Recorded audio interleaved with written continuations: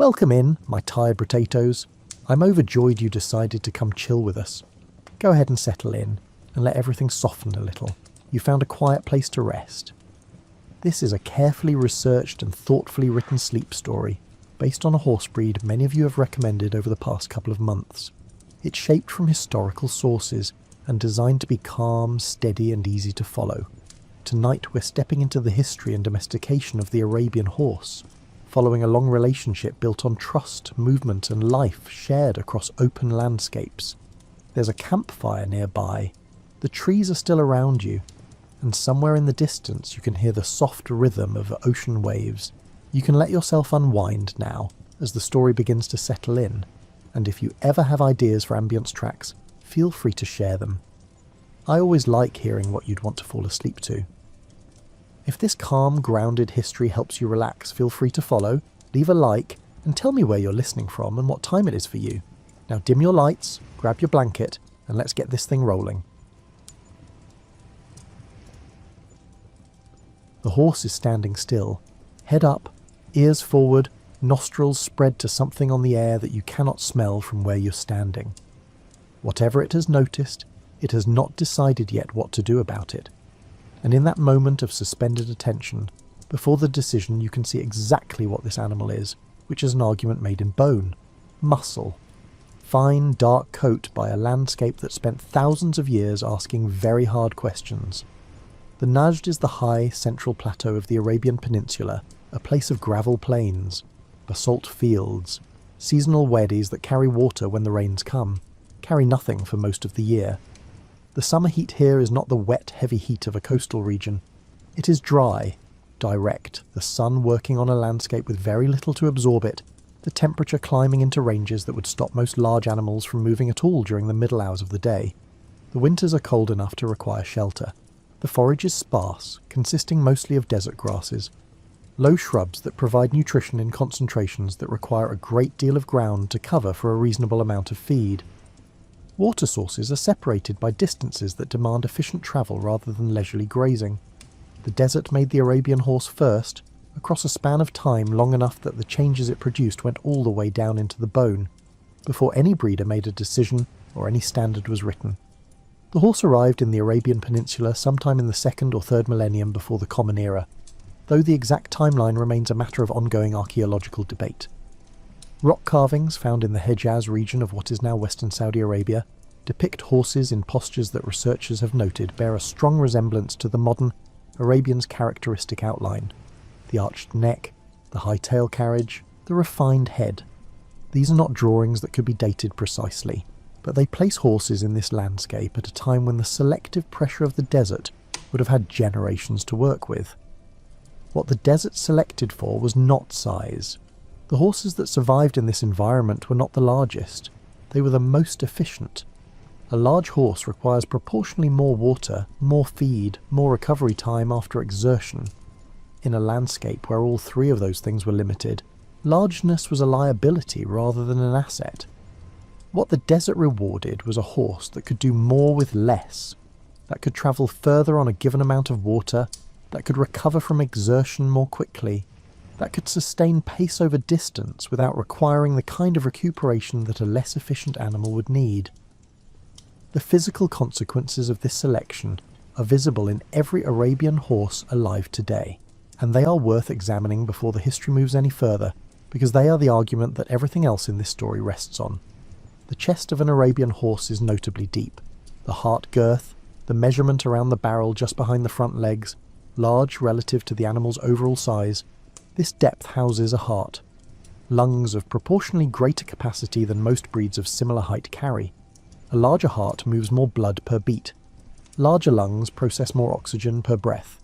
Both of those things matter enormously to a horse working hard in extreme heat, where the demands on the cardiovascular system are amplified by the need to regulate body temperature at the same time as sustaining movement. The nostrils of an Arabian horse are large, deeply curved, capable of an extreme degree of dilation during exertion. At a full gallop, the nostrils open to a width that is visually striking even to someone who has been around horses their entire life. They are not decorative. They are the intake mechanism of a respiratory system built for high performance in conditions that punish inefficiency. The broad forehead above them houses large sinuses that warm, filter the dry desert air before it reaches the lungs, a biological adaptation to an environment where dust. Temperature differentials are constants rather than exceptions. The bone of the Arabian is dense in ways that do not announce themselves visually. The legs of an Arabian horse appear refined, fine-boned by comparison with draft breeds or warm bloods, and that appearance leads some observers to assume fragility. Studies of Arabian bone density have consistently shown it to be heavier per unit of volume than the bone of most other light horse breeds, a quality that produces durability without adding the weight that bulk would carry. The desert did not produce a delicate horse. It produced a horse that looks lighter than it is, performs accordingly. The skin is thin, the coat fine. In a cool climate, an Arabian in sunlight shows the network of veins beneath the skin along the neck.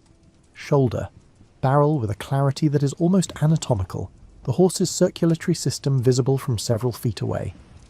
This thinness is not fragility either. It is thermoregulation, the horse's ability to dissipate heat through the skin surface more efficiently than a heavier coated animal could manage. In the desert heat, the ability to shed excess body heat quickly is as important as the ability to generate power in the first place. The people who lived on the Nard Plateau, across the broader Arabian Peninsula in the centuries before, after the Common Era, were not passive observers of these qualities. They were paying the closest possible attention. The Bedouin tribes of the Arabian Peninsula were not a single people, but a collection of distinct tribal groups moving across shared landscape according to seasonal patterns, following water, forage, raiding, trading, forming alliances with the practiced complexity of people whose survival depended on reading both the land, each other correctly. The horse was not peripheral to this life. It was central to it in ways that few relationships between humans, animals have been before or since. A Bedouin raiding party without horses was a raiding party that could be outrun, caught. A Bedouin tribe without horses was a tribe that could not project force beyond the distance a person could walk, could not respond to threats quickly enough, could not move the household fast enough when moving fast became necessary. The horse was military capacity, transportation infrastructure, status symbol, insurance policy all at once. And the quality of a tribe's horses was not separable from the tribe's ability to survive in an environment where the margin between surviving, not surviving, was narrow enough that small advantages compounded quickly into decisive ones. This dependence produced attention. The Bedouin breeders who developed what we now call the Arabian horse were not working from written records or formal genetic theory. They were working from observation accumulated across generations, transmitted through oral tradition with the care that people give to knowledge that their lives depend on. They watched horses the way people watch things that matter completely. What they were selecting for overlapped substantially with what the desert had already been selecting for: endurance, soundness, the ability to perform under stress, recover quickly, the ability to form a working relationship with a human handler that was based on trust rather than coercion, because a horse that required coercion to perform was a horse that would fail at exactly the moment the situation most required it not to. The earliest written references to Arabian horses as a distinct type appear in sources from the first centuries of the Common Era, though the breed's oral history extends considerably further back in Bedouin tradition. Ancient writers who encountered Arabian horses in the context of trade or military conflict noted their appearance as distinctive: the fineness of the head, the high carriage, the quality of movement, in terms that suggest the breed was already recognizable as itself by the time anyone thought to write about it. The Greek historian Herodotus, writing in the 5th century before the Common Era, described the horses of Arabia in terms that suggest awareness of something particular about them, though his account is general enough that it does not constitute a precise description of the breed as we would recognize it. The Roman writer Oppian, writing several centuries later, was more specific, describing the horses of the Arabian Peninsula in terms of their speed, endurance in ways that align with what later sources would confirm. Neither was writing a stud book. The detailed breeding records would not begin to appear until the Islamic period, when religious emphasis on the horse's importance. The administrative capacity of an expanding civilization produced the conditions for systematic record-keeping. But the horse that those later records would describe was already the horse it was, shaped by the desert. by the people who had been watching it for centuries before anyone thought to write what they saw. The horse at the edge of your awareness is still standing still. The thing on the air that caught its attention has either resolved or moved on, because the ears have relaxed slightly, the nostrils returned to their resting width, the head dropped a fraction from its highest position. The concentrated attention has become ordinary watchfulness, which in an Arabian horse is still more alert than most breeds manage at their most focused. The desert made this animal across a span of time longer than most human civilizations have existed. It made the deep chest, the large nostrils, the dense fine bone, the thin skin. It made the stamina, the recovery rate, the particular quality of intelligence that comes from being an animal whose survival required it to think, not just to follow. The Bedouin who would take what the desert had made, refine it further, who would spend the next several centuries turning environmental accident into deliberate art, were already watching. They had been watching for a long time. They knew what they had. The question was what they were going to do with it. The tent is not large. It holds a family, their bedding, their cooking equipment, the things that travel with them across the Najd Plateau as the seasons turn. The tribe moves between water sources.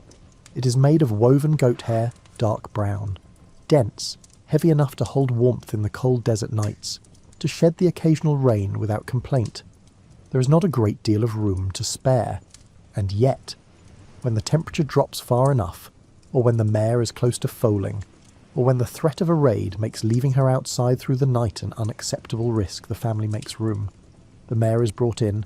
She stands in the space between the sleeping area, the fire, her head lowered slightly in the particular way of a horse that is relaxed but not inattentive, her breath making a small warmth of its own in the close air of the tent. The children sleep near her. They have grown up near her. She is not a surprise to them. They are not a surprise to her. And that mutual familiarity is not incidental to what she is. It is the point. The Bedouin word for this intimacy, for the relationship between a tribe, its horses, does not translate cleanly into English, because the English language developed in a context where horses lived in stables, humans lived in houses. The two arrangements were understood to be separate. The Bedouin arrangement was not separate.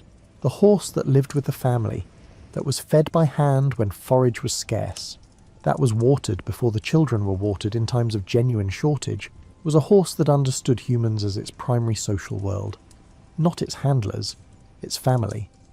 The distinction mattered in practice because a horse whose trust was total behaved differently in moments of crisis than a horse whose trust was conditional. And in the world the Bedouin inhabited, the moments of crisis came without warning, required everything the horse had. The practical logic of keeping mares inside the tent was not only about temperature or protection from raiders, though both of those things were real considerations.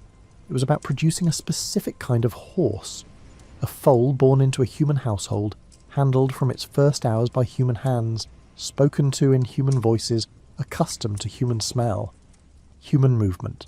The particular unpredictability of human behaviour was a foal that would grow into a horse with a tolerance for human proximity that could not be trained into an animal that had not been formed this way from the beginning. The Bedouin breeders understood, without the vocabulary of behavioural science, what behavioural science would later confirm, that the window of socialisation in young horses is early, narrow, and that what happens inside that window shapes the animal's fundamental orientation toward humans for the rest of its life. They were not reading research papers, they were reading horses across generations, and what they had read told them that the horse born, raised in close contact with people, was a different animal from the horse raised in a paddock, not in temperament alone, but in the quality of the bond it was capable of forming. The reliability of that bond under pressure. Over generations, the selection pressure of this preference produced an animal with a genuine orientation toward human companionship that is observable in Arabian horses today, the tendency to seek out human presence, to engage with people rather than tolerate them, to respond to a known person with a recognition that goes beyond mere familiarity. The horses most responsive to human handling were the ones most valued, most carefully bred, most likely to pass their qualities forward.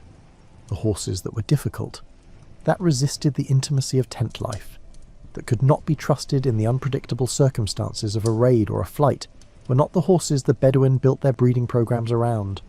The Bedouin bred almost exclusively through the mare line, a considered decision rooted in the observation that the character of a strain passed most reliably through the female line. The stallion contributed, certainly, but the mare was understood to be the carrier of what made a strain itself, the consistent thread across generations that preserved the qualities a tribe had spent years selecting for. The strains were called by names that described their character, or their origin, or some quality that distinguished them from others, and each strain was understood to have particular attributes that made it suited to particular purposes. Some strains were known for speed over short distances, others for endurance over long ones, some for a temperament particularly suited to battle, a controlled aggression under pressure that was different from mere courage, others for a gentleness that made them manageable by less experienced riders without sacrificing the underlying quality that made them worth riding in the first place. The tradition of Al-Khamsa, the Five, holds that all pure Arabian horses descend from 5 foundation mares selected by the Prophet Muhammad from a herd that had been driven to water after a long desert crossing. According to the tradition, the horses that turned back from the water in response to a call to battle before they had drunk were the ones selected. Their obedience. Responsiveness under the most extreme pressure, the final test of their worthiness.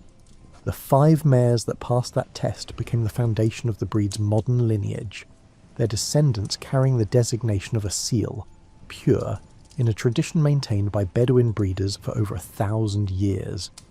The historical documentation of this story is not what a modern stud book would require. It is a founding tradition, the kind of origin narrative that carries cultural, philosophical weight rather than archival precision, describing what the breed stands for as much as where it literally came from. What it describes is a horse selected for willingness over appetite, for responsiveness to the human relationship, even at the moment when the animal's own needs were most urgent. Whether the specific event happened exactly as described is a question for historians. What it accurately captures is the selection principle that shaped the breed, the understanding that the horse's value was inseparable from its orientation toward the person riding it. The oral tradition through which Bedouin breeders maintained pedigree records was not a simple list of names. It was a living body of knowledge, maintained by specific people within the tribe whose role was to know it, transmit it accurately, recited in a form that combined the precision of a legal document with the memorability of poetry. A mare's lineage could be recited back through 5, 8, 10 generations by a breeder who had never written a word of it down, because the recitation was practiced, tested, corrected within the community of people who shared the same knowledge, would notice an error. This tradition produced a system of pedigree verification that operated through consensus rather than documentation. If you claimed your mare was of a particular strain, the claim was subject to the scrutiny of everyone in your community who knew that strain's history. Fraud was possible but difficult, because the knowledge was distributed rather than held by any single authority. The breeder who misrepresented a horse's lineage was misrepresenting it to people who knew as much about that lineage as he did. And in a community where reputation was a form of currency, the cost of being caught was high. Western travellers who encountered this system in the 18th, 19th centuries, attempted to purchase horses or obtain pedigree information, often found the process baffling. The absence of written records struck them as a deficiency, evidence of a primitive system that could not be trusted. They were encountering a different kind of record-keeping, one that had been functioning reliably for centuries longer than the European stud book tradition, that had produced, by any measurable standard, results that European breeders would spend the next several centuries trying to replicate. The mare in the tent is sleeping now. Her breathing has slowed to the long, even rhythm of a large animal fully at rest, and the sound of it fills the tent in a way that is not intrusive but present, a steady background that the family has slept beside so many nights it has become part of what sleep sounds like. Her warmth contributes to the warmth of the space. The fire has burned down to coals. Outside, the desert is cold, dark, entirely indifferent to everything inside the tent. Inside the tent, the horse. The family have achieved the particular arrangement that centuries of proximity had made natural, each aware of the other, neither disturbed by the awareness, the boundary between human space. Animal space dissolved by long habit. This is what the Bedouin built across generations of deliberate, attentive breeding. Not only a horse with exceptional physical qualities, though they built that too, a horse that belonged in human company. That was at its best in human company. That human attention had shaped across so many generations, the shaping was no longer visible as shaping. Tomorrow there will be riding to do, and distances to cover, and decisions to make about water, direction, pace. The horse will be ready for all of it. She has been prepared for all of it by people who understood what they were preparing her for, with a clarity that no written manual could have improved upon. For now, she sleeps, and the tent holds its warmth, and the desert does what deserts do through the long hours before the dawn. The ground here is different. Not the hard gravel pan of the Najd, or the loose sand of the Great Erg, but something softer, darker, soil that holds moisture, smells of it. That gives slightly under a hoof in a way that the desert floor never did. The horse notices. It adjusts its stride without breaking rhythm, the way a horse does when it has learned to read ground rather than simply cross it, each foot placed with a fraction more care than the last, the body recalibrating to a surface that is new but not alarming. The rider notices the adjustment, does not intervene. This is the understanding they have developed across hundreds of miles, the rider reading the horse, reading the ground, the communication moving between them without requiring anything as deliberate as a signal. Around them, the army moves in its larger rhythm, thousands of horses, men crossing a landscape that no Arabian horse had crossed a generation ago, carrying with them the language, the faith, the political structure of a civilization that had expanded with a speed that surprised even the people doing the expanding. It is the 7th century of the Common Era. The armies of the early Islamic Caliphate are moving across North Africa, into the Levant, toward Persia, eventually into the Iberian Peninsula. The edges of Central Asia. They're moving on Arabian horses, and everywhere those horses go, the people who see them are seeing something they have not seen before.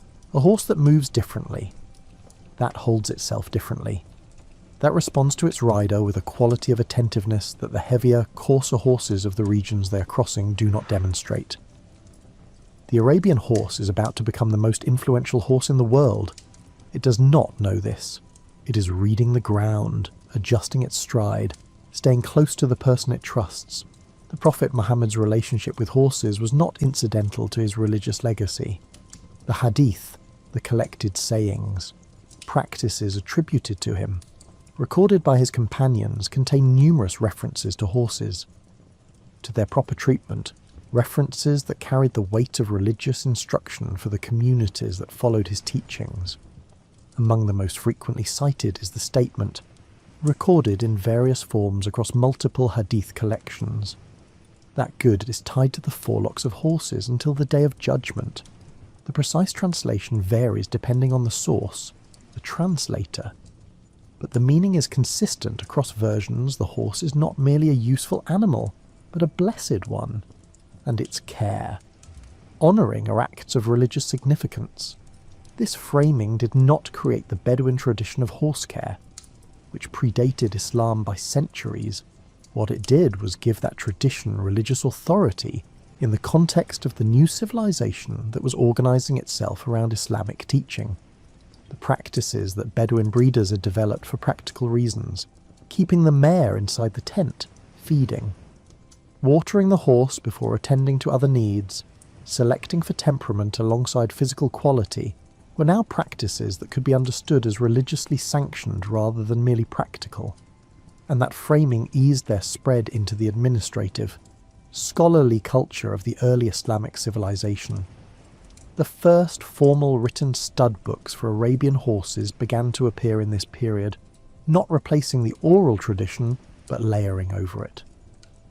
The scholars, administrators of the early caliphate, brought to the question of horse breeding the same systematic impulse that produced the great works of Islamic mathematics, medicine, and philosophy in this period, the impulse to organise, record knowledge that had previously existed in distributed oral forms, the horses that Bedouin breeders had tracked through memory.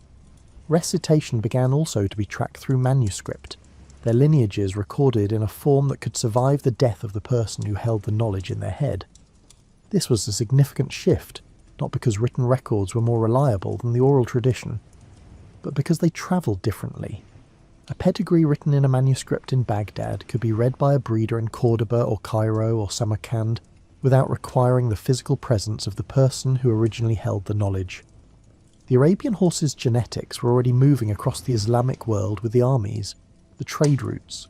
Now its documented history was moving with them, the geography of the Islamic expansion in the 7th, 8th centuries reads, from the perspective of horse history, like a map of where Arabian genetics went next, North Africa first, where the existing barb horse population of the Maghreb absorbed Arabian blood, produced a horse that was neither purely Arabian nor purely barb but something in between, combining the Arabian's refinement, endurance with the barb's hardiness in a different kind of difficult terrain, the Iberian Peninsula next, where the horses that would eventually contribute to the Andalusian. The Lusitano were shaped by centuries of Arabian influence, the high action, arched neck, proud carriage of the Iberian breeds carrying visible traces of the Arabian ancestry that the Islamic occupation of Spain introduced. Persia received Arabian horses, gave back a tradition of horse culture that was in some respects as sophisticated as the Bedouin one. The Persian passion for horses documented in poetry, miniature painting across several centuries, the Arabian horse appearing in those miniatures with its characteristic outline rendered by artists who had clearly spent time observing the actual animal rather than working from description. The horses in Persian miniatures of the 10th, 11th centuries are recognisably Arabian, the dished profile, high tail carriage, fine legs depicted with an accuracy that suggests the painters knew exactly what they were looking at. Central Asia presented a different kind of encounter. The horses of the steppes were built for a different set of demands than the Arabian horse, stockier, colder-blooded, shaped by a landscape that rewarded a different kind of endurance. The mixing of Arabian blood into steppe horse populations produced results that varied widely, depending on the specific populations involved. The specific selection pressure applied afterward, some of those results becoming the foundation of breeds that would not be formally recognised for centuries. The Islamic world provided the infrastructure through which that perfected animal could move beyond the conditions that had produced it, demonstrate what it was capable of in contexts its breeders had never imagined. The horse moved well in those new contexts. It moved well because the qualities the desert had selected for. The Bedouin had refined endurance, efficiency, soundness, the ability to perform under stress. Recover quickly were not qualities specific to the desert. They were qualities that translated. A horse that could cross the Naid on sparse water. Sparser forage could also cover the distance between military campaigns in North Africa without breaking down. A horse that could sustain a raid at full speed across desert gravel could sustain the pace of a cavalry engagement on softer ground. The scholar in Baghdad writing down a mare's lineage for the first time in ink rather than committing it to memory was doing something that would have seemed unnecessary to the Bedouin breeder who had carried that lineage in his head for 30 years. It was also doing something that the Bedouin breeder could not do alone, which was send that lineage somewhere the breeder himself could not go. The written horse travelled further than the spoken one, and the world it travelled into was larger, more various than anything the Najd Plateau had prepared it for. The form the difficulty took was almost beside the point, and the horse was going with it, as it goes with the person it trusts.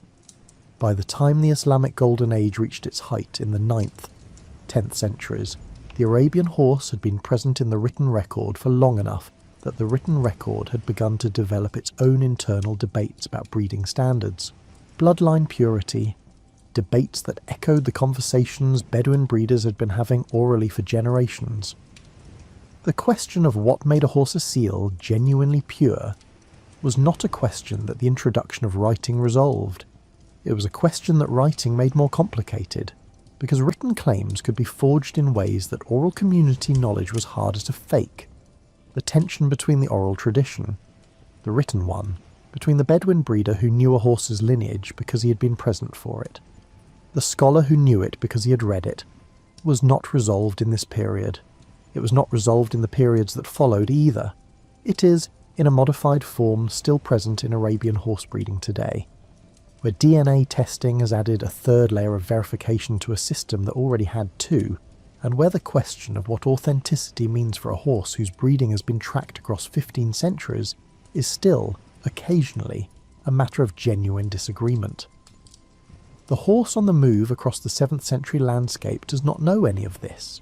It has adjusted to the soft ground now, its strides settled into the rhythm that distance requires rather than the shorter, quicker rhythm of the desert crossing.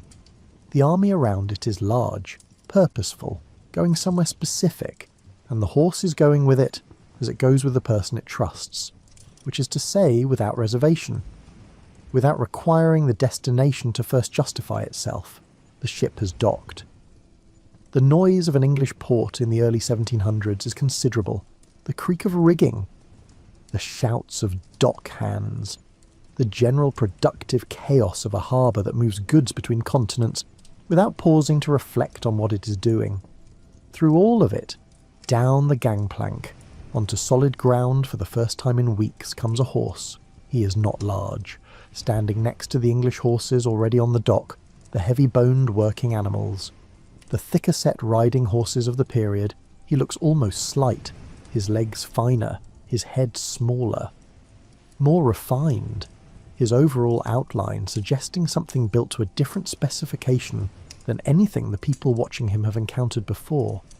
His coat is bay, a deep warm brown with black points, and the morning light catches it in a way that makes the network of veins along his neck, shoulder visible from several feet away.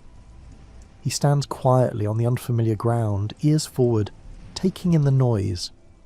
The smell of an English port with the alert composure of a horse that has learned, over a long sea voyage, a longer journey before that, that new things do not necessarily require alarm. His name, the name he would be given by the people who would record his influence on English breeding, is the Dali Arabian.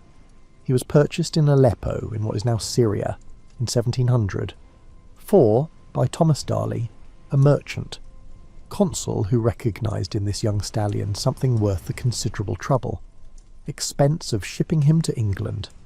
Thomas Dali's letters home describing the horse have survived, and in them he writes, with the careful admiration of a man who knows horses well enough to know when he's looking at something exceptional, noting the horse's symmetry, his quality of movement, the particular refinement of his head. Neck.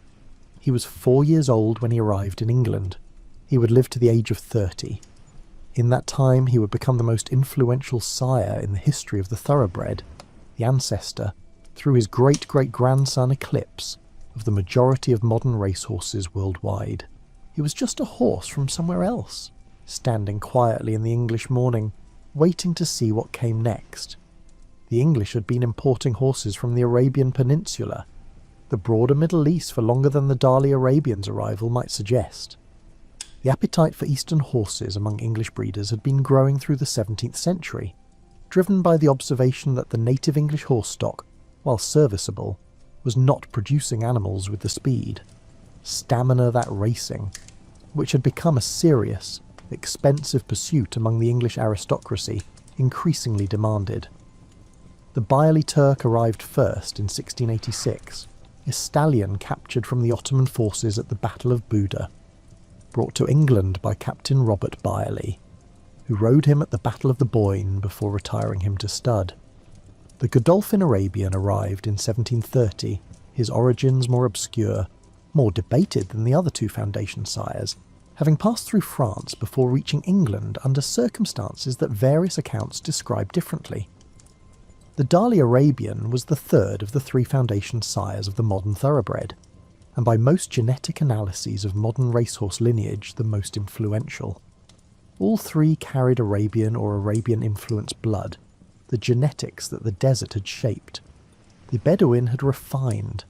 The Islamic world had spread across 3 continents over the preceding 1,000 years, arriving now in the green, rainy landscape of northern England to be put to work on a problem English breeders had been unable to solve with the resources they already had. They wanted a faster horse. The Arabian gave them one.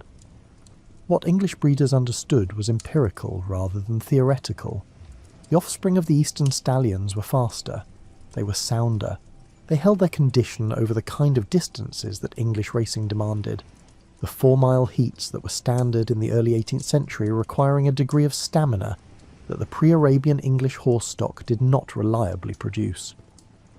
The Dali Arabian's most famous descendant, Eclipse, foaled in 1764, was undefeated in 18 races, never seriously extended. His stride was measured by observers of the period as covering ground at a rate that his contemporaries could not match. And the descriptions of him in motion carry a quality of genuine astonishment that is not the routine hyperbole of racing writing, but the more specific astonishment of people watching something they cannot quite account for. Eclipse retired to stud, became, through his sons, grandsons, great-grandsons, the ancestor of the majority of modern thoroughbreds, the Dali Arabian's influence compounding through the generations until it was present in nearly every horse on every serious racing circuit in the world. What the Arabian blood introduced into the English racing horse was not only speed, though speed was the most visible result. It introduced the refinement of bone that produced a horse lighter on its feet than the heavier English stock. It introduced the lung, heart capacity that allowed that horse to sustain its pace over distance, rather than producing a short burst of speed that faded before the finish.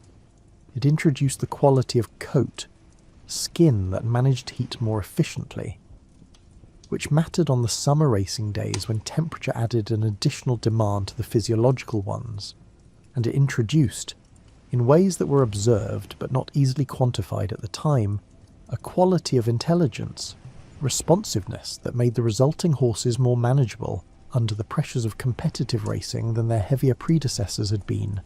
Lady Judith Ann Dorothea Blunt-Lytton, known to history as Lady Wentworth, arrived at a different point in the Arabian horse's English story, nearly 2 centuries after the Dali Arabian stepped off his ship.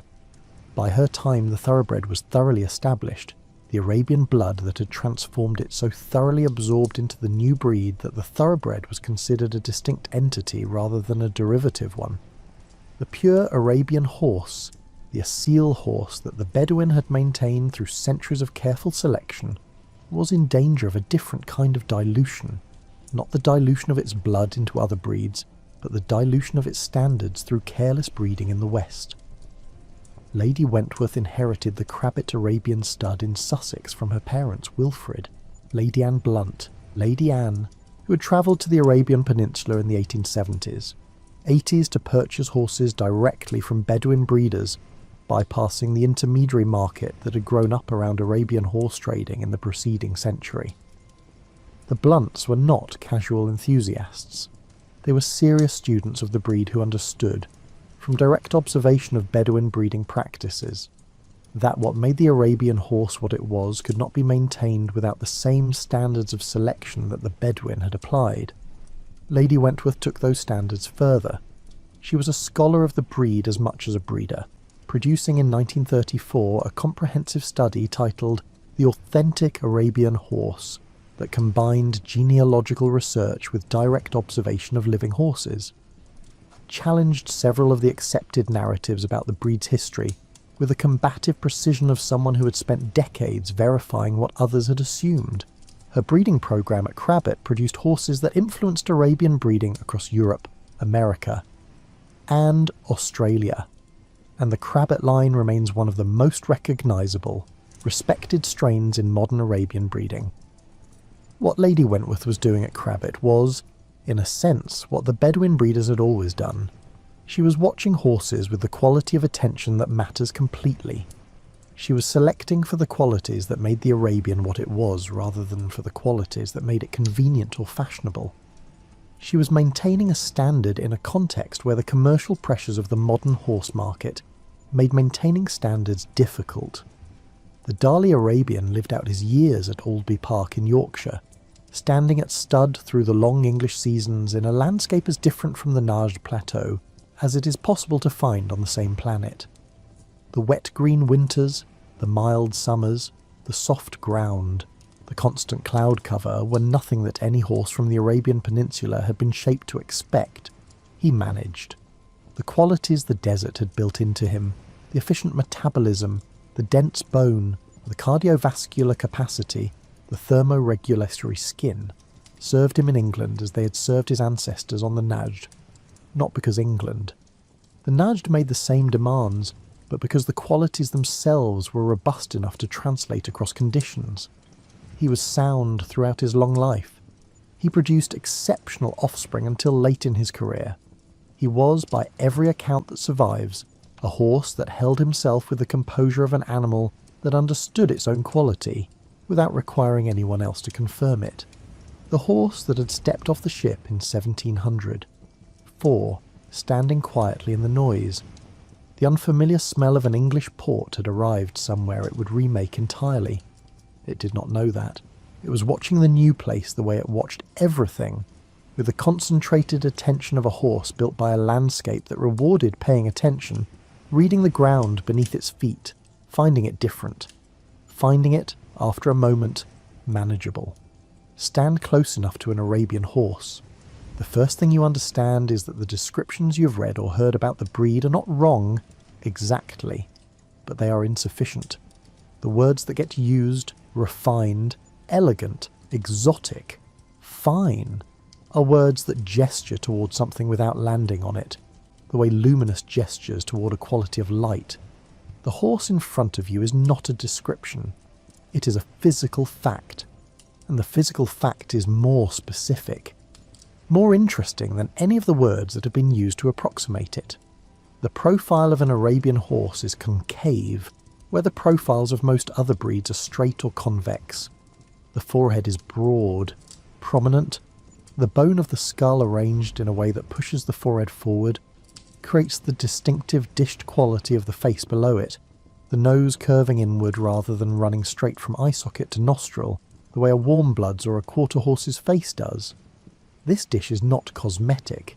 It is structural, the outward expression of a skull arranged to house the large sinuses that filter. Warm desert air before it reaches the lungs, the broad forehead accommodating the exceptional width between the eyes that gives the Arabian its characteristic look of open attention. The eyes themselves are large, set wide, low on the skull, positioned in a way that gives the horse a wider field of vision than most breeds carry. The eye of an Arabian horse is dark, typically, and has a quality that people who spend time around the breed describe with words that edge toward the anthropomorphic, intelligent, expressive, present, because the eye genuinely communicates more than a less reactive horse's eye does. The pupil responding to stimuli with a quickness that reflects the underlying alertness of an animal, whose survival once depended on noticing things before they became threats. The neck is long, arched, set high on the shoulder at an angle that gives the head its characteristic elevated carriage. This is not a trained posture, not something achieved through the collection exercises of classical dressage, but a natural consequence of the skeletal structure beneath, the neck vertebrae arranged to carry the head high at rest as well as in motion. A horse that carries its head high has better forward vision at speed. In a landscape where speed, vision were the primary tools of survival, the high-headed horse was the horse that lasted. The shoulder is long, sloping, the angle of the shoulder blade creating a long ground-covering stride rather than the shorter, choppier stride that an upright shoulder produces. This matters for endurance in ways that accumulate over distance. A horse with a long shoulder covers more ground per stride than a horse with an upright one, which means it expends less energy per mile, which means it arrives at the end of a long day with more in reserve.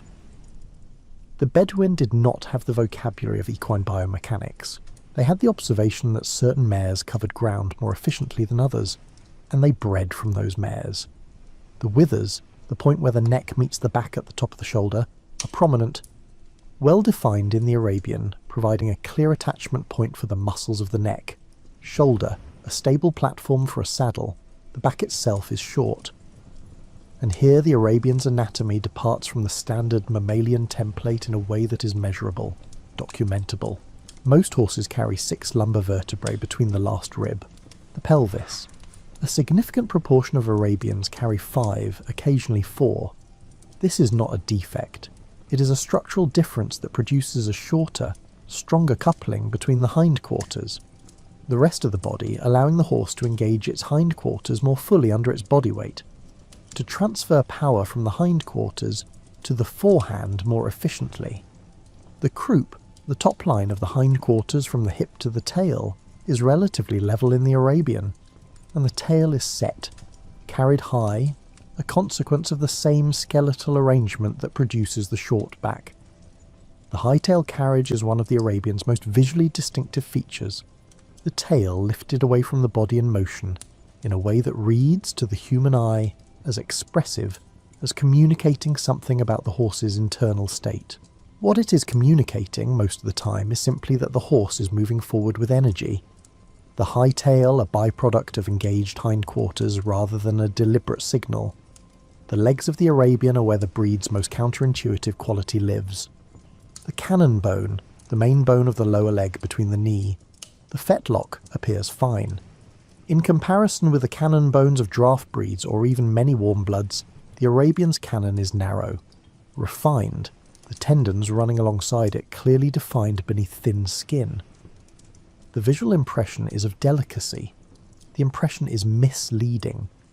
The bone of the Arabian's lower leg is denser per unit of volume than the bone of most other light horse breeds, a quality that has been confirmed through comparative studies of bone composition across breeds, that the Bedouin knew empirically long before anyone measured it.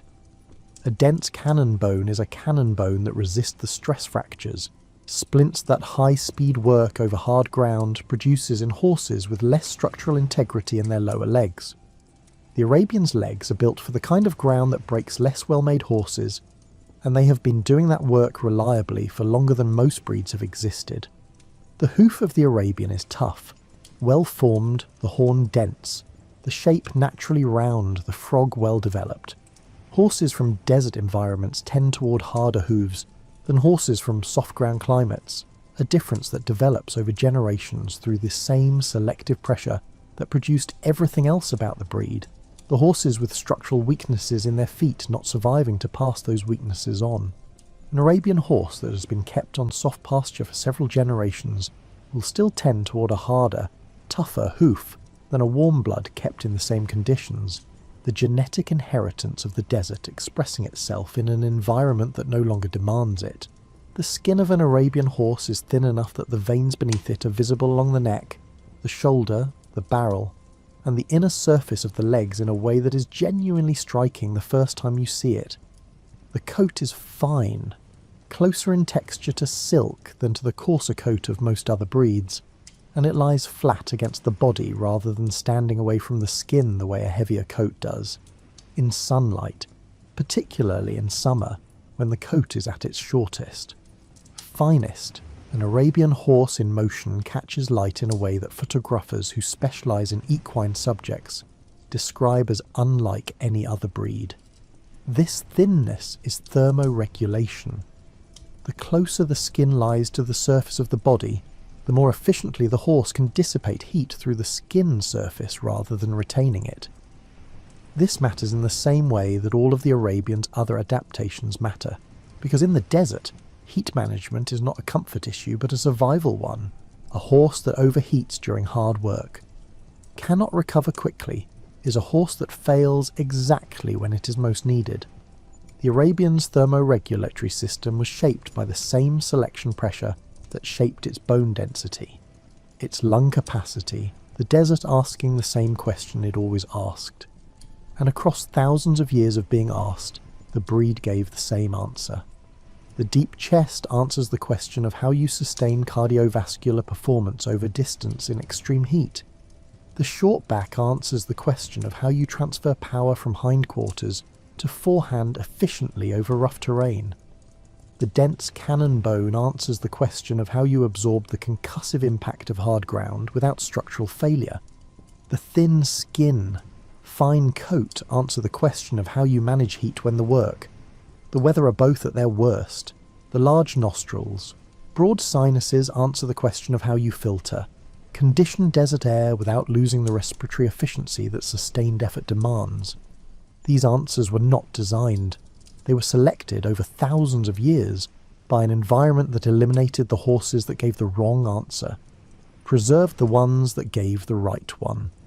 The Bedouin breeders who refined the process were not inventing the answers.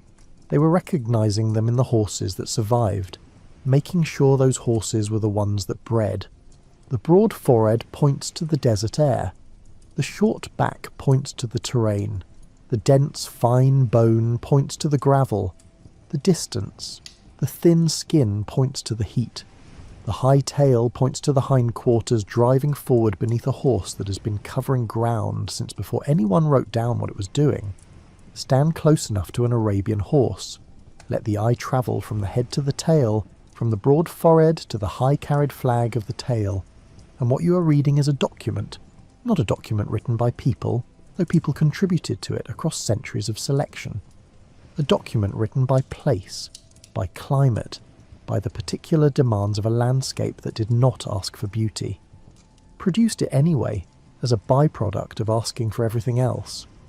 The breeder is standing in a field in Virginia in 1840-something, looking at a mare that has just foaled, and what stops him is the head. The foal is a few hours old, still working out the basic logistics of its own legs, and its head has the look that he's seen in pictures. Heard described by people who travelled further than he has, the broad forehead, the dish of the face below it, the large dark eye set wide. Lo, the mare is not an Arabian. She is an American horse of mixed breeding, the kind of practical animal that a working farm produces over generations of breeding for what is needed rather than what is fashionable. But somewhere in her lineage, at a remove of several generations at least, there was Arabian blood, and it has come forward now in the face of this foal with a clarity that several generations of dilution have not managed to erase. Not a dramatic transformation, not a horse that suddenly looks entirely different from everything around it, but a quality that surfaces, resurfaces across generations in the descendants of horses that carried it. The broad forehead appearing in a foal whose dam shows no obvious sign of it. The depth of chest persisting in a line long after the original Arabian cross has receded into the pedigree beyond the point where most breeders bother to trace it. The Arabian horse simply existed, with qualities that other breeders recognised as useful. And the movement of those qualities across breeds. Continents followed the same logic that has always governed the spread of useful things. The breeds that carry measurable Arabian influence span nearly every horse-producing region in the world, nearly every discipline in which horses are used. Some of that influence is recent, documented in formal stud books. Some of it is old enough that it predates the stud book tradition entirely, exists only as a genetic signature in the modern population, confirmed by the kind of analysis that was not available until the late 20th century.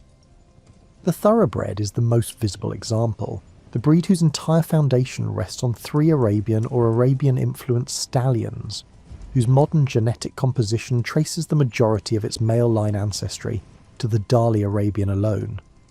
But the thoroughbred is also the example that most people know, and the more interesting story of Arabian influence is the one that ran through breeds whose names do not immediately suggest it.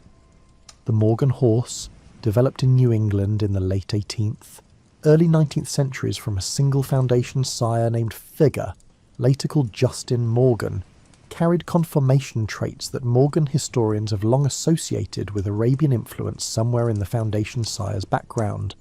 The refinement of the head, the depth of body, the quality of bone, appearing in a horse whose origins are incompletely documented, but whose physical characteristics point consistently toward Eastern blood.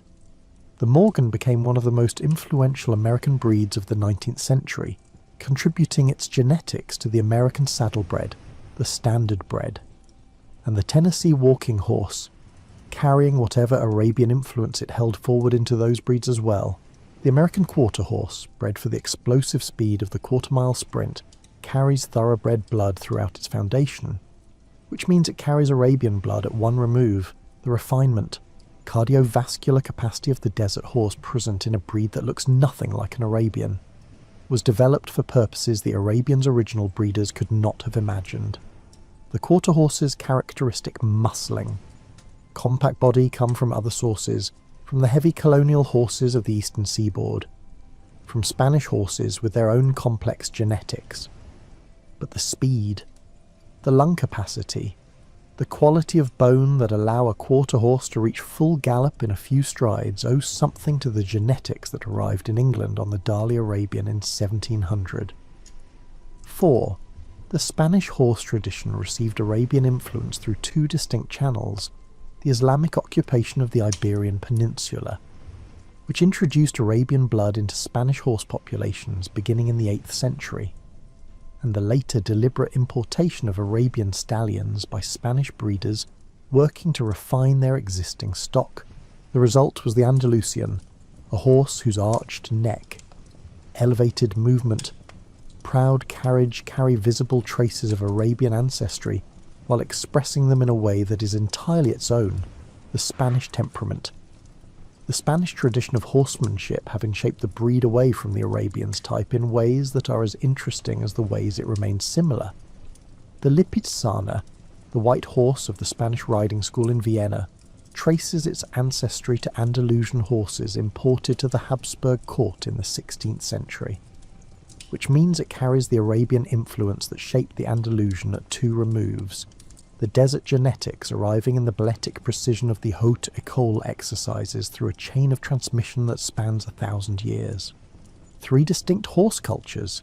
The Lipizzaner looks nothing like an Arabian.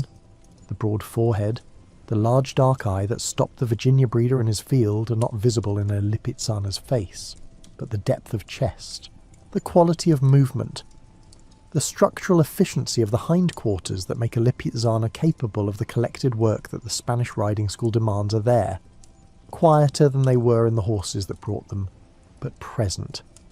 Lady Wentworth understood this paradox better than most people of her era. The Arabian horse had given its genetics to nearly every significant light horse breed in the world, and in doing so had made itself in a sense universal, its qualities distributed so widely that they were no longer recognisable as specifically Arabian in most of the horses that carried them. The pure breed, the Asil horse that the Bedouin had maintained for centuries, risked becoming a historical curiosity, valued for its influence on other breeds rather than for what it was in itself. The work she did at Crabbit was partly a response to this risk. By maintaining rigorous standards for what constituted a pure Arabian, by tracing pedigrees back to Bedouin sources, refusing to accept horses whose lineage could not be verified to her satisfaction, she was doing for the breed in England what the Bedouin oral tradition had done in the Arabian Peninsula, keeping the standard in place against the pressure of convenience, fashion, the commercial logic of breeding for whatever the market currently wanted. The horses that left Crabbit carried pedigrees that Bedouin breeders of the classical period would have recognised as the right kind of documentation, thorough, verified, tracing maternal lines with the same care that the oral tradition had always applied to them. Lady Wentworth's approach was not universally admired by other Western Arabian breeders of the period, some of whom found her standards too rigid, a personality too combative for comfortable professional relations, though the horses she produced were harder to argue with than she was, and the argument about standards is one that the horses tended to settle simply by existing. Late 20th century genetic analysis found Arabian markers in populations that had received no documented Arabian blood for 200 years or more, the genetics more durable than the records of how they got there, the pure Arabian, the Asil lines that Bedouin breeders, their Western counterparts like Lady Wentworth had maintained against the pressure of crossbreeding, occupied a position in the horse family tree that is genuinely ancient. Its genetic profile diverged from the main trunk of horse evolution far enough back that the divergence is measurable in the modern genome. The desert made something specific. The specific thing proved durable enough to persist across 15 centuries of contact with every other horse population in the world, without losing the qualities that made it what it was. The foal in the Virginia field got to its feet eventually, the legs sorting themselves out with the pragmatic determination of a young horse that has no option but to figure this out. Its head, with a broad forehead, the wide dark eye turned toward the breeder standing at the fence.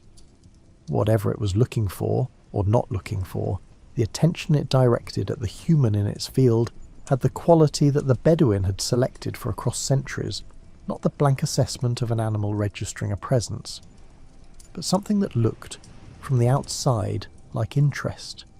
The desert is still there, not in the landscape outside the window, not in any geography most of the people who work with Arabian horses today would recognise as the place that made them, but in the horse itself, in the room with you, in the particular way it is standing right now with its head up, its nostrils reading the air, its large dark eye taking in everything in the space with the unhurried attention of an animal that has never stopped paying the kind of attention that once meant the difference between surviving the night. Not. You're close enough to hear its breathing. The inhale is slow, deep, the chest expanding visibly with each breath, the ribs swinging outward in the way that a horse with a deep heart girth breathes, fully using the whole of the lung rather than the shallow surface of it. The exhale is quiet, a warm current of air that you can feel from where you're standing if you hold still long enough. The coat catches the light the way it always does, the veins tracing their paths beneath the skin along the neck, shoulder like a map of something that cannot be seen from the outside but is present, working, and, at this moment, at rest.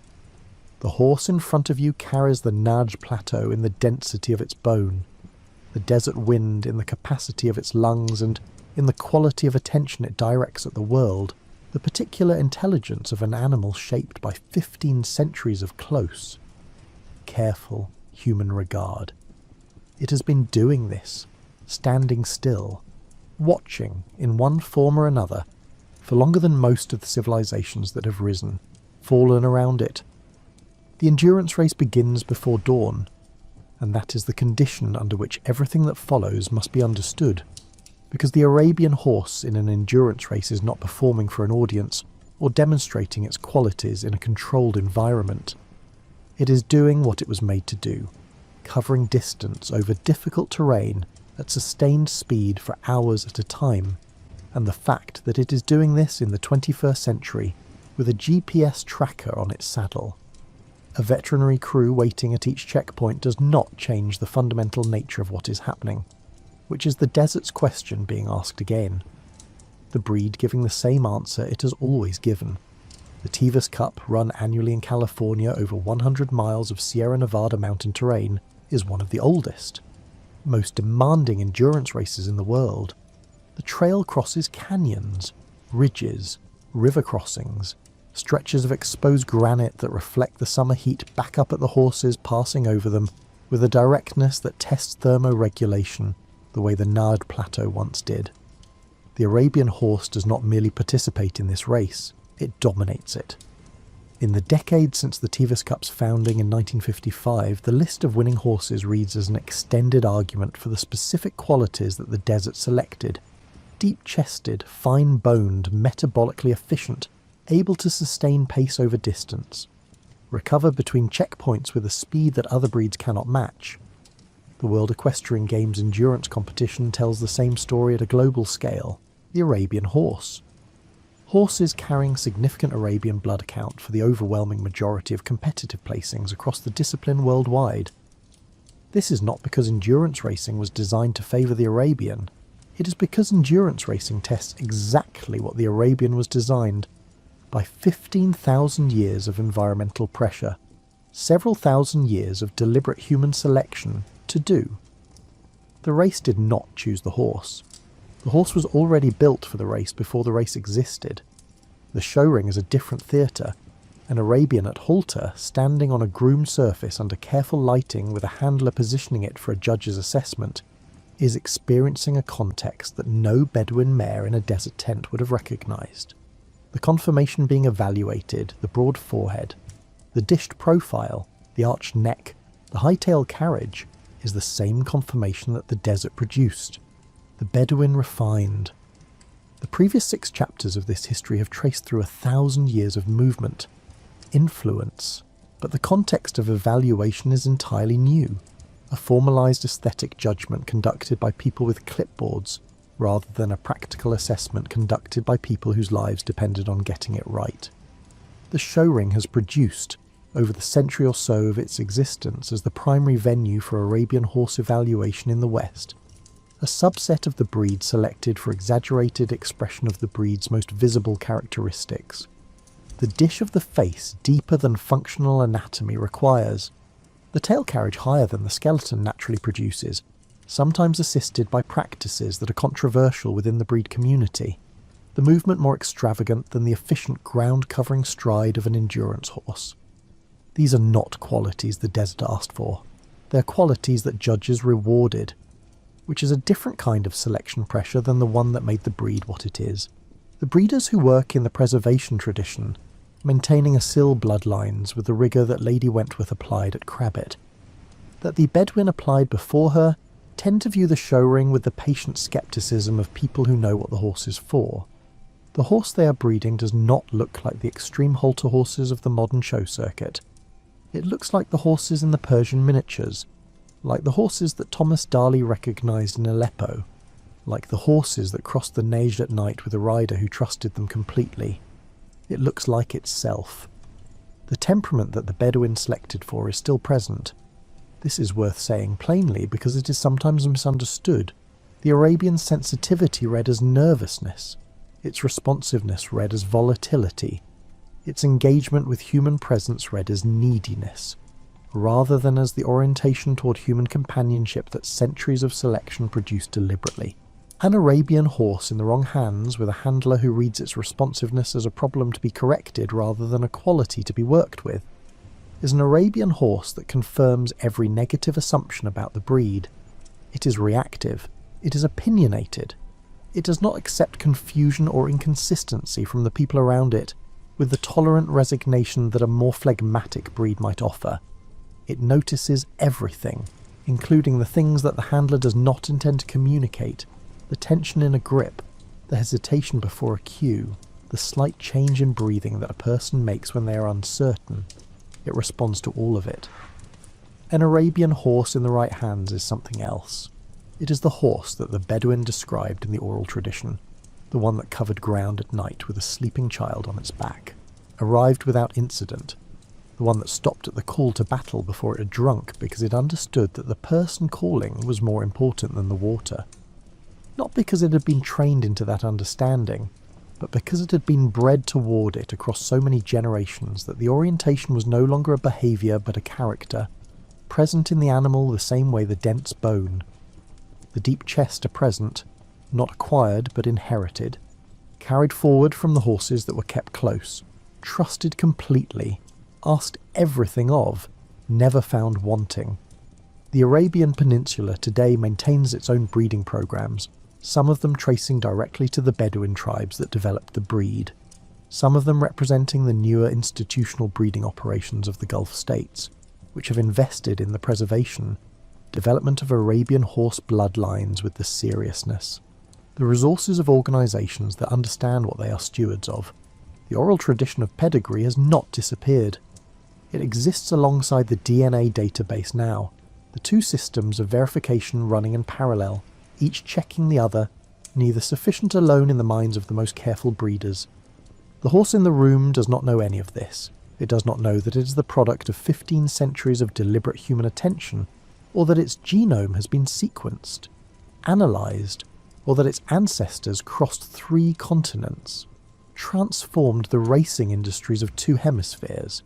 It knows the smell of the space it is in, the sound of your breathing, the particular quality of your stillness, which is different from the stillness of someone who is not paying attention.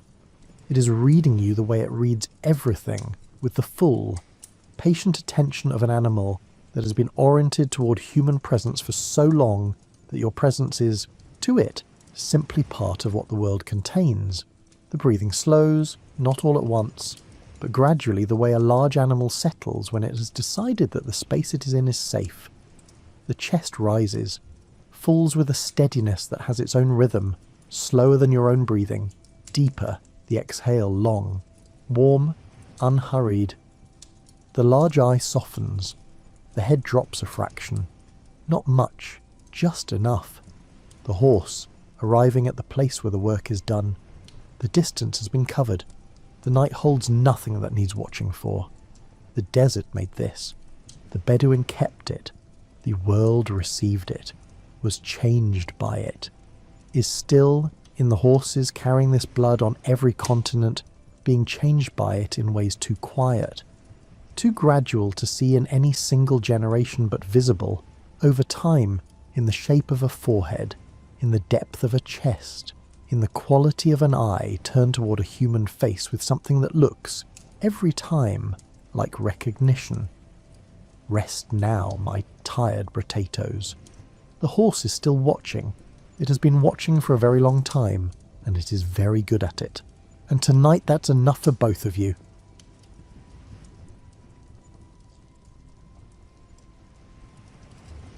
You're settling in now, ready to drift through a different kind of story, one that unfolds in modest homes and workrooms across America in the late 1800s and early 1900s. This is a time when careful attention, repeated effort, and community connection quietly shape opportunity, one ordinary day at a time. You wake before dawn in a small rented room, the kind with worn floorboards and a single window that catches the first pale light. The air is cool, and you move slowly through the familiar motions of dressing, washing your face in the basin, and preparing for the day ahead. This is how most mornings begin, not with grand plans, but with the simple need to work, to earn, and to keep going. Your work is domestic labour, the kind that fills the hours of countless women in cities and towns across the country. You wash laundry for families who can afford to pay someone else to do it. You carry heavy baskets of linens, scrub stains from fabric, and wring out excess water until your hands ache. The work is steady, and steady work is valuable. It pays for rent, for food, and for the small necessities that make life possible. The rooms where you work are other people's kitchens, their back porches, and their yards where clotheslines stretch between posts. You learn the rhythms of each household, the particular ways they like their sheets folded, and their preferences for soap and water temperature. You become familiar with the texture of different fabrics, the way cotton behaves differently than wool, and the way some stains require patience and others yield quickly to the right treatment.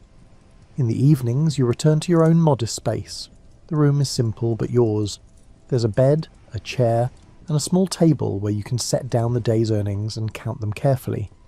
You keep a jar for savings, adding coins when you can, building towards something more stable, though you're not entirely sure what that something is yet. Your hair requires attention most evenings. Like many women, you've noticed changes, thinning in places, dryness that no amount of brushing seems to help. The remedies available are limited, and most are expensive relative to what you earn. You try different approaches, mixing oils and other ingredients you can afford, testing them on your own scalp, and observing what happens over days and weeks. The experimentation is not dramatic, it's simply practical problem solving, the same kind of thinking you apply to stubborn stains in the laundry. If one approach doesn't work, you try another. You pay attention to what your hair feels like after each treatment, whether it's softer, whether the breakage lessens, and whether growth seems healthier. You keep mental notes, adjusting proportions, and trying new combinations. You're not alone in this concern. Women in your community talk about hair care, share tips, and mention products they've tried. The conversations happen in passing, while working side by side, while walking home from church, and while waiting for streetcars. Hair is part of daily maintenance, part of presentation, and part of feeling comfortable in your own body. The commercial products marketed to black women are often harsh, sometimes ineffective, and occasionally harmful. The need for something better is quietly understood by many.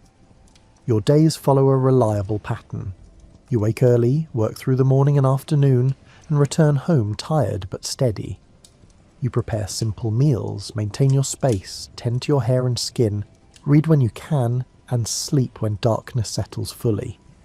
The routine is not exciting, but it provides structure, and structure makes each day manageable. Some weeks you take on extra laundry orders, working longer hours to save a bit more.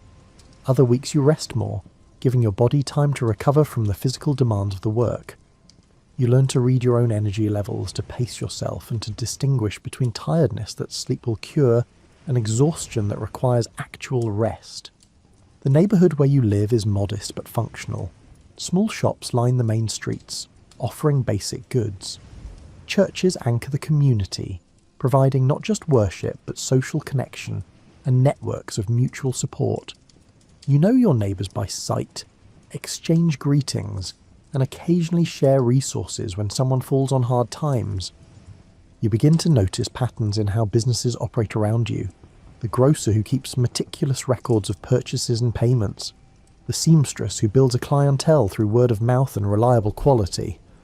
The baker who wakes even earlier than you do to prepare the day's bread.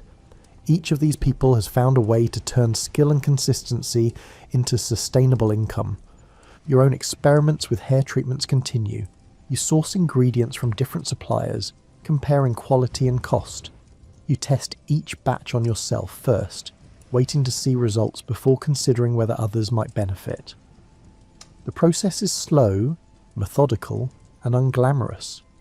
Most attempts produce modest improvements. A few produce none at all. Occasionally a particular combination works noticeably better, and you make careful note of the proportions. You start to think about whether other women might want to try the formulas that seem to help. Not as a business initially, but simply as sharing something useful.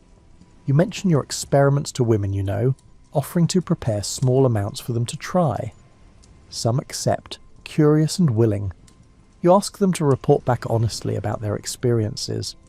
The feedback trickles in over weeks and months. Some women notice improvements similar to yours. Others don't see much change.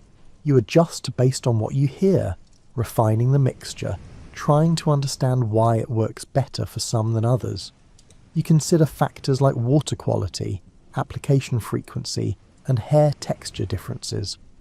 The learning process is gradual and requires patience. Your financial situation remains modest but stable. The laundry work continues to provide your primary income. The hair treatments are something you do in your spare time, without much expectation of profit. Still, when women ask for more product, you begin to charge a small amount to cover the cost of ingredients and your time. The amounts are tiny, but they represent something new, income from something you've created rather than from labour alone. You think about the possibility of doing this more intentionally, of treating it as an actual business rather than a side activity. The idea is both appealing and uncertain. You have no formal business training, no capital to invest, and no clear sense of how to scale up production. What you have is a product that seems to help people and a network of women who trust your work. The decision to pursue this more seriously doesn't arrive as a single moment of clarity. Instead, it accumulates over time through repeated small confirmations that there might be something worth pursuing. A woman tells you her hair feels healthier than it has in years. Another asks if you could prepare enough for her sister who lives across town. Someone mentions you to a friend who then seeks you out to purchase a product. You begin to set aside specific time for production, treating it with the same seriousness you bring to laundry work. You establish a small workspace in your room, organising ingredients, containers and tools. You develop a routine for mixing and packaging, ensuring consistency from batch to batch. You keep simple records of what you make and what you sell, tracking whether you're covering costs and perhaps earning a bit beyond that. The work is quiet and methodical. You measure carefully, mix thoroughly and test each batch. The room smells of the oils and other components you use. Your hands learn the feel of the mixture, the texture that indicates proper blending. You package product in whatever clean containers you can find or afford, labelling them clearly with instructions for use. As the days pass, this second form of work begins to occupy more of your time and attention.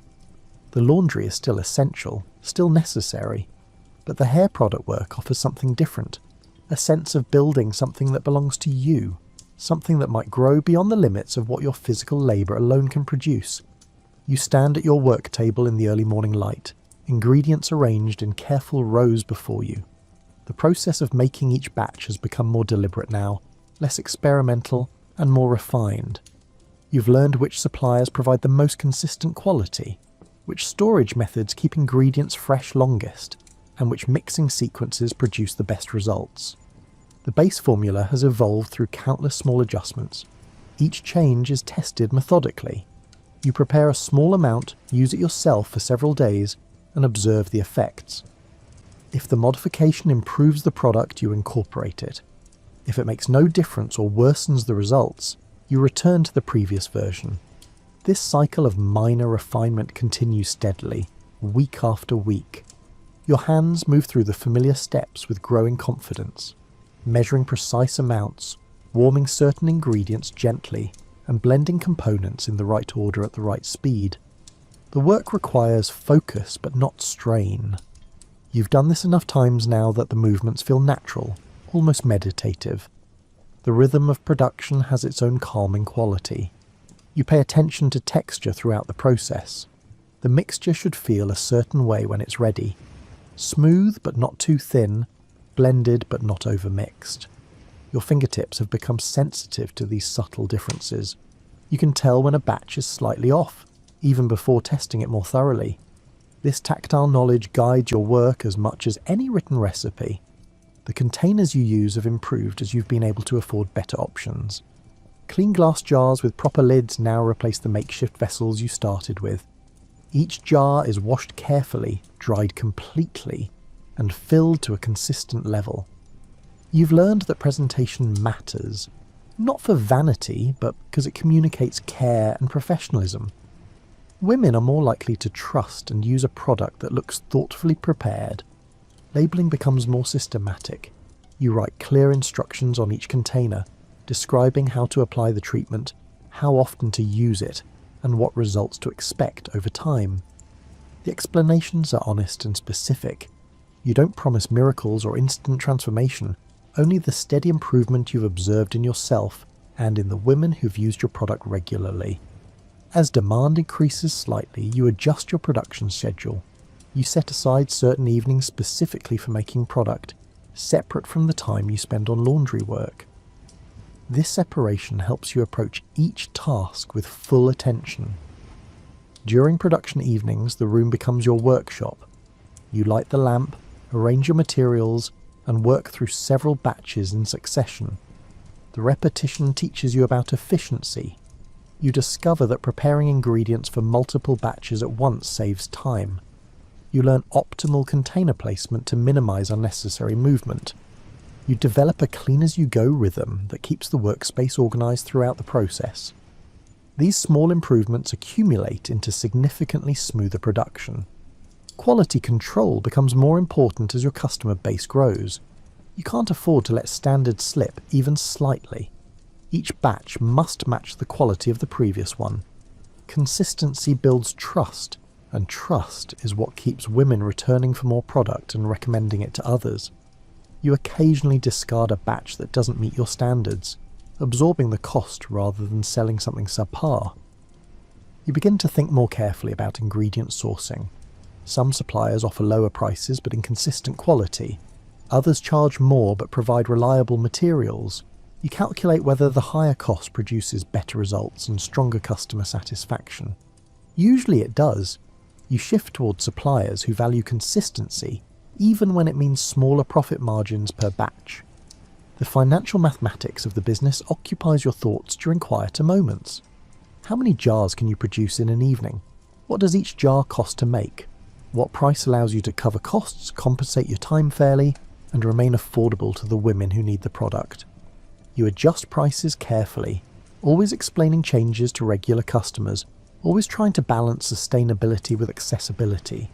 Some women ask for modifications to the formula, wondering if you can make it stronger or lighter or scented differently. You consider each request thoughtfully. Some variations make sense and might serve a real need. Others would compromise the effectiveness you've worked so hard to achieve. You're willing to experiment with genuine improvements, but protective of the core formula that you know works. Testing new variations follows the same methodical approach as your original development. Small batches, personal testing first, gradual expansion to a few trusted users, careful observation of results over time. If a modification proves valuable, you consider offering it as an option. If it doesn't provide clear benefits, You politely explain why you're staying with the original approach. The texture of your own hair serves as an ongoing reference point. You use your product consistently, maintaining the same routine you recommend to customers.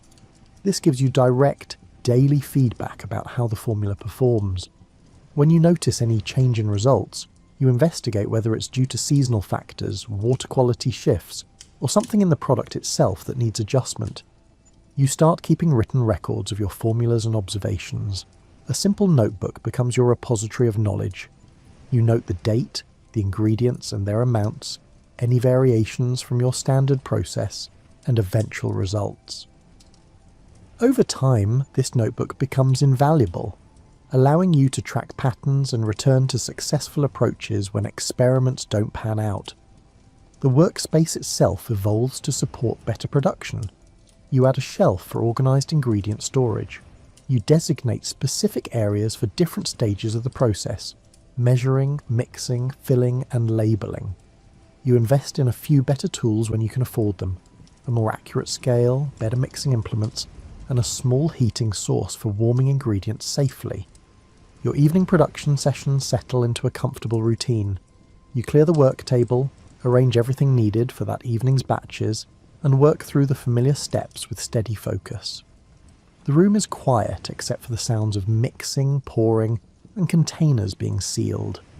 The repetition is soothing rather than tedious. Each completed batch represents product that will genuinely help someone. Between batches, you clean tools and surfaces thoroughly.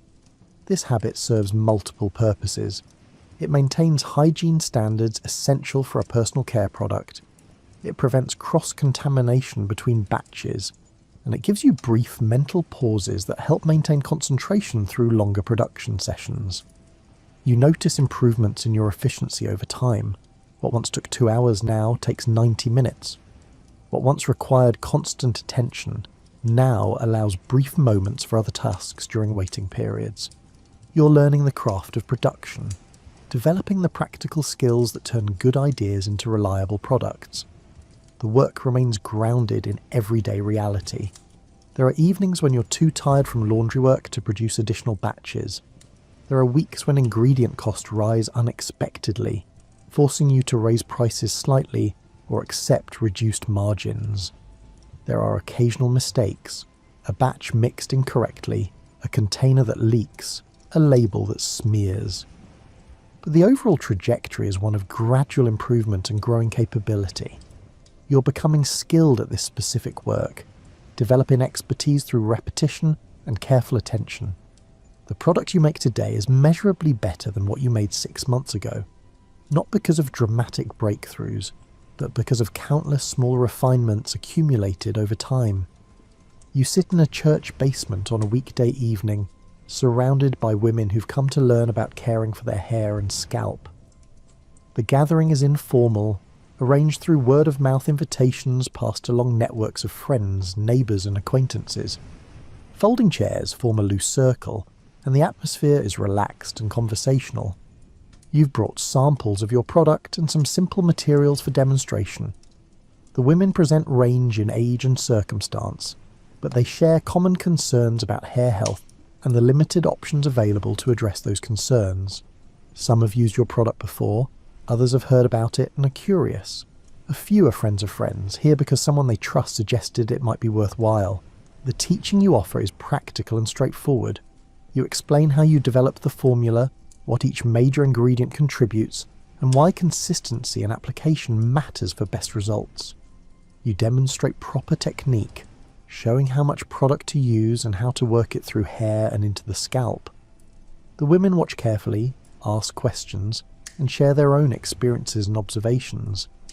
This kind of gathering has become a regular part of your work. Not formal classes exactly, but opportunities to share knowledge and build relationships. You found that women who understand how and why the product works become more effective users and more enthusiastic recommenders. Education strengthens the entire network of people connected to your growing business. Some of the women present express interest in selling the product themselves. They have their own networks of friends and family who might benefit. They could use the additional income that sales would provide.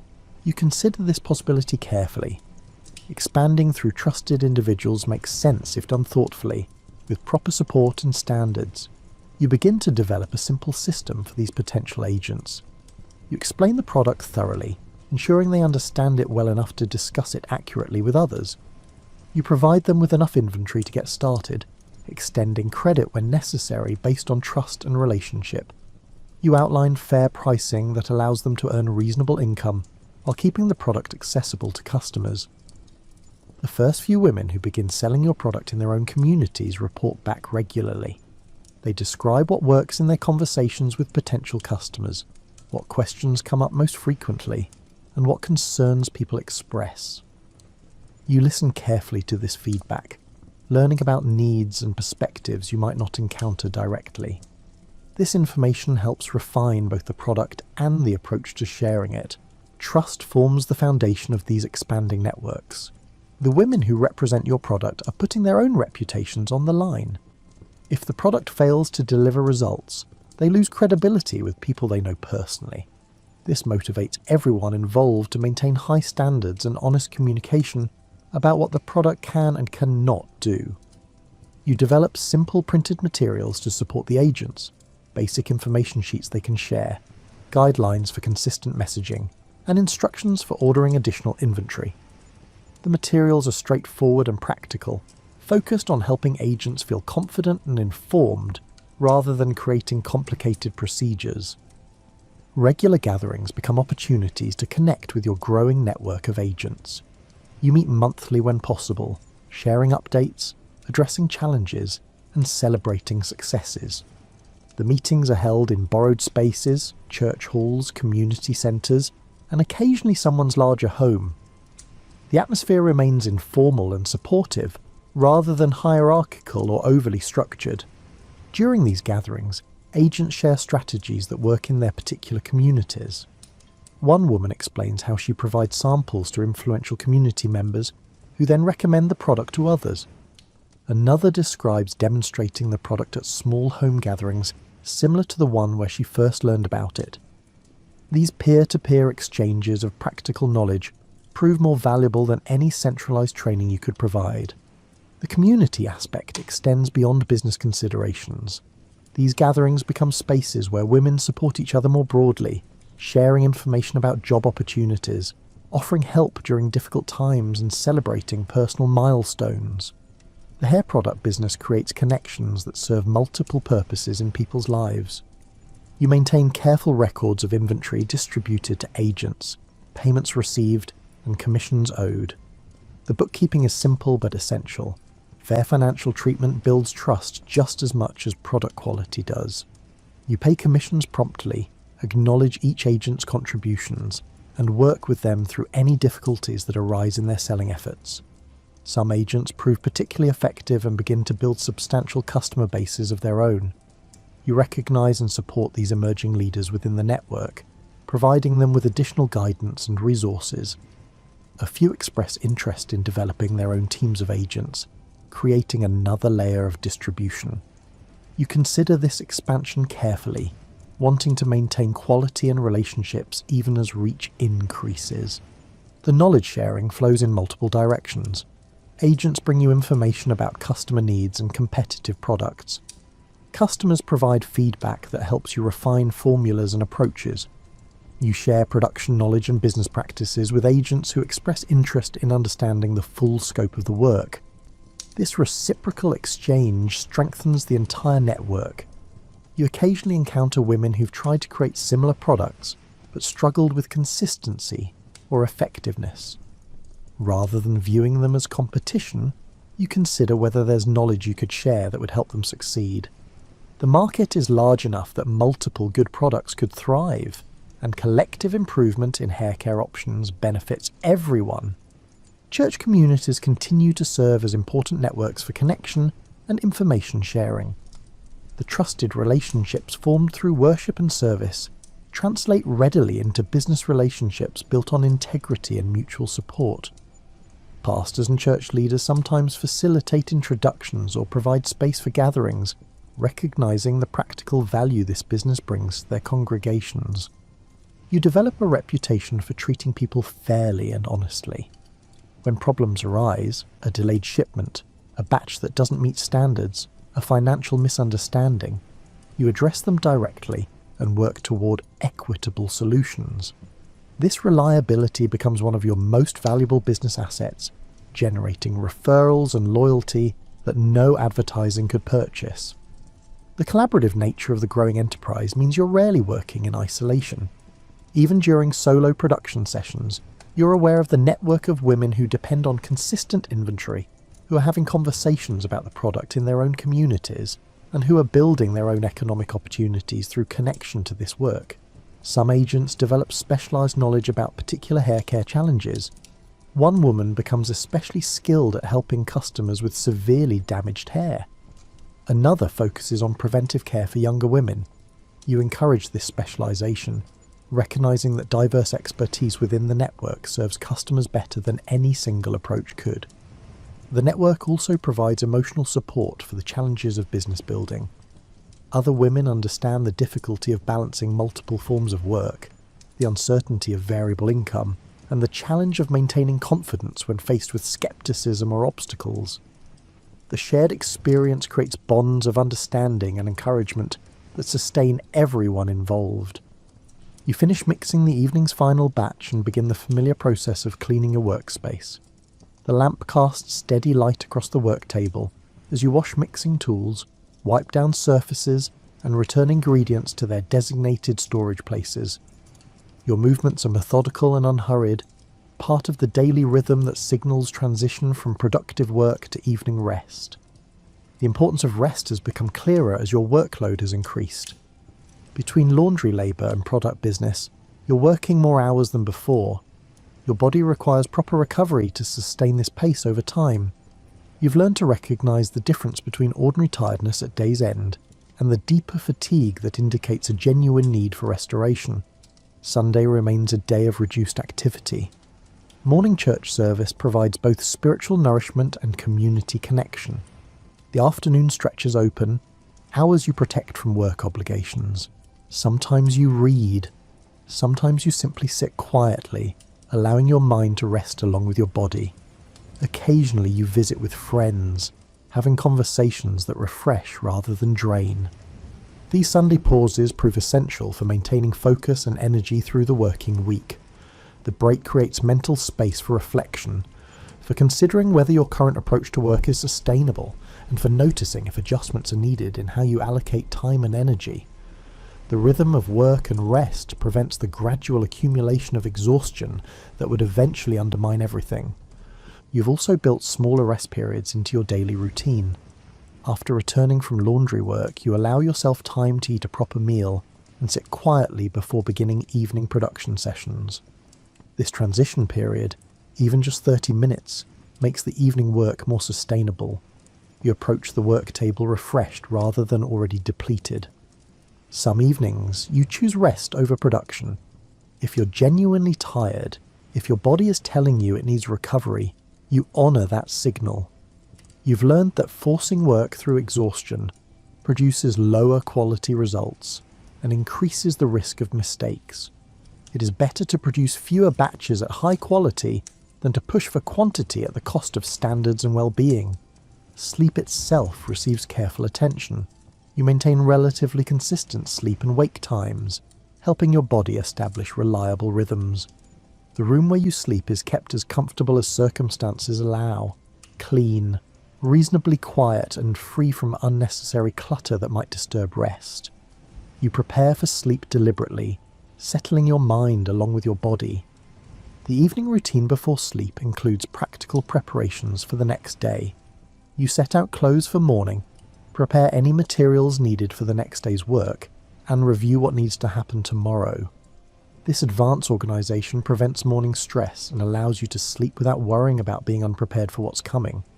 You've noticed patterns in your energy levels across the week. Certain days you feel naturally more energetic and capable of handling demanding tasks. Other days your energy runs lower, better suited to routine work that requires less intense focus. You try to align your work schedule with these natural fluctuations, tackling more challenging production or business tasks on higher energy days. Physical care beyond sleep also matters. You maintain simple practices that support your body's ability to work, adequate food and water throughout the day, and occasional stretching to counter the physical demands of laundry labour.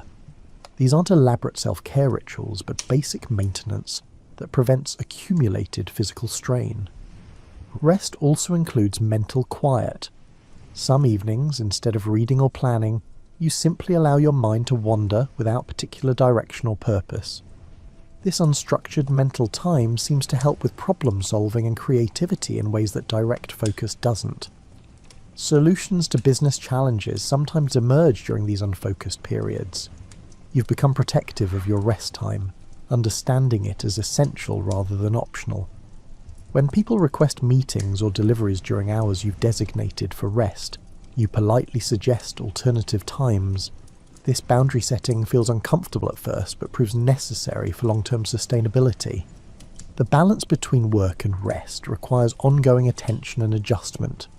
Busy periods sometimes demand temporarily increased hours, but you remain aware of how long you can sustain elevated work levels before rest becomes non-negotiable.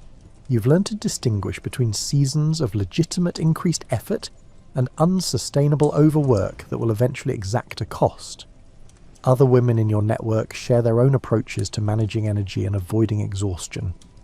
These conversations normalize the importance of rest, countercultural messages that equate worthiness with constant productivity, and provide practical strategies for protecting recovery time even amid demanding circumstances.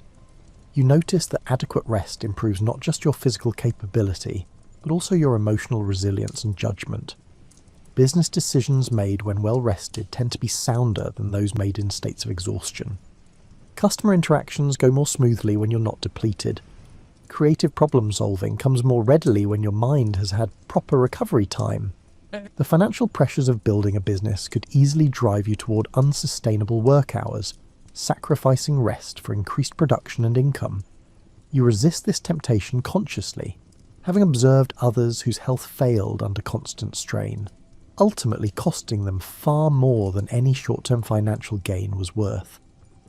Rest periods also provide opportunities for gratitude and perspective.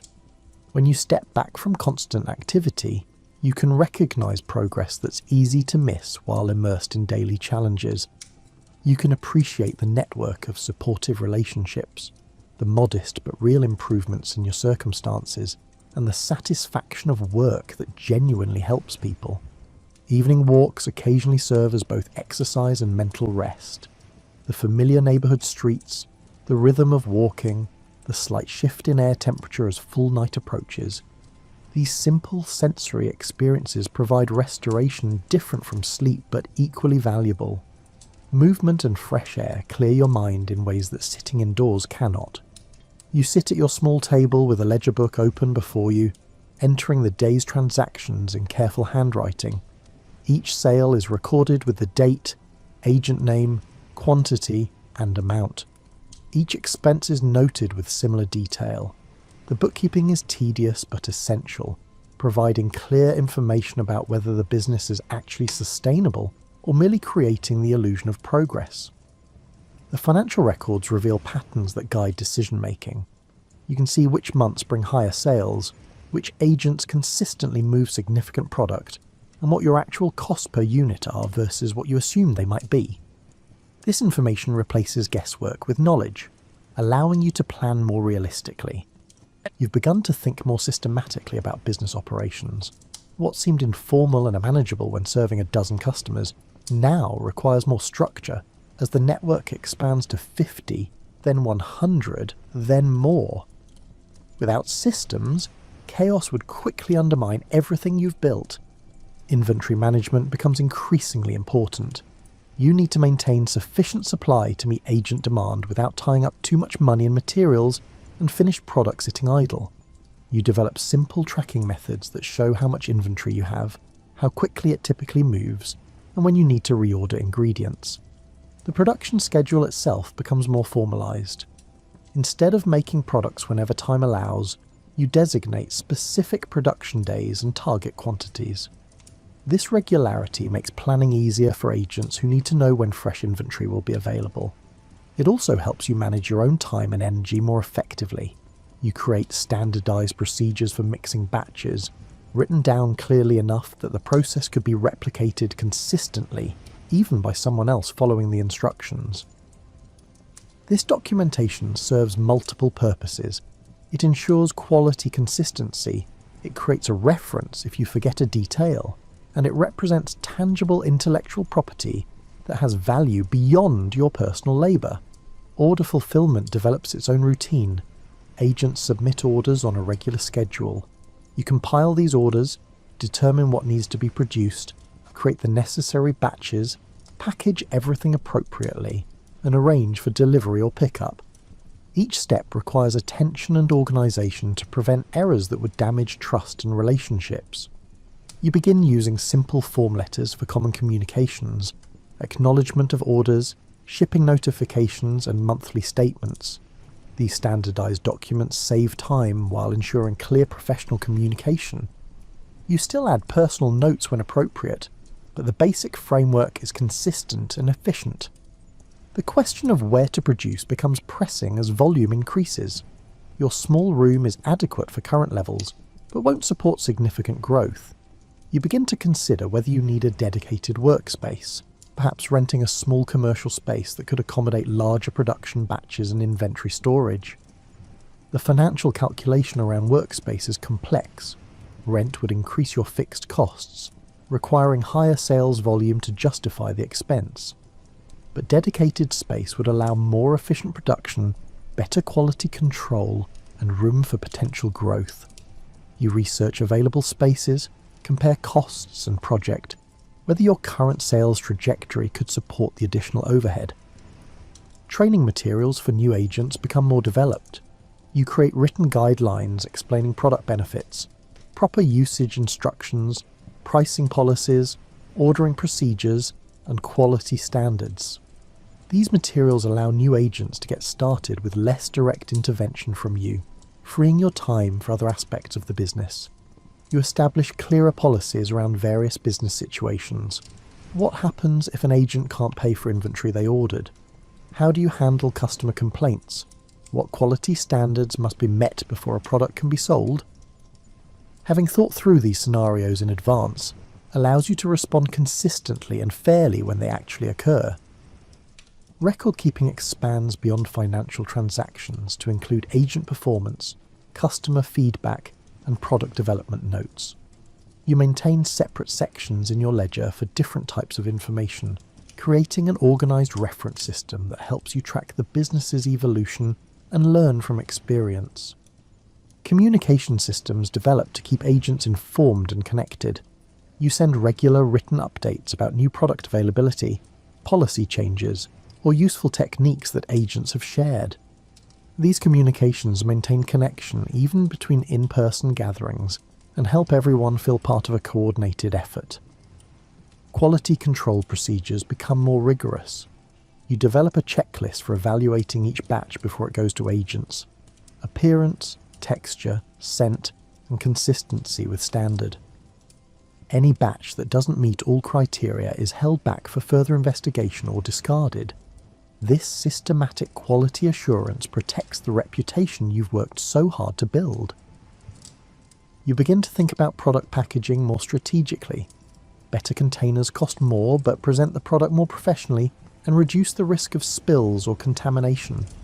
You experiment with different suppliers and container styles, weighing appearance, functionality, and cost. Eventually you settle on a standard package that balances these considerations appropriately.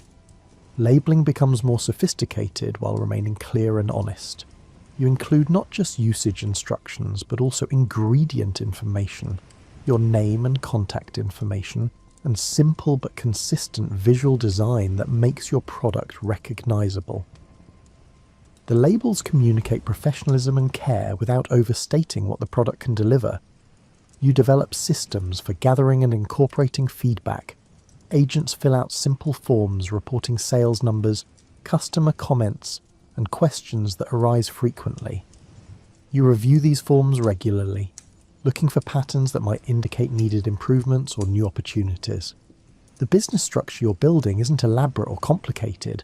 but it's becoming increasingly reliable and professional.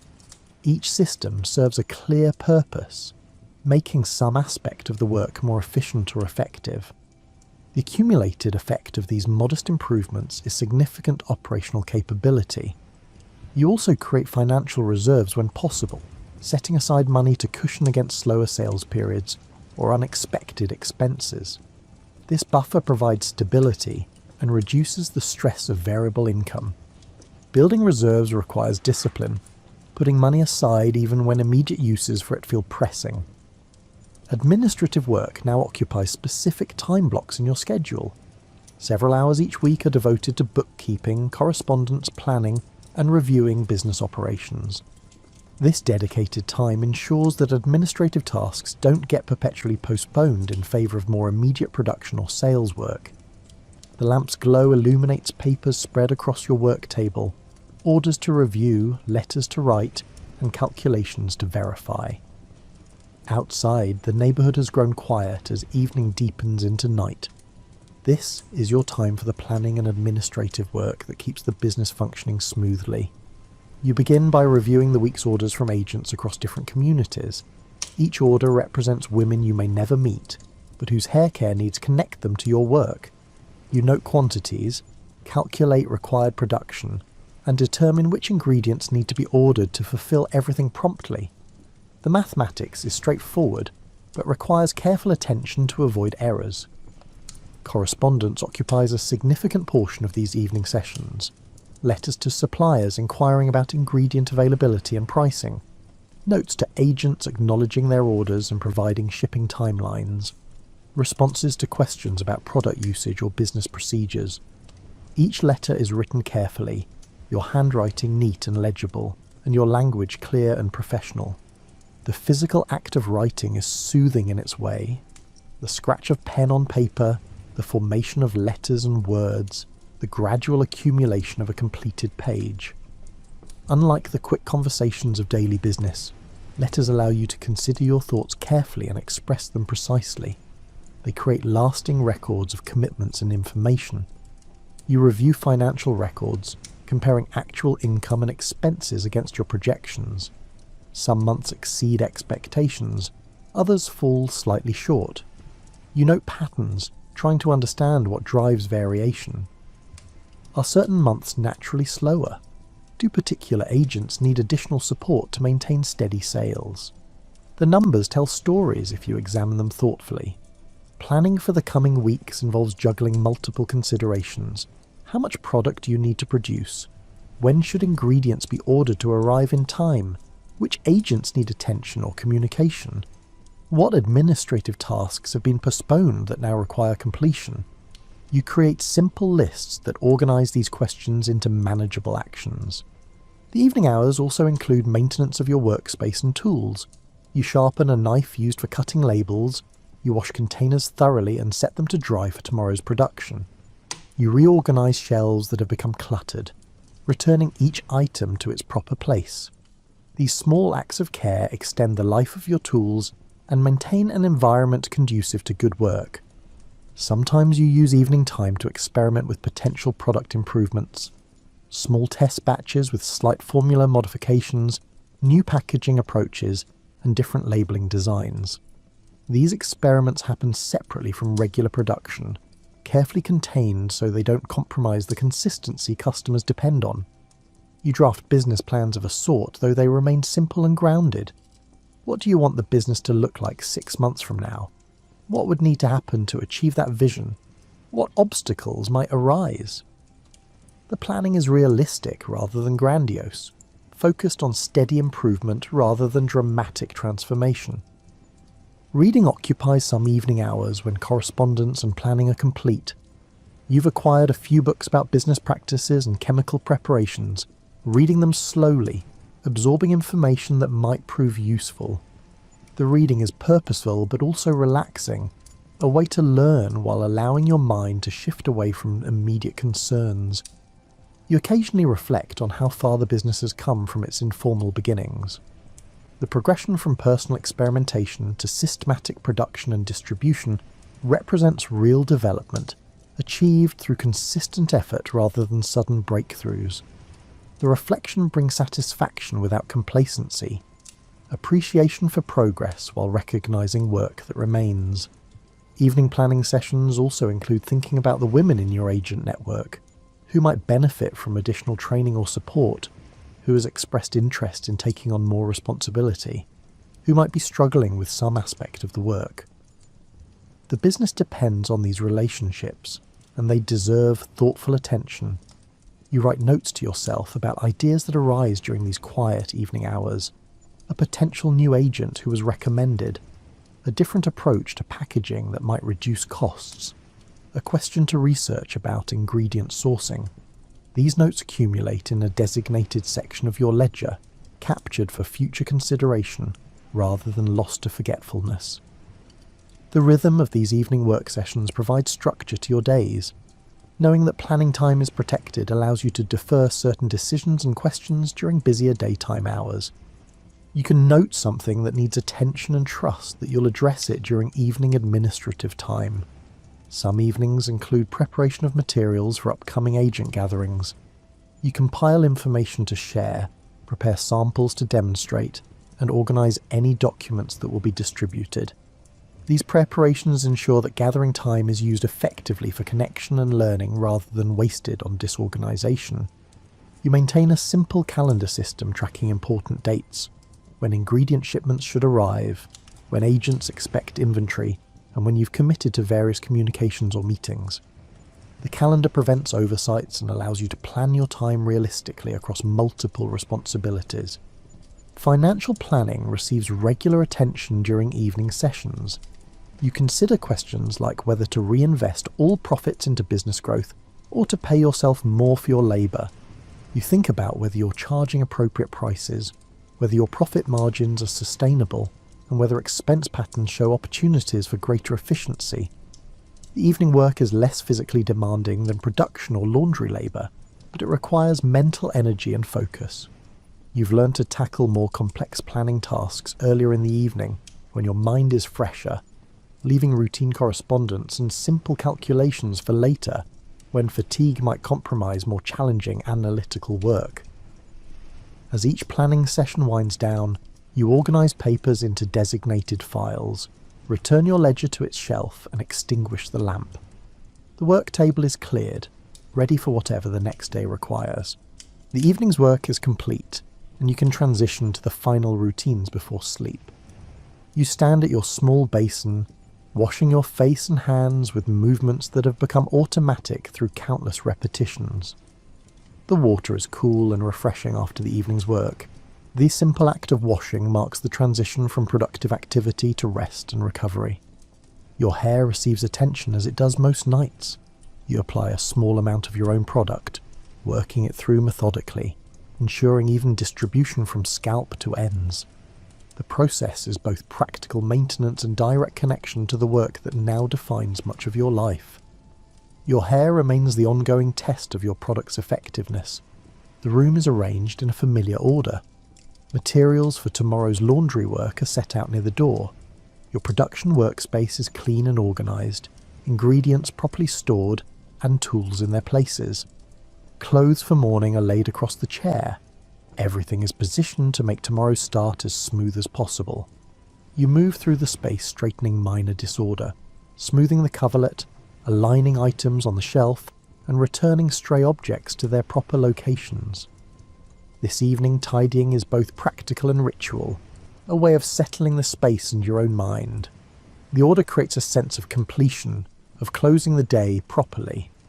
The lamp's flame is adjusted lower now, providing just enough light for final preparations without the brightness needed for detailed work. The softer illumination suits this quieter part of the evening, the transition toward darkness and sleep. Shadows gather gently in the corners of the room. You review tomorrow's commitments mentally, a final check to ensure nothing essential has been overlooked. Laundry pickup early morning, production batch in the afternoon, letter writing in the evening. The day ahead is clear in your mind, anticipated, but not worried over. Knowing what's coming allows you to rest without anxiety about being unprepared. A simple nightgown replaces your day clothes, comfortable fabric suitable for sleep. The physical sensation of changing clothes signals to your body that work is truly finished for the day.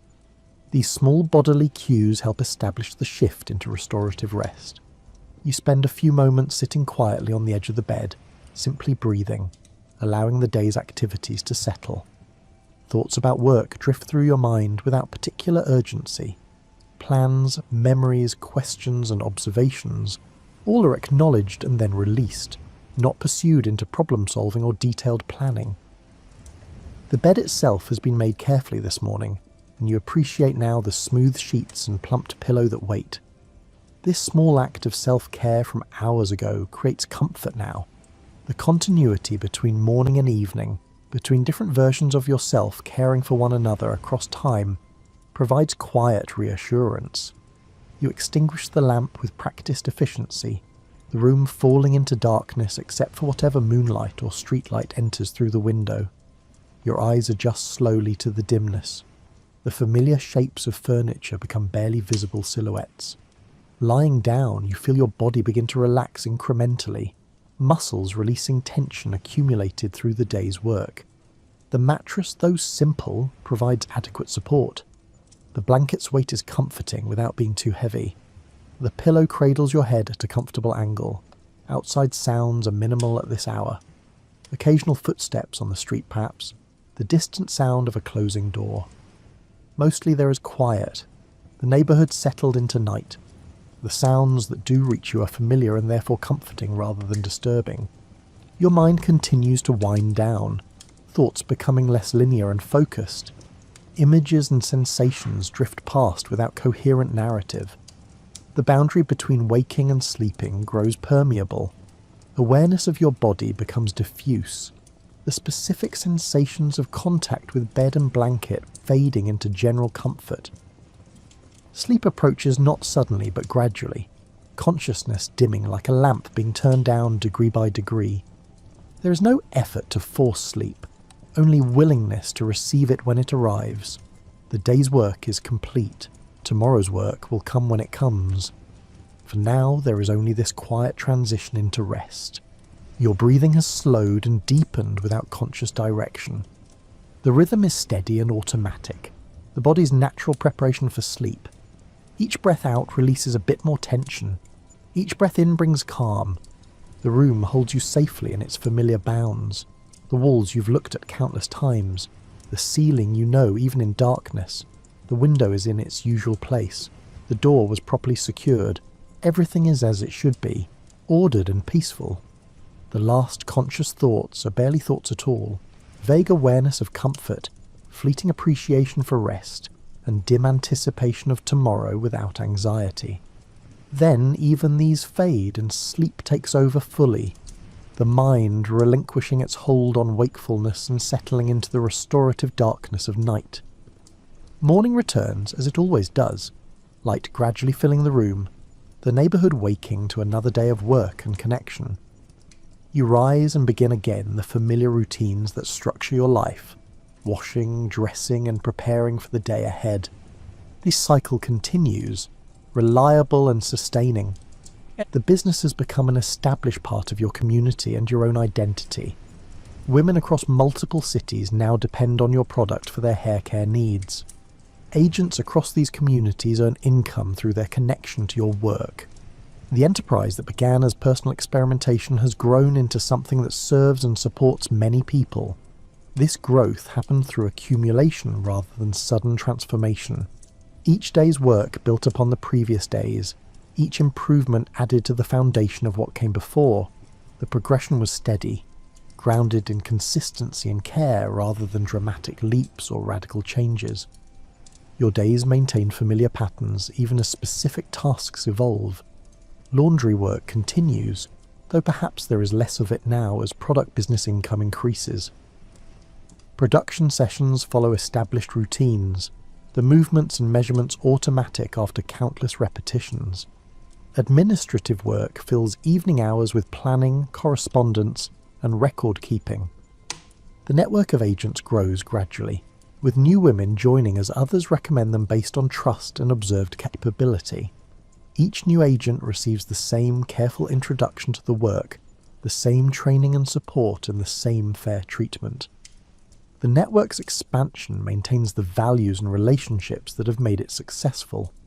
Product quality remains paramount, protected by the systems and standards you've developed. Each batch meets the same criteria before reaching customers. Consistency builds trust, and trust sustains the entire enterprise across distance and time. Women who've never met you trust your product because women they know have verified its reliability. The business provides not just income but purpose and connection. It creates opportunities for women to improve their economic circumstances through effort and relationships. It addresses a genuine need with a quality product. It demonstrates that careful work and community support can build something sustainable and valuable. You continue to learn and adapt as circumstances change. New challenges arise, ingredient supply issues, competitive products, and economic fluctuations affecting customer spending. You address each challenge with the same methodical approach that characterized your early experiments, trying different solutions, observing results, and adjusting accordingly. The financial foundation strengthens over time, reserves grow slowly but steadily, providing buffer against uncertainty. Income becomes more predictable as customer loyalty develops and agent networks mature. The business isn't wildly profitable, but it's increasingly stable and sustainable. Relationships within the agent network deepen through shared experience and mutual support. Women who started as strangers become colleagues, sometimes friends. They celebrate each other's successes, help each other through difficulties, and share knowledge freely.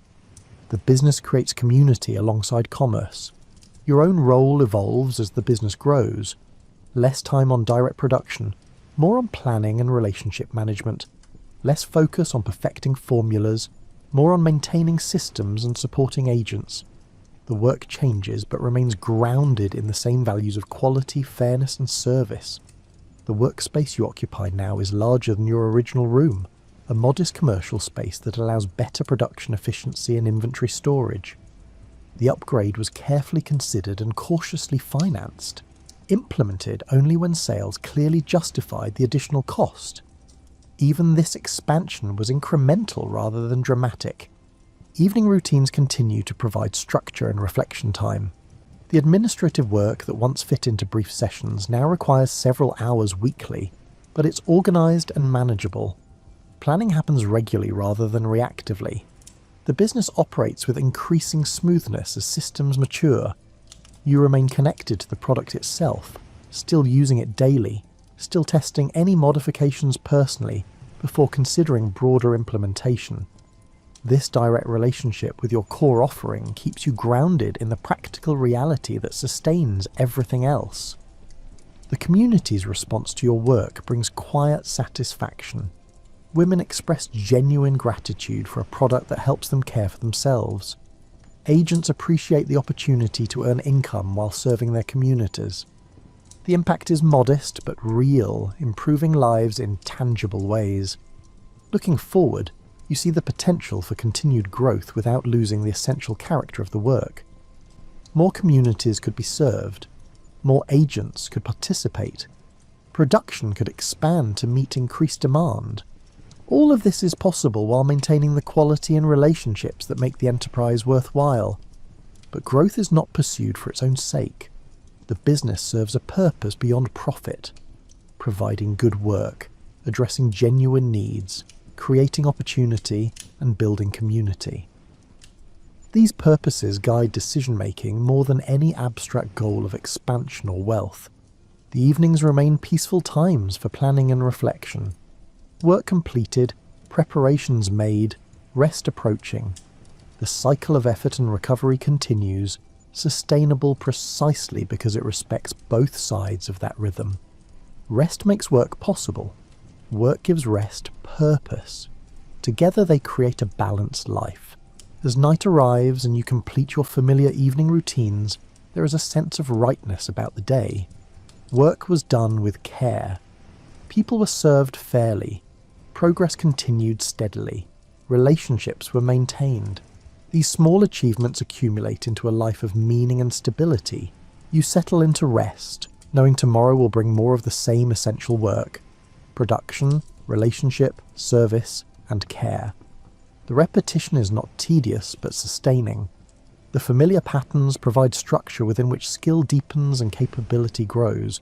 The business endures not through dramatic intervention, but through consistent attention to fundamentals. Quality product carefully made. Fair treatment of all involved. Honest communication about what's being offered. Reliable systems that support rather than constrain. Community relationships that create mutual benefit. This approach builds slowly but durably. There are no shortcuts, no dramatic breakthroughs that bypass the need for steady work. But there is progress, real and measurable, accumulating year by year into something substantial and enduring. The lamp is extinguished. The room falls into comfortable darkness. Your body relaxes into the familiar bed. Tomorrow will come with its familiar rhythms and responsibilities. For now there is rest, well-earned and deeply needed. The business you've built will continue tomorrow and the days after, serving communities, supporting agents, and addressing needs. It will endure because it's founded on principles that sustain quality, fairness, community, and care. These foundations support continued growth without requiring constant dramatic effort, and you will rest, gathering strength for tomorrow's work, secure in the knowledge that your efforts matter, that the patterns you've established are sound, and that the community you've built with others will continue its quiet, steady work of service and opportunity. The night is calm, the room is ordered. Rest comes easily, as it should after honest work thoughtfully completed. Tomorrow will bring more work, more connection, and more steady progress toward a future built one careful day at a time.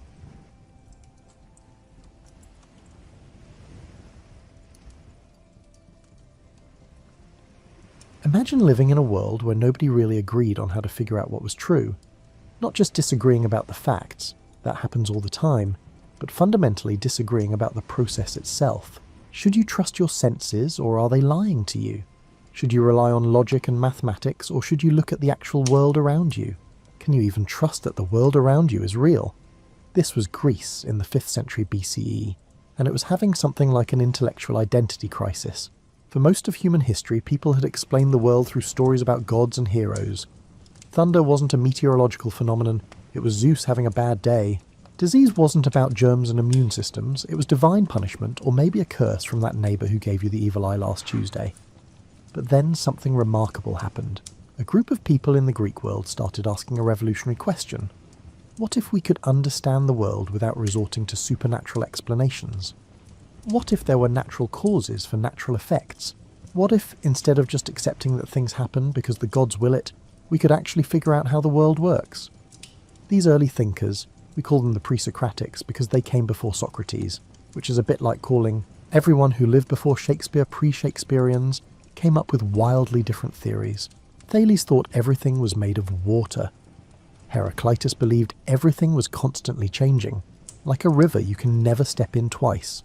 Parmenides argued the opposite, that change was an illusion and reality was actually perfectly still and unchanging. You can imagine how confusing this must have been for regular people trying to live their lives. One philosopher tells you everything is water, another says everything is fire, and a third insists that motion is impossible, and you're not really walking to the market. You just think you are. It was like having too many fortune cookies with contradictory advice, except these philosophers were dead serious and would debate these points for hours. Then came Socrates, wandering around Athens like that uncle who asks uncomfortable questions at family dinners. Socrates didn't claim to know anything. In fact, his whole thing was admitting he knew nothing, which somehow made him wiser than everyone else. His method was to ask questions until people realized they didn't actually understand the things they thought they understood. This made him simultaneously the most important philosopher in Athens and probably the most annoying person at parties. Socrates had a brilliant student named Plato who took his teacher's question-asking method and built an entire philosophical system around it. Plato believed that the world we see around us is just shadows on a cave wall, imperfect copies of perfect forms that exist in some higher realm. That chair you're sitting on? It's just a flawed imitation of the perfect form of chairness that exists in the realm of forms. Plato's philosophy was beautiful, elegant, and deeply mathematical. It appealed to people who like their truth pure, abstract, and divorced from the messy complications of everyday reality. The physical world in Plato's view was just a distraction from true knowledge, which could only be found through pure reason and contemplation. This was the intellectual world into which Aristotle would be born, a world where philosophers disagreed about everything, where the relationship between thought and reality was unclear, and where nobody had quite figured out how to systematically study the natural world. It was like the internet before search engines, or a library where all the books were filed randomly, and nobody could agree on what counts as a book. The Greeks had made tremendous progress in mathematics, logic, and abstract thinking. What they needed was someone who could take all these brilliant ideas and connect them to the actual observable world. They needed someone who could bridge the gap between pure philosophy and empirical observation, between what we can think and what we can see. They were about to get exactly that person, though he would arrive from an unexpected place, not from Athens itself, but from the wild northern frontier of the Greek world. In 384 BCE, in a small town called Stagira on the Macedonian peninsula, a child was born to a family that straddled two worlds. His name was Aristotle, Aristoteles in Greek, which means something like the best purpose or excellent end, a name that turned out to be remarkably prophetic, even if his parents couldn't have known it at the time. Aristotle's father, Nicomachus, was the court physician to the Macedonian king. This was no small thing. Imagine being the personal doctor to royalty in an era when medicine was part science, part guesswork, and part hoping really hard that your treatments worked before the patient died. Nicomachus apparently did well at it, which suggests he had a combination of observational skills, empirical knowledge, and the bedside manner necessary to keep nervous monarchs calm. Growing up in a physician's household meant young Aristotle was exposed to a very different way of thinking than most Greek philosophers of his time.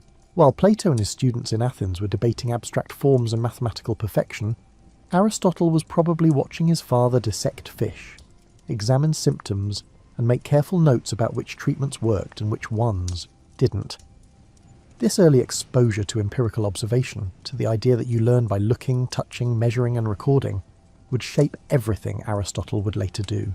Medicine in ancient Greece wasn't about applying perfect theoretical principles. It was about noticing patterns, testing treatments, and learning from experience. It was messy, practical, and grounded in the physical world. Tragically, both of Aristotle's parents died when he was young, probably around 10 years old. This must have been devastating for the boy, but it also set in motion events that would change the course of intellectual history. His guardian, a man named Proxenus, took responsibility for the orphaned child and continued his education.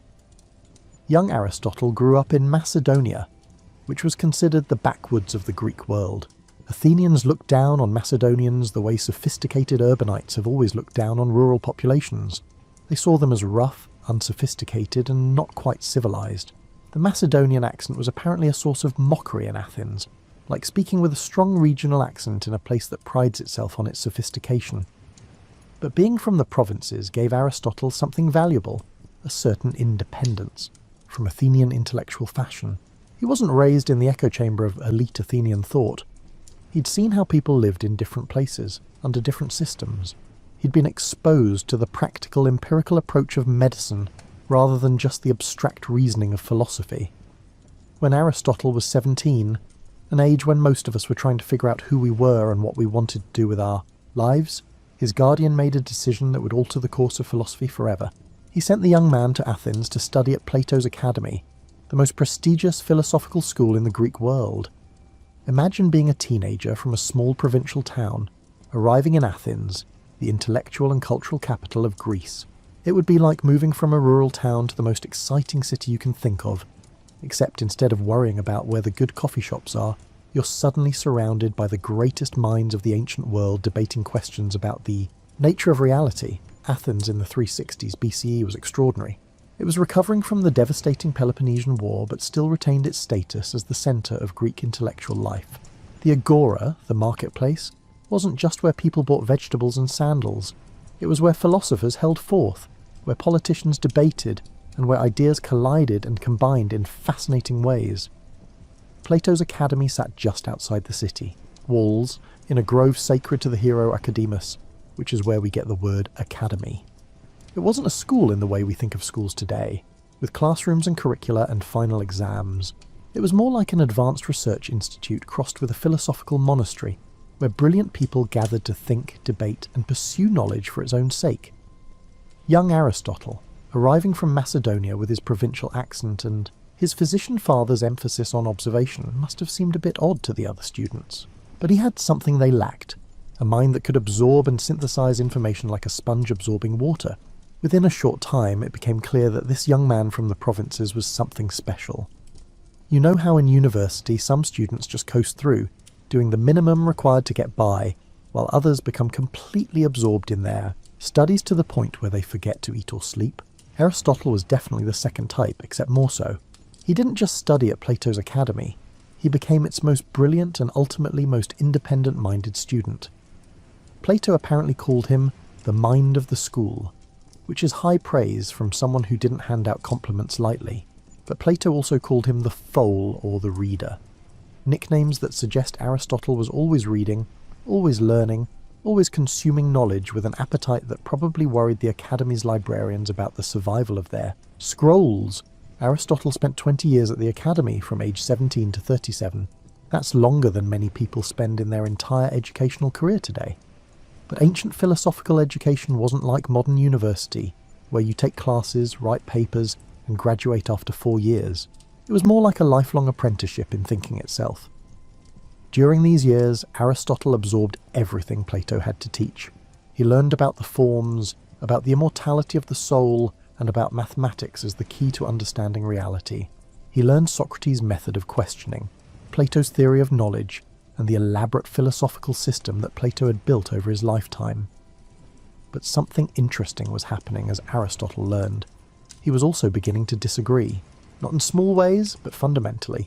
While Plato looked at a tree and saw an imperfect copy of the form of treeness existing in some perfect realm, Aristotle looked at a tree and thought, this tree right here is real and worth studying for itself. This might not sound like a revolutionary insight, but it was. Plato's philosophy essentially said that the physical world was less real, less important, and less worthy of study than the abstract realm of forms. Aristotle was starting to think the opposite, that you couldn't understand anything without careful study of actual physical things. Imagine being a student whose growing convictions directly contradict your revered teacher's fundamental beliefs. It must have created considerable tension. Plato had built his entire philosophical system on the idea that true knowledge comes from reason alone, that the senses deceive us, and that the physical world is just shadows on a cave wall. And here was his best student, increasingly convinced that observation and empirical study were essential to understanding anything. Aristotle began writing during this period, though most of his early works are lost. What we do know is that he was developing his own philosophical positions, often in direct contradiction to Plato's teachings. There's a famous saying attributed to Aristotle, "Plato is dear to me, but dearer still is truth." Whether he actually said this or not, it captures his attitude.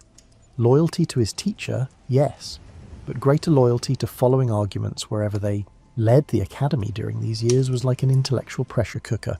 Students and teachers would debate for hours, testing ideas against each other, looking for weaknesses in arguments, and trying to build philosophical systems that could withstand scrutiny. It was mentally exhausting and exhilarating in equal measure. Aristotle distinguished himself not just by his intelligence, but by the breadth of his interests. While other students might focus narrowly on one area of philosophy, Aristotle seemed interested in everything. Ethics? Sure. Politics? Absolutely.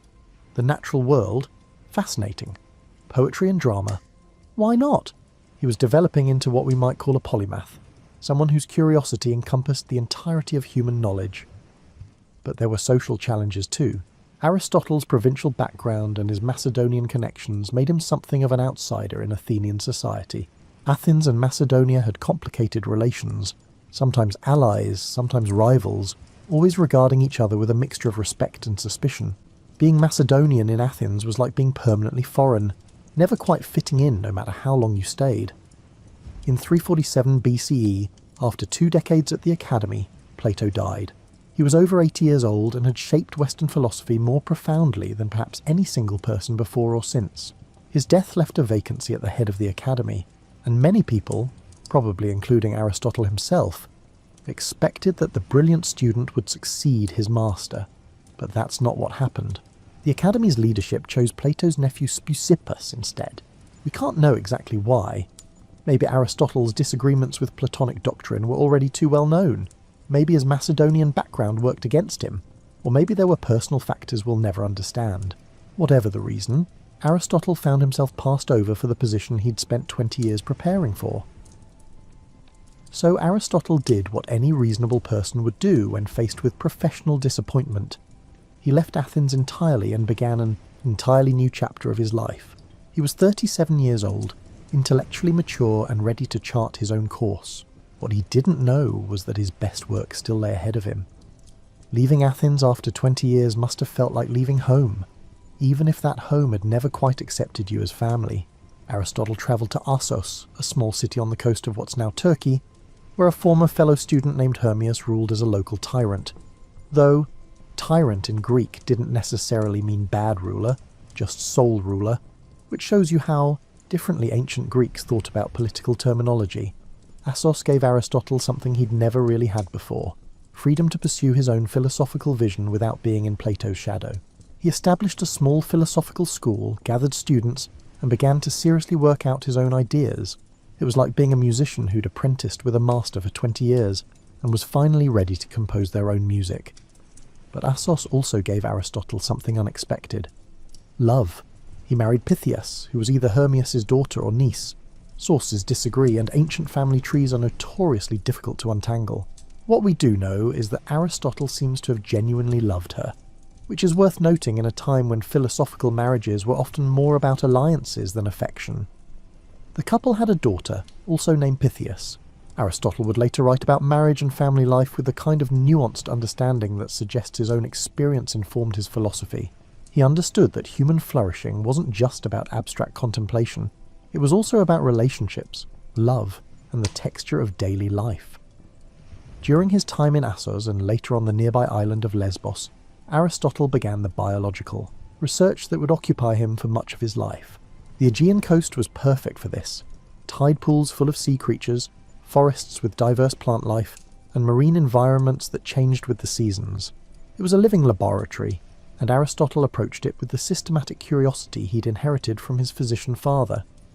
He would wade into tide pools, examining starfish and sea urchins with the focus of a modern marine biologist. He dissected squid, studied dolphins, and observed how different fish species spawned. He collected plants, noted their characteristics, and tried to understand the patterns that connected different forms of life. It was hands-on, empirical work that would have made Plato deeply uncomfortable. All this focus on the physical world, this belief that truth could be found by getting your feet wet and your hands dirty. Aristotle was developing a method that combined observation with logical analysis. He would look at many examples of something, say different types of fish, notice their similarities and differences, and then try to work out the principles that explain these patterns. It was the beginning of what we now call the scientific method, though Aristotle would have just called it investigating nature. His biological observations were remarkably accurate. He correctly described the development of chick embryos inside eggs, noted that whales and dolphins are mammals rather than fish, and documented hundreds of species with precision that wouldn't be matched until centuries later. Some of his observations were so detailed that modern biologists who've gone back to check have found them essentially correct.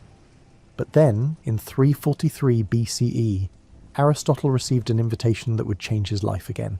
Philip II of Macedonia, remember that kingdom in the north that sophisticated Athenians looked down on, had a teenage son who needed a tutor. The son's name was Alexander, and Philip was willing to pay handsomely for the best education money could buy. For Aristotle, this was both an opportunity and a homecoming. He would be returning to Macedonia, the land of his childhood, but now as a distinguished philosopher rather than an orphaned boy. More importantly, he would have the chance to shape the mind of a young prince who might someday rule Macedonia. Neither Philip nor Aristotle could have imagined that this teenage student would become Alexander the Great, conqueror of the Persian Empire and creator of an empire stretching from Greece to India. But for 3 years, in a quiet grove in Macedonia, one of history's greatest minds taught one of history's greatest conquerors. Picture this. You're Aristotle, a 40-year-old philosopher who spent your entire adult life studying everything from ethics to zoology, and now you've been hired to teach a headstrong, ambitious 13-year-old prince who's already been training with weapons and horses, who's grown up hearing stories of military glory, and who shows about as much interest in philosophical contemplation as most teenagers show in eating vegetables. The tutoring took place at Mysa, a village in Macedonia, where Philip had established something like a private school for Alexander and a few select companions. It was quieter than the royal court, which was probably essential for any serious studying, and it had the kind of natural surroundings that Aristotle loved for observing and collecting specimens. What did Aristotle teach a future world conqueror? We know he introduced Alexander to Homer's Iliad, which became the prince's favourite book. Alexander reportedly slept with a copy under his pillow, along with a dagger, which tells you something about his priorities. The Iliad wasn't just entertainment, it was a manual on honour, glory, and what it meant to be a hero in the Greek tradition. But Aristotle taught more than literature. He introduced Alexander to philosophy, science, medicine, and the Greek ideal of education as forming the complete person, body, mind, and character all developed in harmony. He encouraged the young prince's curiosity about the natural world, his interest in different cultures, and his appreciation for knowledge of all kinds. There's a wonderful image of Aristotle and his teenage students, Alexander and his companions, walking through the countryside, discussing philosophy while observing plants and animals. It combines everything Aristotle loved: intellectual conversation, empirical observation, and the belief that education happens best when you're actively engaged with the world rather than locked in a classroom. Did Aristotle's teaching actually influence the man Alexander became? It's hard to say for certain. Alexander the Conqueror, who swept across Asia, wasn't exactly practicing the moderate contemplative life that Aristotle advocated in his Ethics. He was more interested in military glory than philosophical wisdom, more concerned with conquest than with the careful observation of nature. But there are hints of Aristotle's influence. Alexander founded cities throughout his empire and filled them with Greek culture, libraries, theatres, and schools. He collected botanical and zoological specimens during his campaigns and sent them back to Aristotle, supporting his former teacher's scientific research. He showed curiosity about the peoples he conquered, trying to understand their customs and incorporate them into his empire rather than simply destroying them. Their relationship was complicated, like many relationships between teachers and students, who've gone in different directions. Later, when Alexander executed Aristotle's nephew Callisthenes for alleged treason, it created a rift between them. Aristotle had shown Alexander how to think, but he couldn't control what the young man thought about or what he chose to do with his power. After 3 years, when Alexander was 16, Philip decided his son was ready for more practical education, namely learning to be a warrior and leader. Aristotle's job was done. The tutor and his student would go their separate ways, one to conquer the known world, the other to found a school and revolutionize human understanding. In 335 BCE, at age 49, Aristotle returned to Athens. Alexander was now king, Philip had been assassinated, and beginning his conquest of Persia. Athens was nervous about Macedonia's growing power, but Aristotle's connection to the Macedonian court actually gave him resources and protection that few other philosophers enjoyed. It was time for Aristotle to do what he'd been preparing for his entire adult life: establish his own school, develop his own philosophical system, and teach students according to his own vision rather than Plato's. The intellectual adventure was about to enter its most productive phase. When Aristotle returned to Athens in 335 BCE, he couldn't return to Plato's academy. It had its own leadership and its own Platonic tradition that Aristotle had largely rejected. So he did what any philosopher with ambition and resources would do. He founded his own school. The Lyceum, named after the nearby temple of Apollo Lyceus, became Aristotle's intellectual home for the next 12 years. Located in a grove just outside Athens, it was similar to the academy in being a place where philosophers gathered to study, debate, and pursue knowledge. But in crucial ways, it was completely different. For one thing, the Lyceum was far more empirically focused. Where the academy emphasized mathematics and abstract reasoning, the Lyceum collected specimens, dissected animals, gathered data, and built what was essentially the ancient world's first research library. Aristotle wanted his students to study the actual world, not just contemplate perfect forms. The school got the nickname peripatetic, which comes from the Greek word for walking around. This wasn't because they were wanderers or couldn't sit still. It was because Aristotle liked to teach while strolling through the covered walkways of the Lyceum. There's something about walking that helps thinking, as if the physical movement somehow facilitates intellectual movement as well. Imagine morning lectures where Aristotle and his advanced students would walk slowly through the colonnade discussing complex philosophical questions while the less advanced students listened and tried to keep up, both physically and intellectually. In the afternoons, Aristotle would give public lectures on more accessible topics, drawing crowds of interested Athenians who wanted to hear what this brilliant Macedonian philosopher had to say. The Lyceum became a centre for what we might call systematic research. Aristotle organised his students to collect and organise information on an unprecedented scale. They gathered constitutions from 158 different Greek city-states, analysing how different political systems worked. They collected biological specimens, built up a library of books and scrolls, and created charts and diagrams to organise information. This was revolutionary. Before Aristotle, philosophy was largely about individual thinkers developing their own systems. Aristotle turned philosophy into something more like a research enterprise, with multiple people working together to gather data, test hypotheses, and build cumulative knowledge. The library at the Lyceum was apparently extraordinary for its time. Aristotle collected not just philosophical works, but texts on every subject: history, medicine, drama, politics, and natural science. He understood that to think clearly about any topic, you needed to know what others had thought before you. It was an early version of the research library concept that would become essential to universities centuries later. During his morning sessions, Aristotle would address the more technical aspects of his philosophy. These weren't casual conversations, they were rigorous, systematic explorations of difficult questions. How do we gain knowledge? What is the nature of reality? What makes an action ethical? How should societies be organised? Aristotle approached these questions differently than Plato had. Instead of starting with abstract principles and deducing conclusions, he would often start with observations and work his way toward principles. He believed that philosophy should be grounded in how the world actually works, not in how we might wish it to work in some perfect realm of forms.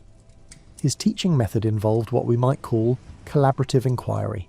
He would raise a question, examine what previous thinkers had said about it, identify the difficulties with their answers, and then work toward his own solution, always testing his ideas against observations and common sense. The atmosphere at the Lyceum must have been intense but also collaborative. Students weren't just passively absorbing Aristotle's wisdom, they were actively engaged in research, debate, and the collective pursuit of knowledge.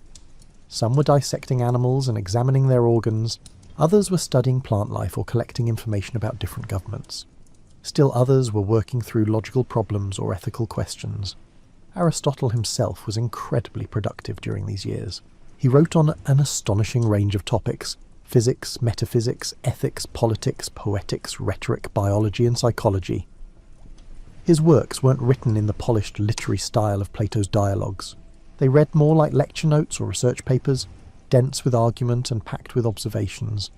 This wasn't because Aristotle couldn't write well. His lost dialogues were apparently beautifully written. It's because what survived were his working texts, the materials he used for teaching and research rather than for public consumption. It's like the difference between a professor's polished textbook and their lecture notes. The notes are rougher, but often contain more of the real thinking. The Lyceum attracted students from throughout the Greek world and beyond. Some came because of Aristotle's connection to Alexander, who was now conquering the Persian Empire and making Macedonia the dominant power in the Mediterranean world. Others came because the Lyceum represented something new in education, not just learning to think, but learning to observe, analyse and understand the natural and human world. For 12 years, Aristotle led the Lyceum in this systematic investigation of reality. It was the most productive period of his intellectual life, when he synthesised everything he'd learned into comprehensive philosophical and scientific systems that would influence human thought for the next 2 millennia. But this productive period was about to end in a way that must have felt painfully familiar to Aristotle. Once again, political events would force him to leave Athens, once again demonstrating that philosophers, however wise, cannot escape the tumultuous currents of history. Before we discuss how Aristotle's time in Athens ended, let's explore what made his approach to knowledge so revolutionary, because this is really the heart of Aristotle's legacy, not any single discovery, but a whole new way of thinking about how we understand the world. Settle back into your cushions as we dive into philosophy, but I promise to keep it relaxed and avoid the kind of dense jargon that makes most people's eyes glaze over. Aristotle's ideas at their core are actually quite practical and grounded in common sense. Remember how Plato believed that true knowledge came from contemplating perfect, eternal forms that exist in some realm beyond the physical world? Aristotle looked at this theory and essentially said, "That's beautiful, but it doesn't help us understand the actual world we live in. If you want to understand horses, you don't contemplate the perfect form of horseness. You go observe actual horses." This might seem obvious to us now, but it was radical then. Aristotle was saying that the physical world isn't just imperfect copies of something better. It's real and worth studying for its own sake. That tree outside your window isn't a poor imitation of some perfect tree form. It's an actual tree with its own nature, and you can learn about trees by examining it. Aristotle developed what we call an empirical approach to knowledge. Empirical just means based on observation and experience.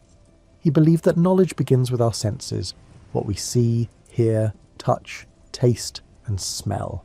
These sensations give us raw data about the world, which our minds then process into understanding. But Aristotle wasn't naive about this. He knew that senses can be deceived, and that appearances can be misleading.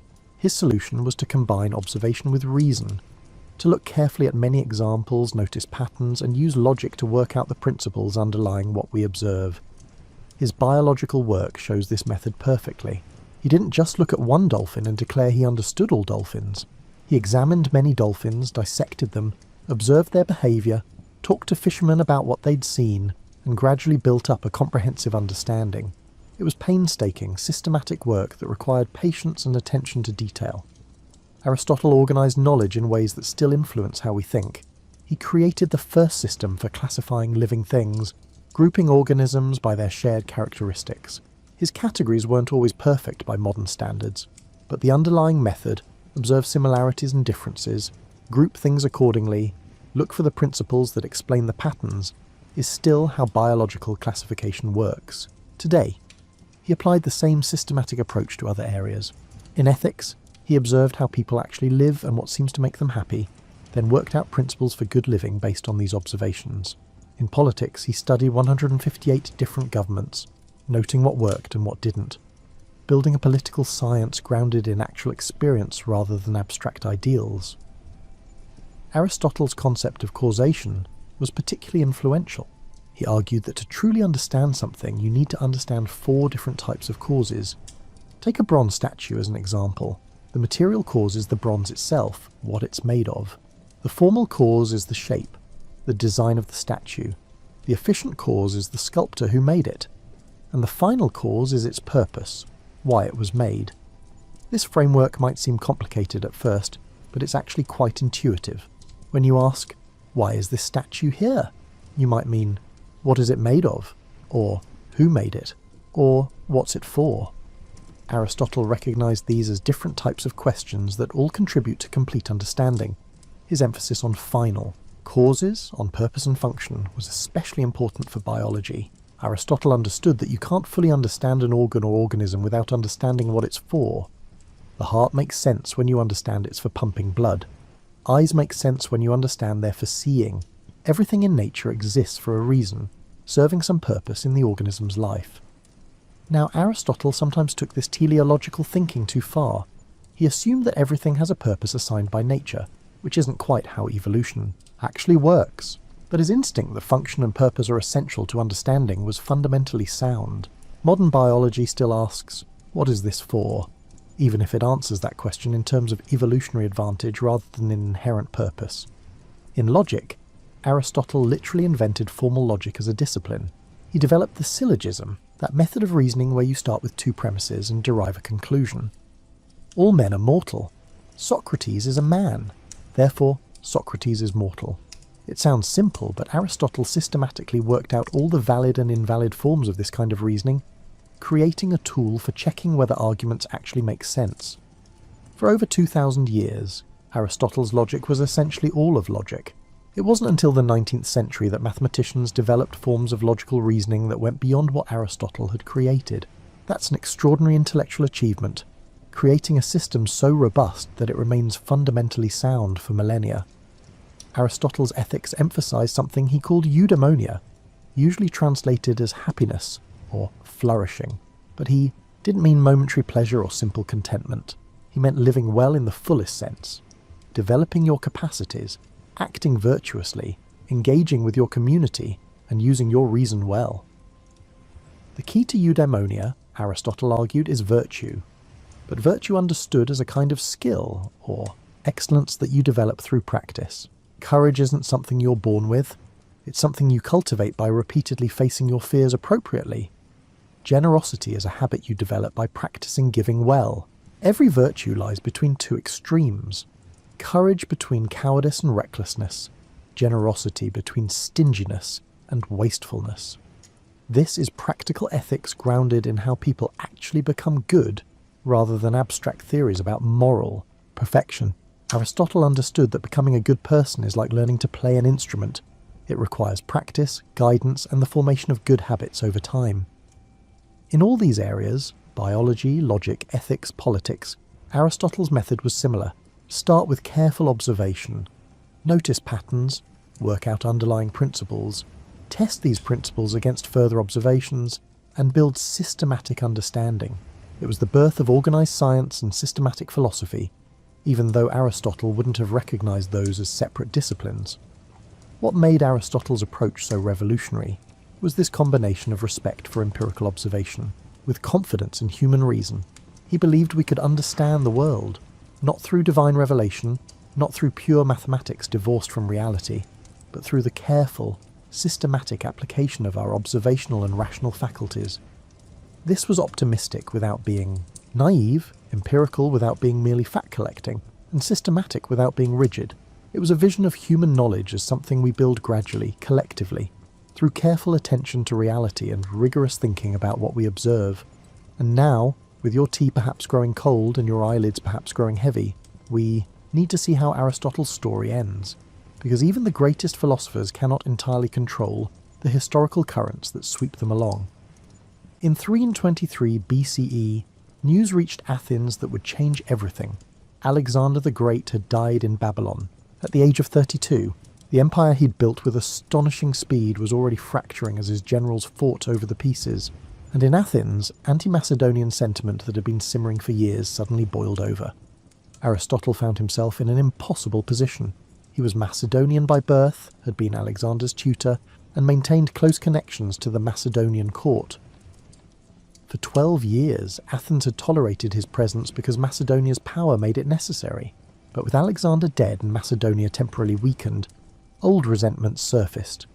Someone brought charges of impiety against Aristotle, the same charge that had been used against Socrates a century earlier. The specific accusation was something about honouring a friend in ways reserved for gods, which sounds technical but was really just a pretext. The real issue was politics. Aristotle represented Macedonia, and Athens wanted to strike back at Macedonia however it could. Aristotle, now 61 years old, and having watched Socrates' fate unfold from his prison cell, made a different choice. He decided not to stay and face trial.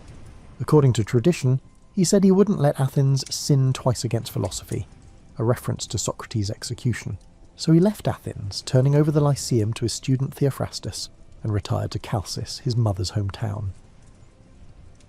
Think about what this meant. For 12 years, Aristotle had built the Lyceum into the ancient world's premier research institution. He had gathered an incredible library, trained brilliant students, and created systematic approaches to nearly every field of knowledge. And now, because of politics he couldn't control, he had to walk away from it all. In Chalcis, Aristotle lived quietly for about a year. We don't know much about this final period of his life. He was likely working on his writings, perhaps revising and organising the vast body of work he'd produced over his lifetime. He may have been suffering from some illness. Ancient sources mention stomach problems, which given ancient medicine's limitations could have meant almost anything. In 322 BCE, just 1 year after leaving Athens, Aristotle died at the age of 62. It wasn't a dramatic death like Socrates' execution, or a mysterious one like Alexander's early demise. It was simply the end of a life that had been, by any measure, extraordinarily productive and influential. Aristotle left behind his daughter Pythias. His wife of the same name had died years earlier, and he'd later had a relationship with a woman, named Herpyllis, with whom he had a son named Nicomachus. His will, which survived, shows him as a thoughtful, caring person who made provisions for his family, his slaves, whom he freed, and even his concubine's future. It's a touching document that reveals the human side of this towering intellect, but more importantly, he left behind an intellectual legacy that would shape human thought for the next 2,000 years. His works, or rather the lecture notes and research texts that survived, were preserved and eventually edited by scholars in later centuries. They became the foundation for education throughout the Mediterranean world, and eventually throughout medieval Europe. Now comes one of the most fascinating parts of Aristotle's story. Not what he did during his life, but what happened to his ideas after his death. Because unlike many philosophers whose influence fades with time, Aristotle's impact actually grew over the centuries, spreading far beyond the Greek world he knew. After Aristotle's death, his writings were preserved by the Lyceum under Theophrastus's leadership, but they weren't immediately famous throughout the ancient world. For several centuries, Aristotle was known more for his published dialogues, works that haven't survived, than for the dense technical treatises we now have. Then came a strange period where Aristotle's works apparently disappeared from circulation. According to tradition, they were hidden in a cellar in Asia Minor to protect them from being seized, where they suffered damage from moisture and insects. Whether this story is entirely true or partly legend, we do know that Aristotle's major works were relatively unknown for a couple of centuries. In the 1st century BCE, a scholar named Andronicus of Rhodes collected and edited Aristotle's writings, organising them into the form we know today. This wasn't just filing papers, it was an act of reconstruction and interpretation that shaped how we read Aristotle. The arrangement of his works, the way they're grouped and titled, comes largely from Andronicus's editorial decisions. As Rome became the Mediterranean's dominant power, Greek philosophy spread throughout the empire. Aristotle's works became central to higher education. Young Romans who wanted philosophical training studied Aristotle along with Plato and the Stoics.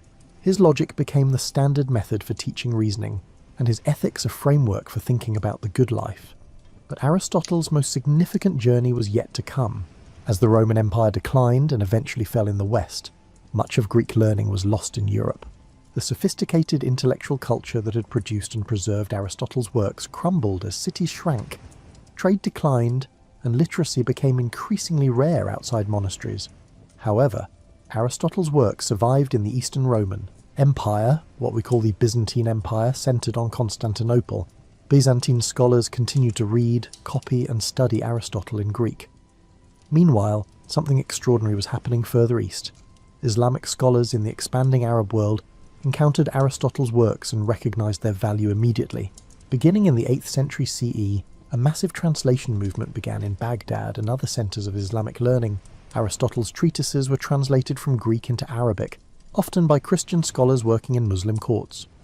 Islamic philosophers like Al-Farabi, Avicenna and Averroes didn't just translate Aristotle, they engaged with his ideas, wrote extensive commentaries, and integrated his philosophy with Islamic theology and science.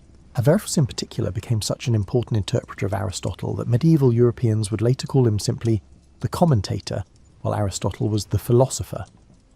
This Islamic engagement with Aristotle preserved his works and developed his ideas in ways that would prove crucial for European intellectual history. When Europe began to recover economically and culturally in the 11th and 12th centuries, scholars rediscovered Aristotle, but often through Arabic translations and Islamic commentaries, rather than directly from Greek sources.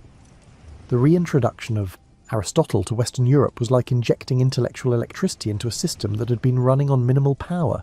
Suddenly, European scholars had access to systematic treatments of logic, natural science, ethics, and metaphysics that far exceeded anything available in Latin. It was like upgrading from a basic toolset to a fully equipped workshop. But this created a problem. Much of Aristotle's philosophy, particularly his ideas about the eternity of the world and the nature of the soul, seemed to conflict with Christian theology. Church authorities were unsure whether this pagan Greek philosopher from ancient times should be taught in Christian universities. Enter Thomas Aquinas, a 13th century Dominican friar who accomplished one of the great intellectual syntheses in Western history. Aquinas carefully worked through Aristotle's philosophy, showing how it could be reconciled with Christian doctrine. He distinguished between what reason could discover, Aristotle's domain, and what required divine revelation, theology's domain, creating a framework where both could coexist. Aquinas' achievement meant that Aristotle became central to medieval university education, Students learned Aristotelian logic, physics, ethics, and metaphysics as the foundation for their studies. The University of Paris, Oxford, Cambridge, all the great medieval universities made Aristotle the core of their curriculum. For several centuries, Aristotle's authority was so great that Aristotle said so was considered a sufficient argument to settle most questions. This led to some absurdities. Scholars would debate how many teeth a horse has by analysing what Aristotle wrote rather than, just counting a horse's teeth. Aristotle himself, who emphasised observation, would have been appalled. The scientific revolution of the 16th and 17th centuries involved, in many ways, overthrowing Aristotelian physics and cosmology. Galileo's experiments contradicted Aristotle's claims about motion. Harvey's discovery of blood circulation contradicted Aristotelian physiology. Newton's physics replaced Aristotelian explanations of how things move. But interestingly, even as scientists rejected Aristotle's specific conclusions, they often kept his method, the emphasis on observation, the search for causes, and the systematic organisation of knowledge. Modern science isn't Aristotelian, but it's arguably descended from Aristotle's approach to investigating nature. Today you might think Aristotle is just a historical curiosity, relevant only to scholars studying ancient philosophy, but his influence persists in surprising ways. Every time you use formal logic, you're using tools Aristotle developed. When you think about ethics in terms of character and virtue rather than just rules, you're thinking in Aristotelian terms. When scientists classify organisms or analyse functions, they're following procedures Aristotle pioneered. His political science, his analysis of poetry and drama, his psychology, and his understanding of how we form concepts, all of these continue to influence how we think, often without our realising it. Aristotle is like the foundation of a building you live in. You don't usually notice it, but everything rests on it. As your tea grows cold and the hour grows late, let's consider what Aristotle's life and work mean for us today. Because this isn't just ancient history, it's about how we understand the world and our place in it. Aristotle gave us something fundamental: confidence that the world is knowable through careful observation and clear thinking. Before him, many people thought true knowledge required mystical insight or divine revelation. After him, it became possible to believe that ordinary human beings, using their senses and their reason, could genuinely understand reality. This is such a basic assumption for us that we barely notice it. When you wonder how something works and decide to look it up or experiment to find out, you're operating on Aristotelian principles. The idea that we can figure things out by observing carefully and thinking clearly, that's Aristotle's legacy. His emphasis on studying actual things in the actual world rather than abstract perfections influenced the entire development of science. Yes, scientists have rejected many of his specific conclusions. His physics, his astronomy, and his chemistry were wrong in important ways. But his method of systematic observation, careful classification, and looking for underlying principles, that's still how science works. Aristotle's virtue ethics has seen a remarkable revival in recent decades. Modern philosophers rediscovered that his approach to ethics, focusing on character, habits, and human flourishing rather than just rules and duties, addresses aspects of moral life that other ethical theories miss. How do we become good people? What does it mean to live well? These Aristotelian questions feel more relevant to many people than abstract debates about moral principles.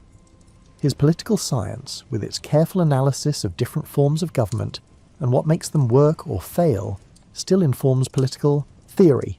His understanding that politics isn't about implementing perfect systems, but about finding arrangements that work for actual human beings with all their flaws, that's a lesson every generation needs to relearn.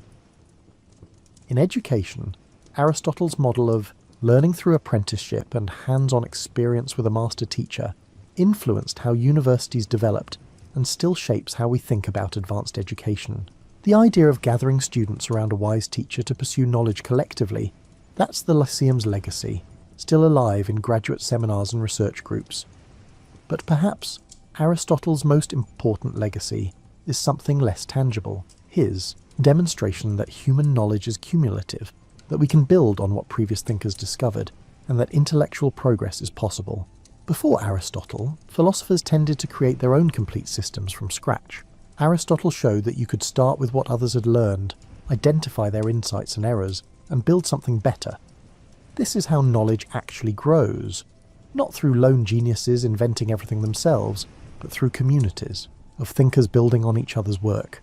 Every scientific paper that begins with a literature review, every philosopher who engages with previous traditions, every scholar who stands on the shoulders of giants, they're all following the model Aristotle established at the Lyceum.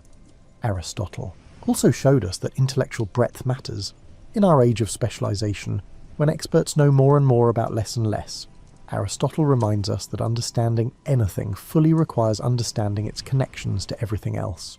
His interests spanned from marine biology to literary criticism, and from formal logic to political science, because he understood that reality doesn't come neatly divided into academic departments. There's something profoundly human about Aristotle's approach to knowledge. He wasn't interested in abstract perfection divorced from lived experience. He wanted to understand the world we actually inhabit, messy, complicated, full of purposes and functions and constant change. He believed that ordinary things, plants, animals, human relationships, political systems, were worthy of serious systematic study.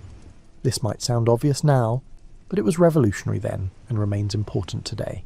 How often do we dismiss the everyday as uninteresting, searching for something more exotic or dramatic to hold our attention?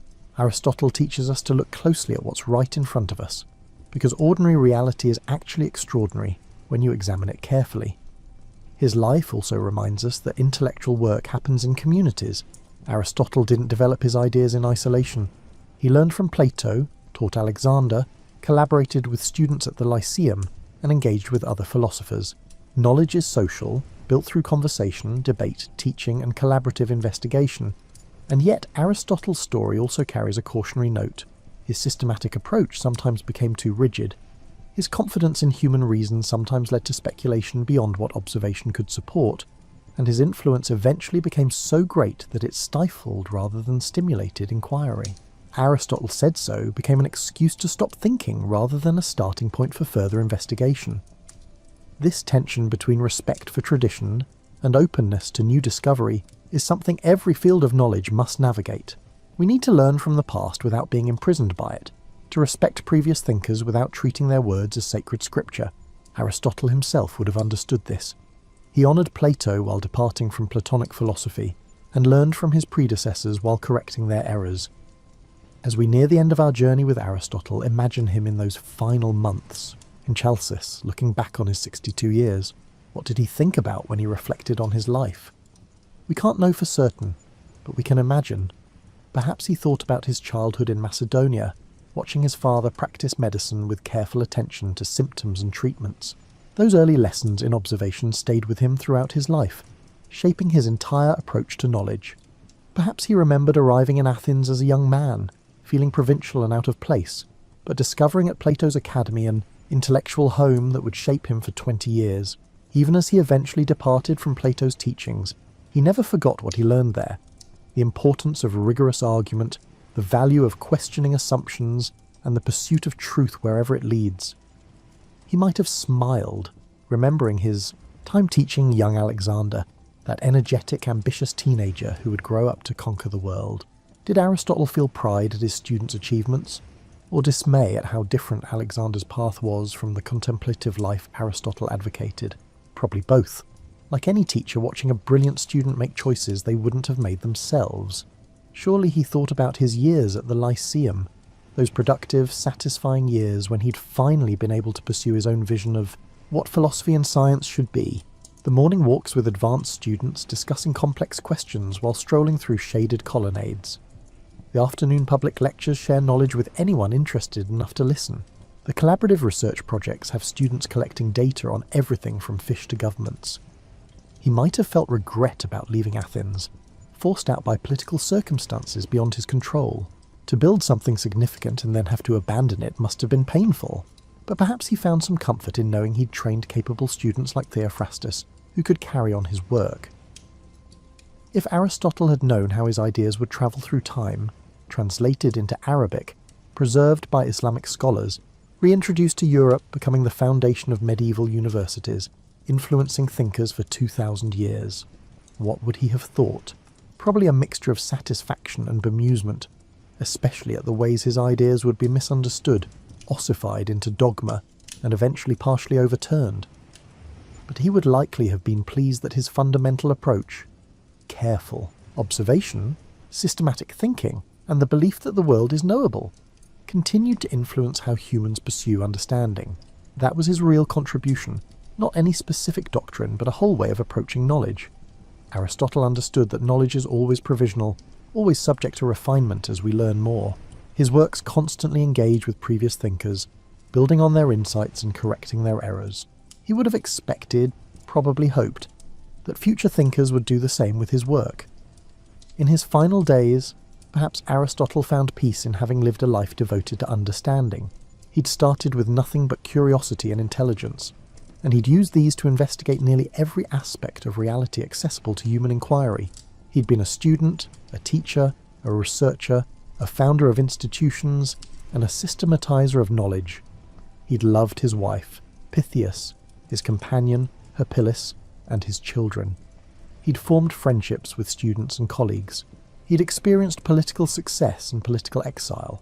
He'd known the satisfaction of intellectual breakthrough and the frustration of unanswered questions. In short, he'd lived a fully human life while also living a life of the mind. The ancient Greeks had a concept that Aristotle wrote about extensively: eudaimonia, human flourishing, living well. By his own account, this came from developing your capacities, acting virtuously, engaging meaningfully with others, and using your reason well. By these measures, Aristotle had indeed achieved eudaimonia, even if his life ended in exile rather than triumph. When he died in 322 BCE, Aristotle probably had no idea that he was, in a sense, immortal. His body would decay like all physical things. He understood biology too well to imagine otherwise. But his ideas, his methods, and his approach to understanding the world, these would outlast empires and influence civilizations he'd never heard of. That's a legacy worth reflecting on as you drift towards sleep. A single person, through careful thought and systematic inquiry, can influence how millions of future people understand reality. The questions Aristotle asked, the methods he developed, and the knowledge he systematized, these became tools that countless others would use to build their own understanding. As you settle into that space between waking and sleeping, where thoughts become less linear and more dreamlike, consider this. Aristotle's greatest achievement wasn't any single discovery, but showing that the world is comprehensible. Before him, many people thought that true understanding required mystical revelation or abstract mathematics divorced from physical reality. After him, it became possible to believe that ordinary people could understand the world by looking carefully, thinking clearly, and building knowledge systematically.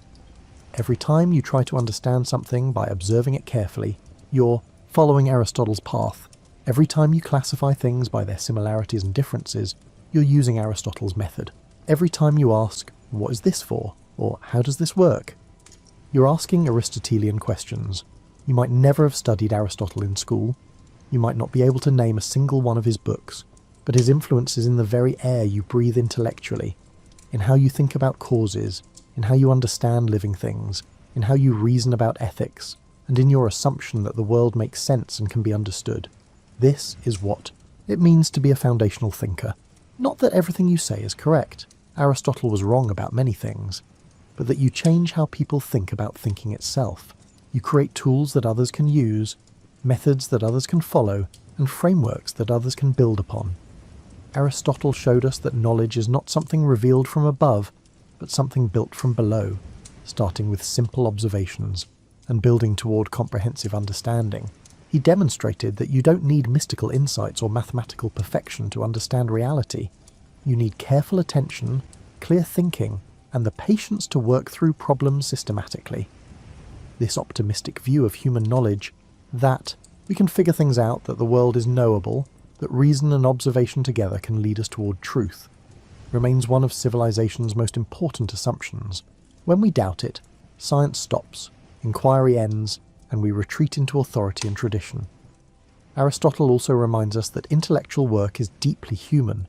It happens in communities of teachers and students. It requires conversation and debate. It builds on what others have learned.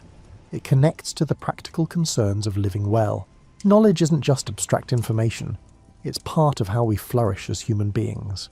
As sleep approaches and this story ends, remember that the quiet philosopher from Stagira, who spent his life observing, thinking, and teaching, changed the world, more profoundly than many conquerors. His student Alexander's empire fell apart within years of his death. But Aristotle's intellectual empire, his methods, his insights, his approach to understanding, has lasted more than 2 millennia and shows no signs of disappearing. Tomorrow, when you wake and observe the world around you, noticing patterns, asking questions, trying to understand how things work, you'll be thinking in ways that Aristotle helped make possible. The morning light streaming through your window illuminates a world that Aristotle taught us could be studied and understood, rather than merely feared or worshipped. That's his gift to us. Confidence that the world makes sense, methods for making sense of it, and the belief that understanding is worth pursuing for its own sake, not for power or wealth or fame, but simply for the joy of knowing, the satisfaction of understanding, and the human fulfillment that comes from using our minds well. Sleep now, with gratitude for this ancient Greek physician's son who devoted his life to helping humanity wake up to the intelligibility of the world. May your dreams be full of wonder at the patterns that connect all things, the purposes that animate living creatures, and the joy of understanding that makes us most fully human. And when you wake, may you see the world with fresh eyes, not as a chaos of random events, but as Aristotle taught us to see it, as a cosmos, an ordered whole that our minds are capable of comprehending, one careful observation and clear thought at a time. Sweet dreams, and may Aristotle's spirit of systematic wonder follow you into sleep and beyond.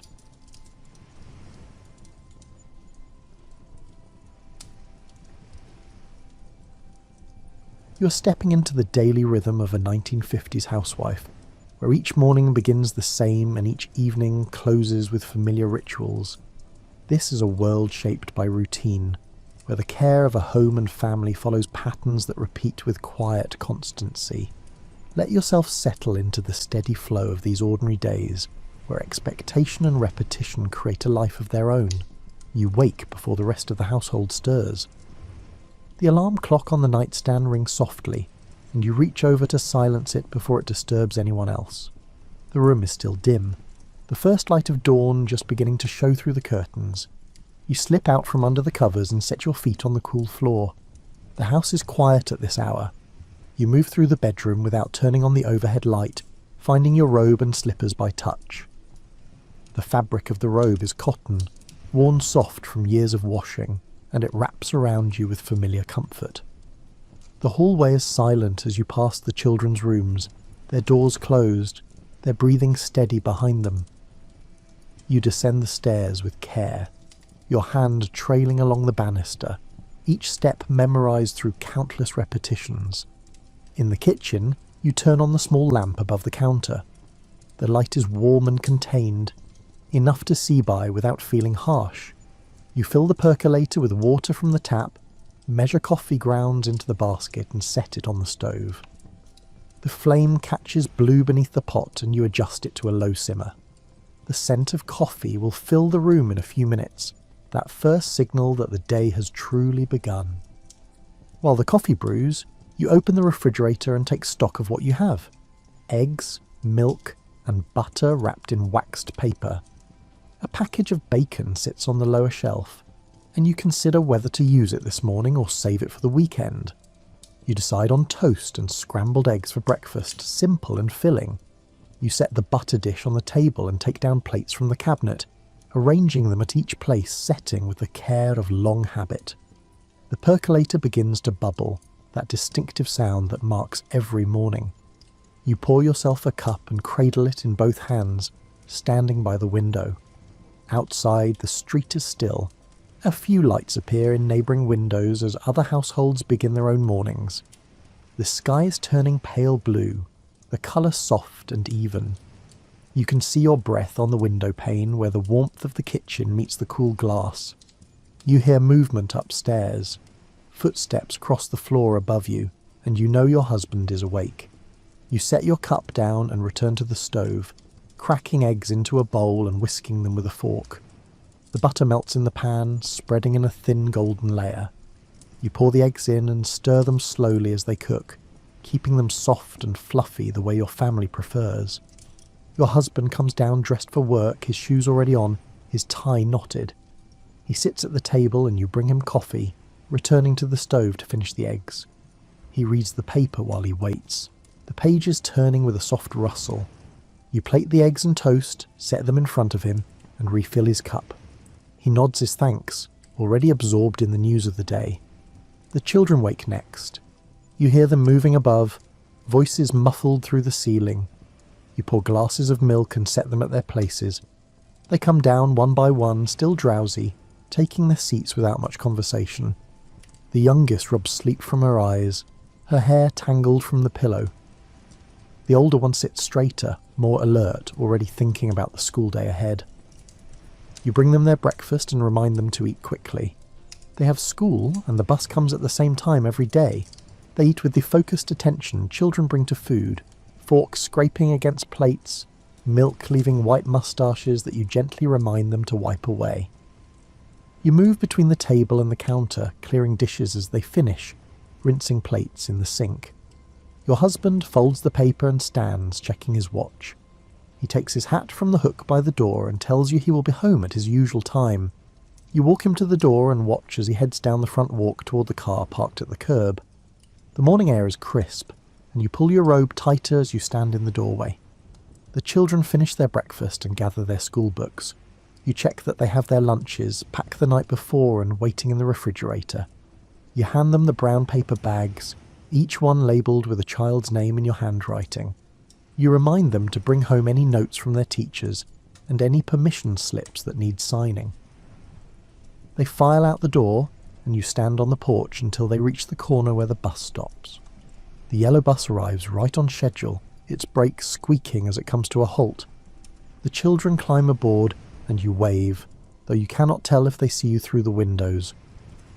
The bus pulls away, and the street is quiet again. When the house is empty, you return to the kitchen. The table is scattered with crumbs and half-empty glasses. You clear everything away, stacking dishes in the sink. You run hot water and add a few drops of dish soap, washing each plate and cup by hand. The water is warm against your skin, and the soap makes soft bubbles that cling to your fingers. You scrub each dish thoroughly, rinse it under clear water, and place it in the drying rack. You dry the dishes with a clean towel and put them back in the cabinet. Each plate has its place, each cup its designated shelf. The kitchen is tidy now, the counters wiped down, and the floor clear of crumbs swept into the dustpan. You glance at the clock. The morning has only just begun, and there is much left to do before the day can be considered properly underway. You prepare yourself for the day ahead, changing out of your robe and into a house dress. The dress is practical, buttons down the front, and is patterned with small flowers against a light background. You tie an apron around your waist, the pockets already holding a handkerchief and a shopping list you started yesterday.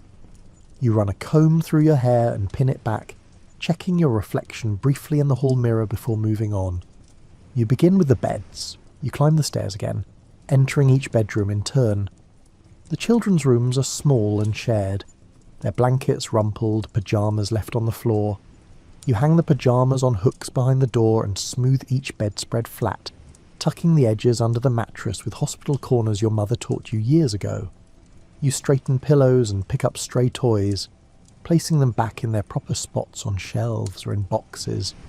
A stuffed bear goes back on the bed, and a toy truck is returned to the wooden toy chest.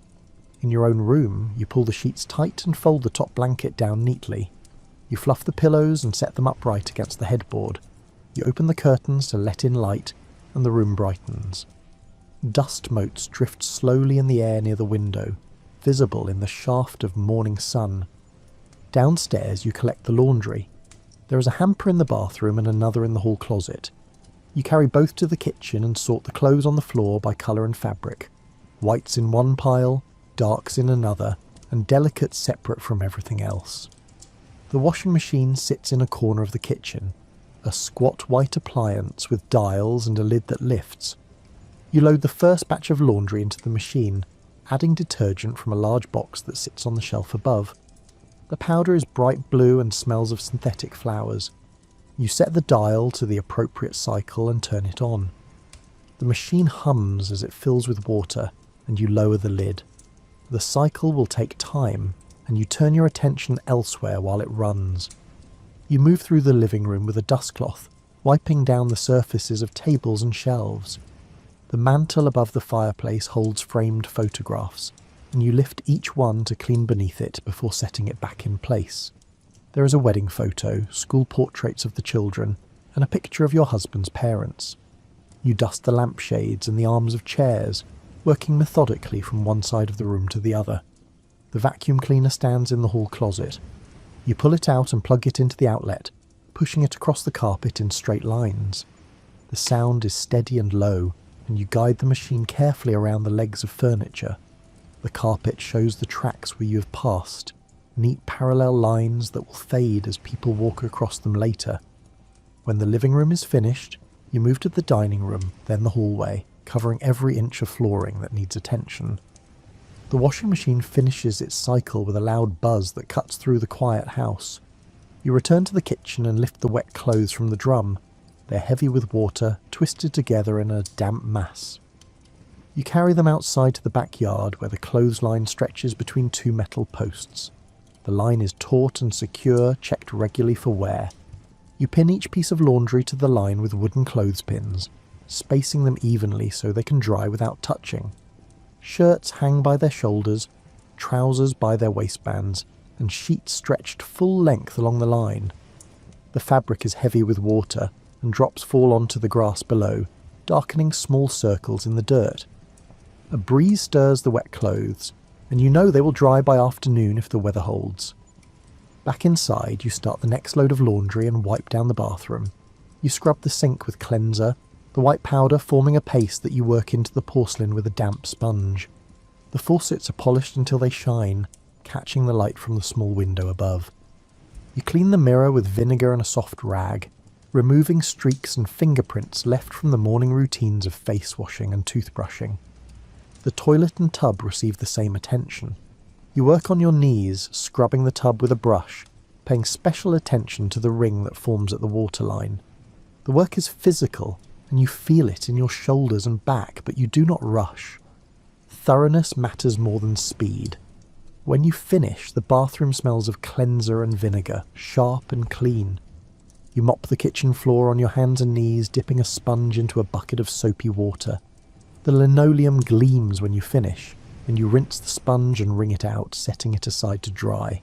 You empty the bucket in the sink and put it away under the counter where it lives between uses. The second load of laundry finishes, and you hang it beside the first. The clothesline is full now, a display of your family's wardrobe flapping gently in the breeze. You step back to check that everything is secure, that no pins have come loose. The sun is higher in the sky, and you can feel its warmth on your shoulders as you stand in the backyard. Inside again, you check the pantry and make a list of what needs to be restocked. Flour is running low, and you are nearly out of canned vegetables. The sugar canister is half full, which means it will need refilling soon. You write these items on a piece of paper in neat handwriting, folding the list and tucking it into your purse. The grocery store will be your destination later, after lunch, when the morning rush has passed and the aisles are less crowded. You dust the bedrooms upstairs, running the cloth over dressers and nightstands. You empty wastebaskets into a larger bag that you will take out to the trash bin later. You check under the children's beds for forgotten items and find a sock, a marble, and a homework paper that should have been turned in last week. You make a mental note to remind them about the homework. The house is taking shape around you, becoming cleaner and more orderly with each task completed. This is satisfying work, seeing the results of your effort in every room. The house responds to your care, looking better, smelling fresher, and feeling more comfortable. You pause briefly to drink a glass of water, standing at the kitchen sink and looking out at the backyard. The laundry moves in the breeze, the white sheets billowing like sails. You set the empty glass in the sink and return to your tasks. The middle of the day brings thoughts of the children. You check the clock and know they are at school, sitting at their desks, learning what their teachers set before them. You picture them in their classrooms, quiet and attentive, and you hope they are doing well. You wonder if the youngest remembered to hand in her spelling homework, and if the older one is getting along with the classmates who sometimes give him trouble. You think about what they will need when they return home. Snacks will be expected, something simple to tide them over until dinner. You set out crackers and a jar of peanut butter, placing them on the counter where they will be easy to reach. You slice an apple and arrange the pieces on a plate, covering it with a clean towel to keep them from browning. Before they arrive, you go through their schoolwork from the previous day and papers they brought home and left on the table. You look over their assignments, checking for notes from teachers or reminders about upcoming events. There is a permission slip for a field trip and you sign it carefully, placing it in the folder that will go back with them tomorrow. There is also a notice about a bake sale, and you make a note to prepare cookies later in the week. You fold their clean clothes, now dry and brought in from the line. The fabric is stiff from the sun and air, and you fold each piece with care. Shirts are folded with sleeves crossed, and pants are folded at the crease. Each child has a small dresser in their room, and you place their things in the appropriate drawers. Socks are rolled together in pairs, underwear is stacked neatly, and everything is returned to its place. This small act of order helps the household run more smoothly, and helps the children find what they need in the morning without confusion. Your husband will be home in the evening, and you consider what he might need. His work shirts hang in the closet, pressed and ready. You check his shoes and see that they could use polishing. You take them to the kitchen and work polish into the leather with a soft cloth, buffing them until they gleam. The smell of the polish is sharp and waxy. You set the shoes back by the door where he'll find them in the morning. The house is a space you share with others, and each person's needs are woven into your daily tasks. You prepare without being asked, anticipating what will make their lives easier. This is not a burden, but a rhythm you have learned, a pattern that feels natural after years of repetition. You know what your husband prefers for breakfast, what time he likes to leave for work, and which shirts he wears on which days. You know which child needs extra help with homework and which one needs reminding to wash behind their ears. When the children come home, they enter with noise and movement, dropping their bags by the door and heading for the kitchen. You greet them and offer the snacks you prepared. They eat standing up, talking over each other about their day. You listen without interrupting, gathering details about their teachers, their classmates, and the small dramas of school life. Someone's desk was moved. Someone else got in trouble for talking. The lunch was terrible according to both of them, though they ate what you packed without complaint. They finish their snacks and scatter to different parts of the house. One heads upstairs to change out of school clothes. Another sits at the table with homework. You move between them, answering questions and offering guidance when needed. You help them sound out a difficult word, explain a math problem, and remind them to write neatly so the teacher can read their work. You remind them of chores they have promised to do, setting the table, taking out the trash, and feeding the family dog. The dog waits by the back door, tail wagging in anticipation. The children comply with varying degrees of enthusiasm. You do not demand perfection, only that they contribute what they can. The house is not yours alone to manage, and they are learning their own responsibilities within it. The older child sets the table, placing forks and knives at each setting. You check the work and gently correct the placement of a napkin and the direction of a knife. These small lessons accumulate over time, teaching without lectures. The younger child fills the dog's bowl with kibble and carries it outside.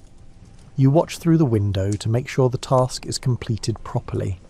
They return to their activities once their chores are done. One reads a book in the living room, curled up in the corner of the sofa. The other plays with toys in the hallway, building something elaborate with blocks. You can hear the quiet click of wood on wood as the structure grows. Your husband arrives in the early evening, and the house shifts again to accommodate his presence. He hangs his hat and coat, loosens his tie, and sinks into his chair in the living room. You bring him coffee and the evening paper, and he settles in to read. The children know to keep their voices lower now, to move with less noise. They have learned that their father needs quiet after a day of work and that he will be more available to them after he has had time to unwind. You return to your own tasks, aware of each person's location and activity. The household functions as a unit, each member playing a role. You coordinate these roles without thinking, adjusting as needs arise, maintaining the balance that keeps everything running smoothly. You know when to intervene and when to step back, when to offer help, and when to let them figure things out on their own. The afternoon light stretches through the windows, golden and warm. The house feels full in a good way, occupied but not chaotic. Everyone is where they should be, doing what they should be doing, You move among them, a steady presence that holds it all together. Rest does not come in long stretches, but in small moments scattered throughout the day. You find these moments when you can, sitting down for a few minutes between tasks. They are not scheduled or planned, but you have learned to recognise when they are possible. After the children leave for school and before the laundry finishes its cycle, you sit at the kitchen table with your second cup of coffee. The house is quiet and you let yourself simply sit without moving. The coffee is warm in your hands and you sip it slowly, looking out the window at the backyard. The grass needs mowing, but that is a task for your husband on the weekend, not something you need to worry about now. You have a magazine on the counter, one you picked up at the grocery store last week. You flip through its pages, looking at recipes and advertisements, reading short articles about homemaking and family life. There is a feature on organising kitchen cupboards, and another on making the most of leftovers. The writing is cheerful and practical, offering tips you already know, but find comforting to read again. There are photographs of perfect kitchens and women in dresses and aprons smiling as they arrange flowers or frost cakes.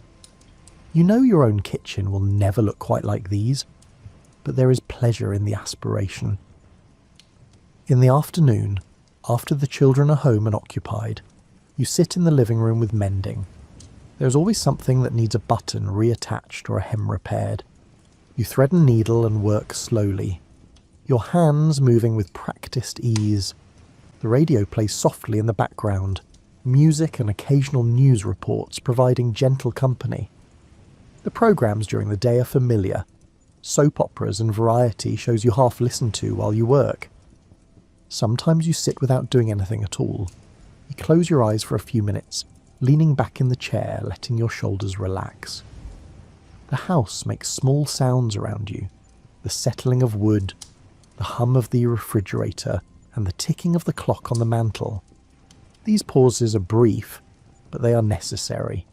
You have learned to take them without guilt, recognising that rest allows you to continue. On some afternoons, a neighbour stops by for a short visit. You sit together at the kitchen table, sharing coffee and conversation. The talk is easy and unhurried, covering ordinary topics, children, weather, and plans for the weekend. She tells you about a sale at the department store downtown, and you tell her about a recipe you tried that did not turn out quite right. These visits are a form of rest too, a break from solitude and a connection to the world beyond your own household. When the neighbour leaves, you walk her to the door and wave as she crosses the lawn to her own house. You return to the kitchen, and the quiet settles back in. You appreciate this return to solitude after company. You value both, each in its own time. You have learned to recognise when you need to pause.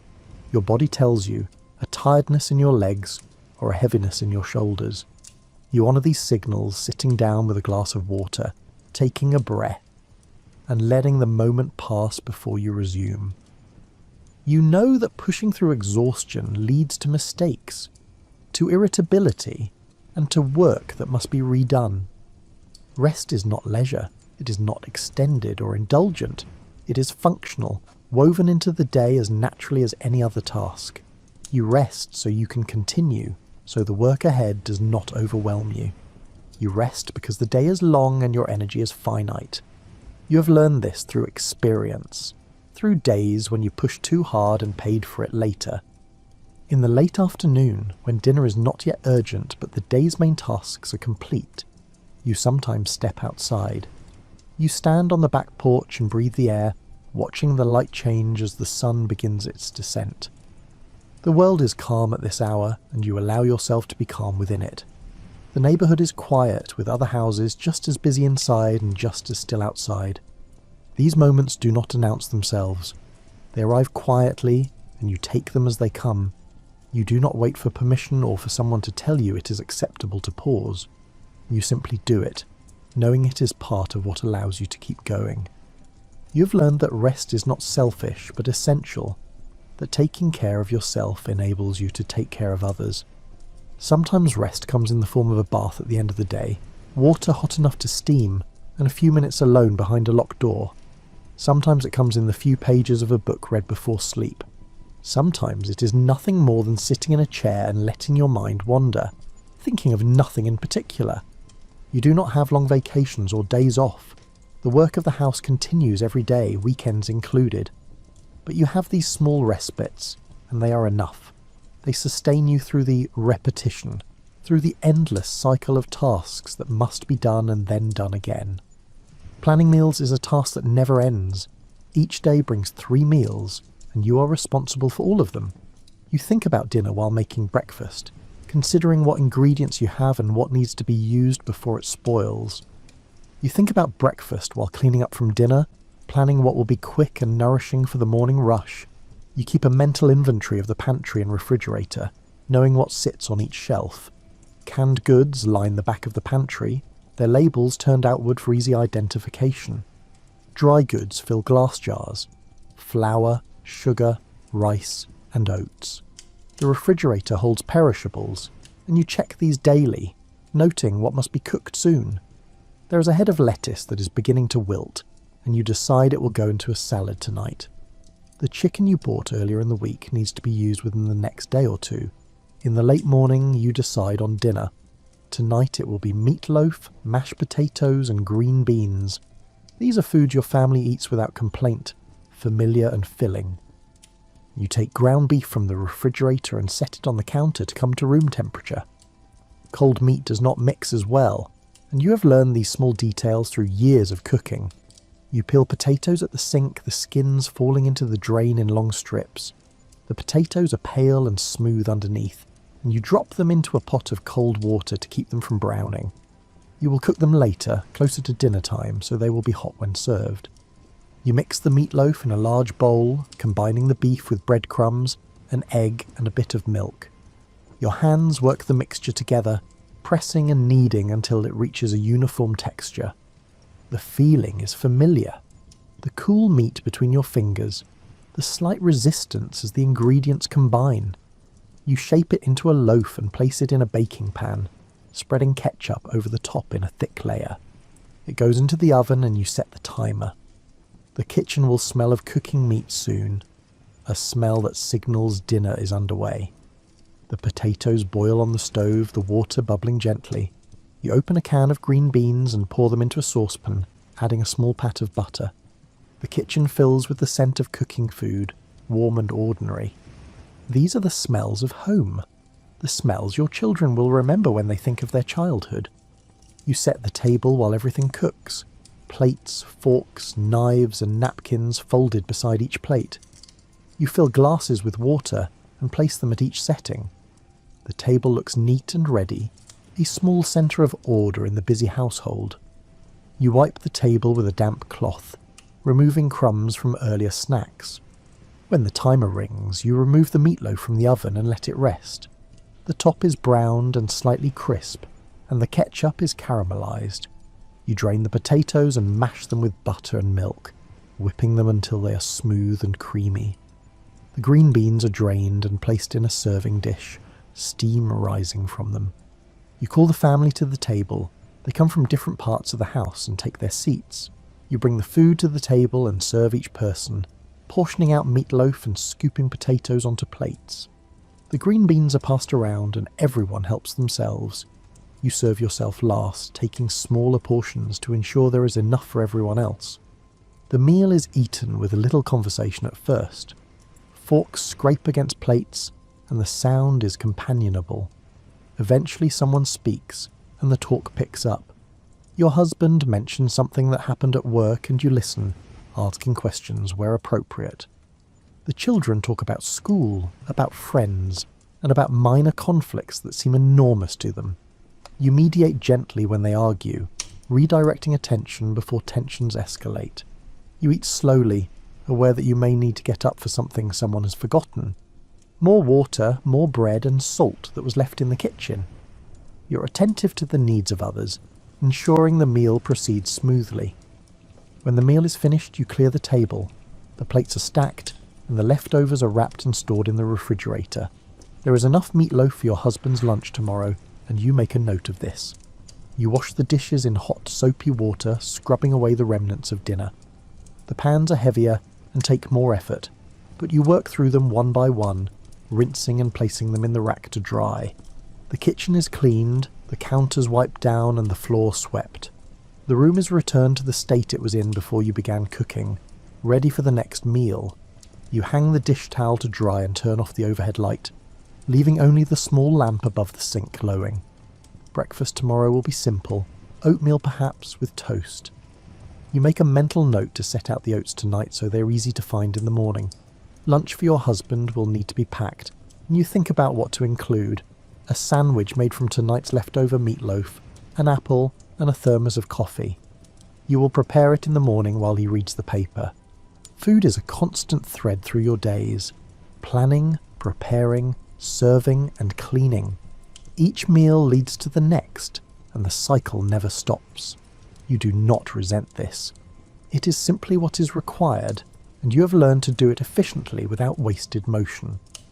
You have learned which meals your family prefers, which shortcuts save time without sacrificing quality, which dishes can be prepared ahead, and which must be made fresh. You have accumulated years of knowledge about feeding a family. You know how to stretch a small amount of meat with fillers, how to make vegetables palatable to reluctant children, and how to present the same ingredients in different ways so the family does not grow bored. You know how to cook for company, preparing extra without appearing to fuss. You know how to make do when money is tight, creating satisfying meals from simple ingredients. This knowledge is practical and unromantic, but it is real. It keeps your family fed and healthy, and that is no small thing. The afternoon is a time of gradual slowing. Tasks that were urgent in the morning feel less pressing now. You have accomplished what needed to be done, and the remaining hours stretch out with a different quality. The light changes, becoming warmer and more golden, and the pace of the household shifts with it. You finish the last of the ironing, running the hot iron over your husband's work shirts. The fabric smooths under the pressure, and you can feel the heat rising from the metal plate. You hang each shirt on a hanger, buttoning the top button so it holds its shape. The ironing board is folded and put away, and the iron is left to cool on the counter. You have learned not to touch it for at least 20 minutes, having burned yourself in the past through impatience. You check on the children. They are in the backyard, playing a game that involves running and shouting. You watch them from the window for a moment, satisfied that they are occupied and safe. The dog runs with them, barking occasionally, his tail wagging. The yard is fenced, and you know they cannot wander off without you seeing. Inside, you move through the house, tidying as you go. Magazines are straightened on the coffee table, cushions are plumped on the sofa, and shoes are lined up by the door. These small adjustments maintain a sense of order, preventing clutter from accumulating. You pick up toys that have migrated from the children's rooms, returning them to their proper places. You glance at the clock and see that dinner time is approaching. The food is prepared, waiting only to be reheated and served. You have planned ahead, and now the evening feels manageable. You turn on the oven to preheat, knowing you will need it soon to warm the meatloaf. The light outside begins to change. The sun lowers, casting longer shadows across the yard. The air cools slightly, and you close a window that was open earlier. The house adjusts to the shift from day to evening, and so do you. You remove your apron and smooth your dress, checking that you look presentable for when your husband arrives home. Your husband arrives home at his regular time and the rhythm of the household shifts again. You hear his car pull into the driveway, the engine cutting off, and the car door closing. He enters through the front door and you greet him. He moves through the house, changing out of his work clothes and washing his hands. You hear him upstairs, the sound of drawers opening and closing, and water running in the bathroom. The children are called inside. They come reluctantly, still energized from play, but they obey. They wash their hands at the kitchen sink, jostling each other for space. You remind them to settle down, and they do, their voices dropping to a more acceptable volume. They know the routine and know what is expected as evening approaches. You serve dinner, and the family gathers at the table. The meal proceeds as it always does, with food eaten and small conversations exchanged. You refill glasses and pass serving dishes, ensuring everyone has what they need. The conversation flows around you, and you participate when appropriate, mostly listening and observing. After dinner, the children have a brief period of free time before bed. They play quietly in the living room or read in their rooms. Your husband returns to his chair with the newspaper, and you clear the kitchen. The evening tasks are familiar and require little thought. You move through them with the ease of long practice. Dishes washed, leftovers stored, counters wiped. The kitchen is restored to order once more. You prepare lunches for tomorrow, wrapping sandwiches in waxed paper, filling the thermos with coffee for your husband. You set everything in the refrigerator where it will stay fresh overnight. You check the time and realise the day is drawing to a close. The evening has arrived and soon it will be night. The transition feels natural, the day winding down as it should. You can feel your own energy diminishing, the tiredness of a full day settling into your muscles. You take a moment to sit in the living room, sharing the space with your husband. He reads, and you sit nearby, your hands folded in your lap. The companionship is quiet, requiring no words. After years of marriage, you're comfortable in silence together. The house settles around you. The sounds of the day fade, replaced by evening stillness. Outside, the streetlights come on, one by one, illuminating the sidewalk. The neighbourhood is quiet. Families inside their own homes, living their own versions of this same routine. The children are called to prepare for bed. They protest mildly, as they often do, but you're firm. Bedtime is not negotiable, and they know this. They trudge upstairs, and you follow to supervise. Left to their own devices, they would skip steps, forget to brush their teeth, and delay until much later than is healthy. They change into pyjamas, the fabric soft from many washings.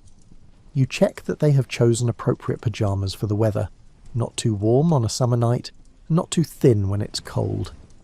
They brush their teeth, and you watch to ensure they do it properly, not just running the brush underwater and calling it done. You remind them to brush the back teeth, to take their time. They wash their faces, and you provide washcloths and towels. You check their work, making sure teeth are actually brushed and faces are actually clean. Sometimes you must send them back to do it again, more thoroughly.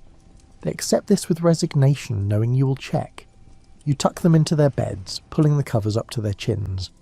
The younger one asks for a glass of water, and you bring it. Knowing this is partly a delay tactic, but also a genuine need. The older one arranges stuffed animals along the edge of the bed, a nightly ritual that must be completed before sleep can come. You say goodnight to each one, and they settle in with varying degrees of readiness to sleep. The younger one will likely be asleep within minutes. The older one will read for a while, a small lamp on the nightstand providing light. You allow this, knowing that quiet reading is acceptable before sleep. You turn out the overhead lights in their rooms, leaving the doors slightly open so you can hear if they call for you. The hallway is dim, lit only by a small lamp on a table near the stairs. This lamp stays on all night, a guide if anyone needs to get up. Downstairs, your husband is still reading. You sit with him for a short time, sharing the quiet of the evening.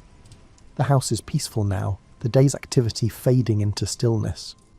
You discuss tomorrow briefly, confirming plans and mentioning things that need attention. The conversation is practical, covering logistics rather than feelings. You think about the next day, mentally reviewing what needs to be done. There is always something, but tonight you do not dwell on it. Tonight is for rest, for letting go of the day's concerns. You allow yourself to relax, to stop planning and preparing for just a little while. You prepare yourself for bed, moving through your own routine. You remove your dress and hang it in the closet. You wash your face at the bathroom sink using cold cream to remove the day's accumulation. You brush your teeth and your hair, counting the strokes as you were taught as a girl. You change into your nightgown, the fabric cool against your skin. You set your slippers beside the bed where you will find them easily in the morning. You set the alarm clock for tomorrow, the same time it is set every day. The clock ticks steadily, a sound you barely notice anymore. You slip under the covers, feeling the coolness of the sheets against your skin. Your husband joins you a short time later, and you both settle in, finding your comfortable positions. The bed is familiar, the mattress shaped by years of use to accommodate your bodies. The house is dark and quiet. Outside, the street is still, the neighbours' lights going out one by one. You can hear the faint sound of a car passing several blocks away, but mostly there is silence. You close your eyes and let your body relax, releasing the tension of the day. You review the day briefly in your mind, not dwelling on anything but simply acknowledging what was accomplished. The house is clean, the family is fed, and the laundry is done. Tomorrow will bring the same tasks, but tomorrow is not yet here. For now, you can rest. Sleep comes gradually, a gentle drifting rather than a sudden plunge. You do not fight it. You let it take you, knowing that tomorrow will bring the same rhythm, the same tasks, and the same quiet repetition. This knowledge is comforting rather than oppressive. It provides structure, predictability, and a sense of order in a world that often feels chaotic. Your breathing slows and deepens. The last thoughts of the day fade, replaced by the stillness of sleep. The house settles around you, creaking softly as it cools. Outside, the night continues, but inside, all is rest. The days repeat, each one much like the last. You wake at the same time, move through the same rooms, and complete the same tasks. There is comfort in this repetition, a sense of security in knowing what to expect. The world outside may change, but within your home, the rhythm remains constant. The seasons change, and your routines adjust slightly to accommodate them. In winter, you light the furnace in the morning and close the windows against the cold. You dress the children in layers, reminding them to wear their coats. The laundry takes longer to dry indoors, and you drape wet clothes over racks in the basement. In summer, you open the windows early to catch the cool morning air, closing them again as the day heats up. You serve lighter meals, salads, and cold cuts instead of heavy roasts. The children play outside longer, their bedtimes stretching with the extended daylight. But the core of your days remains constant. Meals are still prepared, dishes are still washed, and floors are still swept. The specific tasks may vary with the weather, but the overall pattern does not change. You mark time not by dramatic events, but by small milestones. A child loses a tooth, and you save it in a small box. Your husband receives a raise, and you discuss what it might allow, perhaps a new refrigerator or a family vacation. The dog learns a new trick, sitting on command, and the children are delighted. These moments are noted and then absorbed into the ongoing flow of daily life. They do not disrupt the routine but become part of it. Small variations in an otherwise steady rhythm. You do not often think about the larger shape of your life. You're too occupied with the immediate needs of each day, but occasionally in a quiet moment, you reflect on the years that have passed and the years that lie ahead. You see them stretching out in an unbroken line, each day linked to the next. Your identity is shaped by these routines. You are defined by the care you provide, the tasks you complete, and the order you maintain. When people ask what you do, you say you're a housewife, and that answer encompasses everything. It is not a job with clearly defined hours or measurable output, but it is work nonetheless. It is constant, demanding, essential work. The house is your domain, and you know every inch of it. You know which floorboards creak, which faucet drips, and which door sticks in humid weather. You know where everything belongs and how long each task will take. This knowledge is a form of mastery, quiet and unacknowledged but deeply real. You know the idiosyncrasies of your appliances, the washing machine that needs an extra push to start, the oven that runs hot and requires temperature adjustment, and the vacuum cleaner that works better if you jiggle the cord. These are small frustrations, but you have learned to work around them. Your family depends on you, and you meet that dependence with steady reliability. You do not seek recognition or praise. The work itself is its own reward, or if not a reward, then simply what must be done. You measure success not by achievements, but by the smooth functioning of the household, and by the comfort and well-being of those you care for. The years accumulate and the routines remain. Your children grow and you adjust your care to their changing needs. The youngest, who once needed help dressing, now manages alone. The older one who needed homework supervision now works independently. Your husband ages, and you age alongside him. The house stays the same, requiring the same care, offering the same shelter. You do not imagine a different life. This is the life you have. and you have learned to live it well. You have found a way to move through each day with competence and calm, managing the endless tasks that fill your hours. You have developed strategies and shortcuts and learned what matters and what can be let go. You have friendships with other women who live similar lives. You meet at the grocery store or across backyard fences, exchanging advice and sympathy. These connections are important reminders that you are not alone in this work. Other women understand the challenges you face, the small frustrations and the quiet satisfactions. You have learned what to expect from each day, and this knowledge brings a measure of peace. You know that if you start the laundry early, it will be dry by afternoon. You know that if you prepare dinner components in the morning, the evening rush will be less stressful. You know that children need consistency, that husbands appreciate routine, and that homes require constant maintenance. At night, when the house is dark and everyone is asleep, you lie in bed and feel the quiet all around you. It is a peaceful quiet, the kind that comes after a day of work completed. You have done what was needed, and tomorrow you will do it again. The continuity is its own kind of comfort.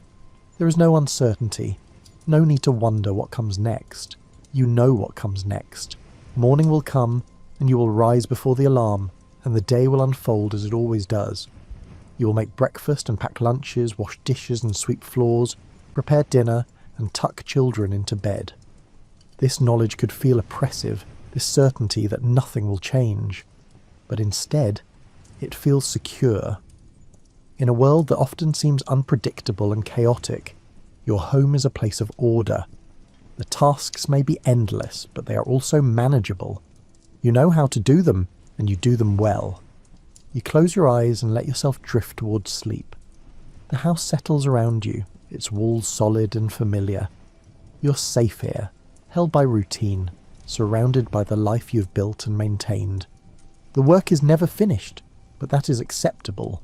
It continues day after day, week after week, year after year.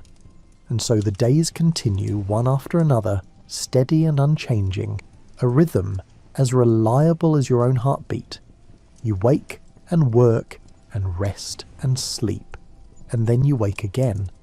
The pattern repeats, and in that repetition, you find your place, your purpose, and your life. The mornings all begin the same, and the evenings all end the same, and in between is the work that defines you.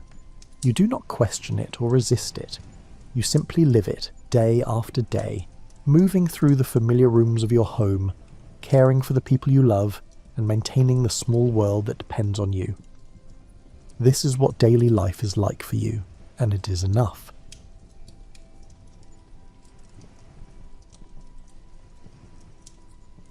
You are drifting back through thousands and thousands of years, to a time when the world's great deserts were still forming, slowly and patiently, grain by grain.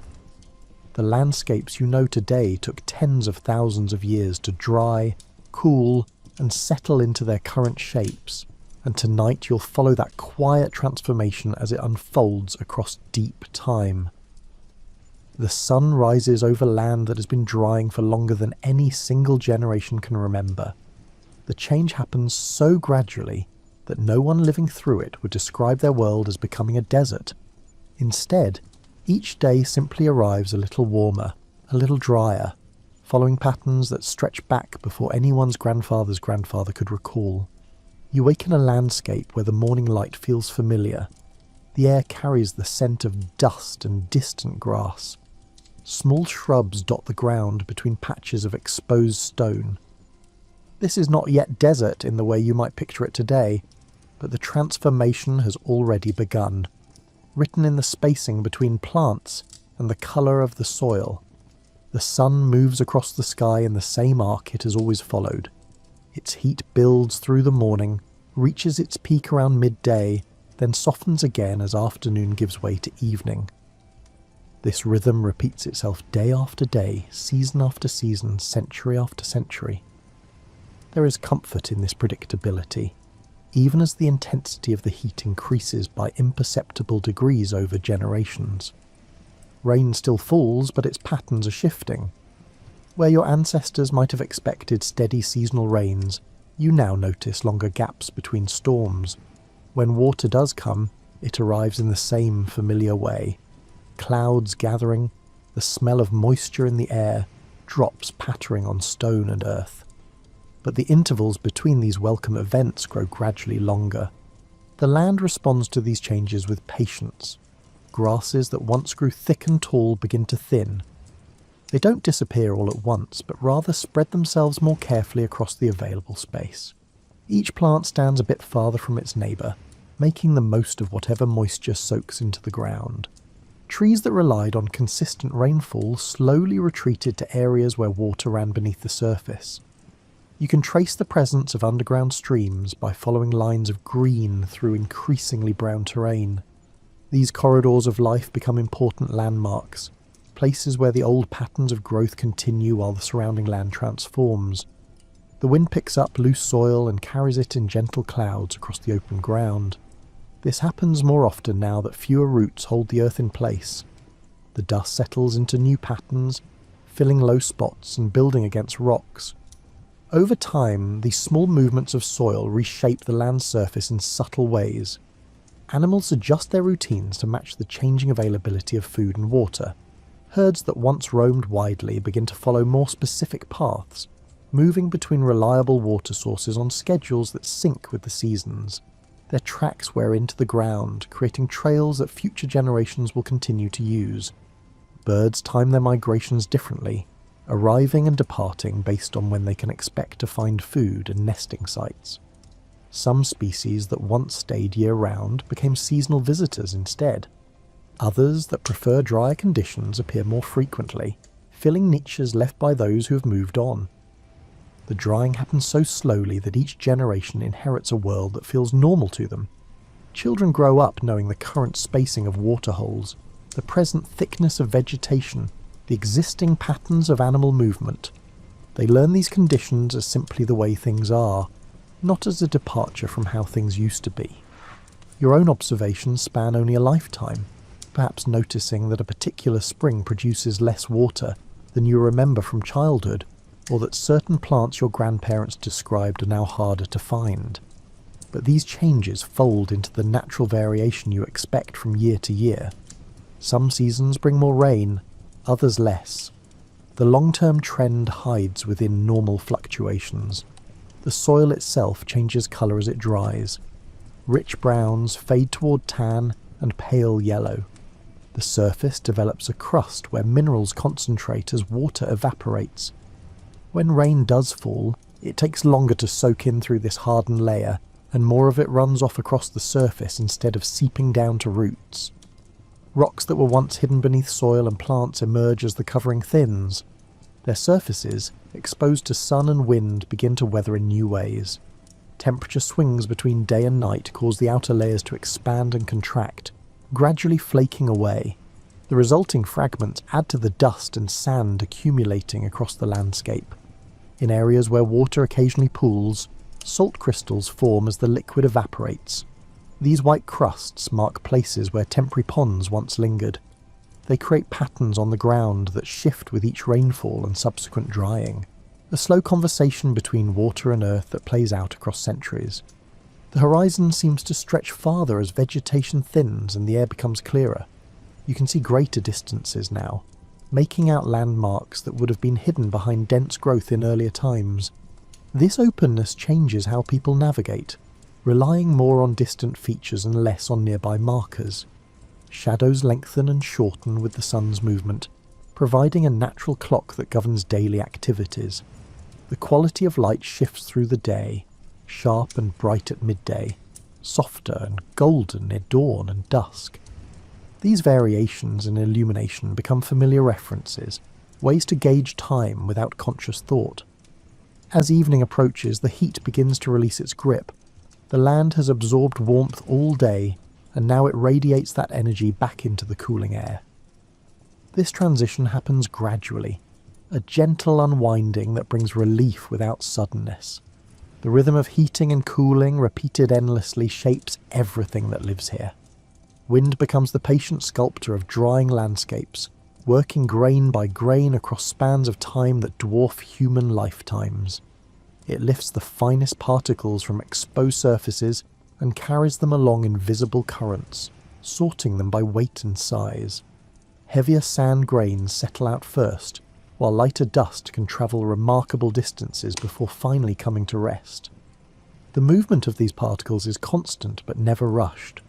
On any given day, you might notice dust in the air, or feel sand moving past your feet, but the cumulative effect of millions of such days creates entirely new landforms. Dunes begin as small accumulations around obstacles, a rock, a shrub, anything that disrupts the wind's flow enough to cause particles to drop out.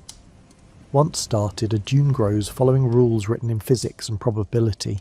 Sand grains hop and skip along the surface, kicked up by the impact of other grains falling from above. They climb the gentle windward slope and tumble down the steeper face on the opposite side. The dune creeps forward, one grain at a time, in the direction of the prevailing wind. Different wind patterns create different dune shapes. Steady winds from one direction build long linear ridges. Winds that shift with the seasons produce star-shaped formations with multiple arms.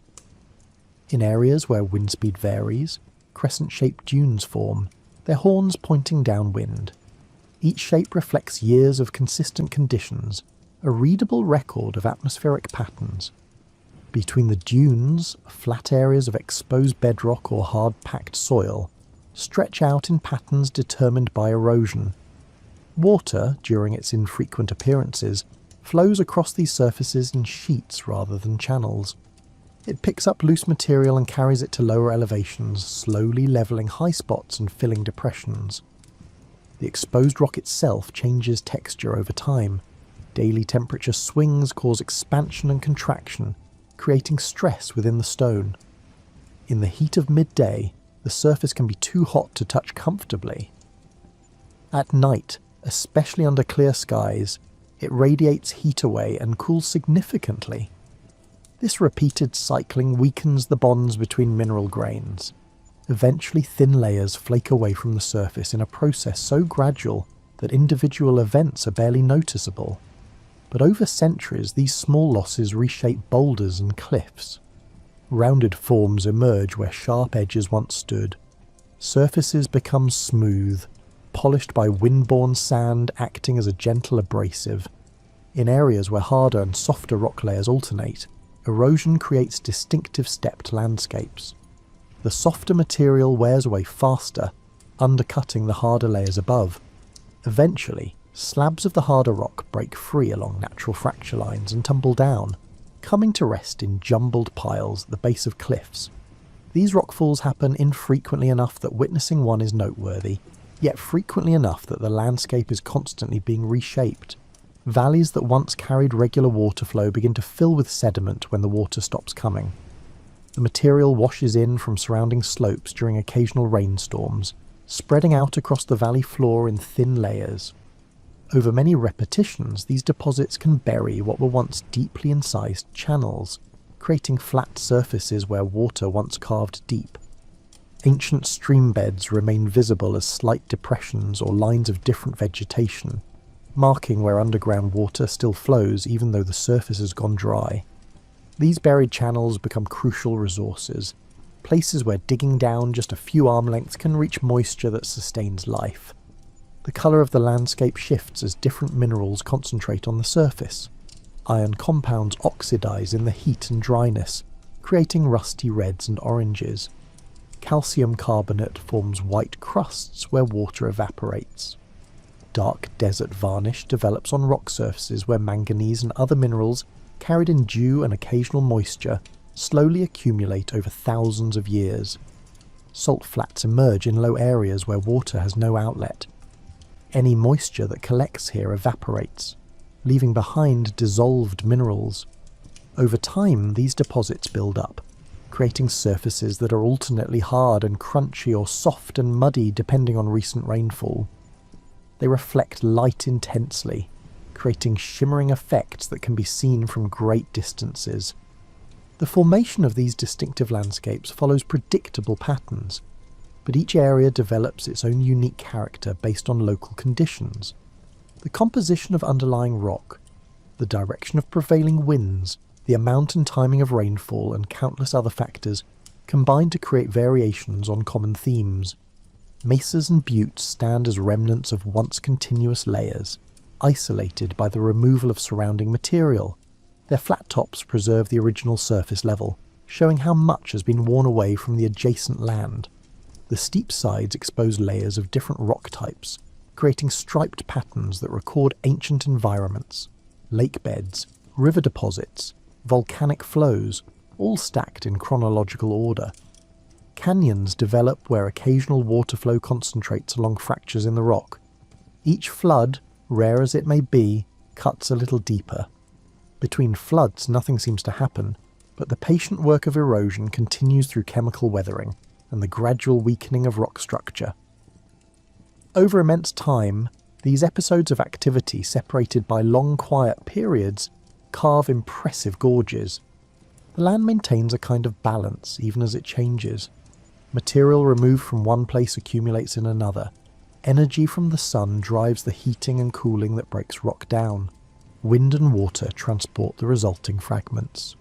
Gravity pulls everything toward lower elevations. These processes work together in a system that is dynamic yet stable, constantly moving yet maintaining recognizable patterns. Pavements of closely fitted stones develop on some surfaces where wind has removed all the finer material, leaving only rocks too heavy to move.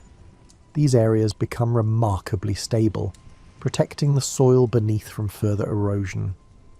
They can persist for thousands of years, surfaces that feel almost intentionally arranged despite being entirely natural. The slow transformation of landscapes continues whether anyone observes it or not. The mechanisms remain the same across vast stretches of time. Heat, wind, gravity, and the infrequent presence of water shape everything. The results surround you, a world that appears permanent yet is always slowly changing, built by processes too gradual to see, but profound enough to create the distinctive features of desert lands. As landscapes gradually dry, the people living within them adjust their patterns of movement and settlement in response to shifting resources. These changes unfold over many generations, with each cohort learning from the previous one and adding their own observations to a growing body of practical knowledge. You notice the locations of reliable water sources and organise your movements to include them in your regular circuit. Some springs continue flowing year-round, while others produce water only during certain seasons. Learning the timing of each source becomes essential information, passed from experienced travellers to those making the journey for the first time. Routes between water sources become well-established paths, worn smooth by the passage of many feet over many years. These trails follow the most efficient lines across the terrain, avoiding obstacles and taking advantage of easier ground. Along the way, markers help with navigation, distinctively shaped rocks, unusual plants, or places where the path splits to serve different destinations. Settlements shift location as the balance of resources changes. A site that once had good access to water and plant foods might become less favourable as those resources diminish or move. Rather than struggling to maintain a position that no longer offers advantages, groups relocate to areas where conditions remain suitable. This flexibility allows communities to persist even as their specific locations evolve. The size and permanence of settlements adjust to match what the land can sustainably support. Where abundant resources once allowed larger groups to stay in one place through all seasons, smaller groups and more frequent movement might now make better sense. Structures become lighter and easier to rebuild, acknowledging that future moves are likely. Knowledge about which plants remain available and when they produce edible parts becomes increasingly detailed. You learn to recognise dozens of species by their leaves, stems, and growth patterns. You know which produce seeds or roots at particular times of year, and you plan movements to arrive when harvest is possible. This information accumulates across generations, creating a sophisticated calendar tied to plant cycles rather than abstract measures of time. Sharing information with others who travel similar routes creates informal networks of mutual support. When someone discovers a new water source or observes changing conditions along familiar paths, that knowledge spreads through conversation at meeting points. These exchanges help everyone adjust to current conditions without each person having to rediscover everything independently. Cooperation in gathering and processing food resources makes the work more efficient and more social. Groups working together can accomplish tasks that would be difficult alone. Processing tough plant materials, carrying water back to camp, or keeping watch while others focus on detailed work. The time spent together also allows for teaching younger members and sharing stories that contain practical guidance. The timing of movements between locations develops a natural rhythm tied to resource availability. You travel to areas where certain plants ripen, stay long enough to gather what you need, then move on to the next seasonal opportunity.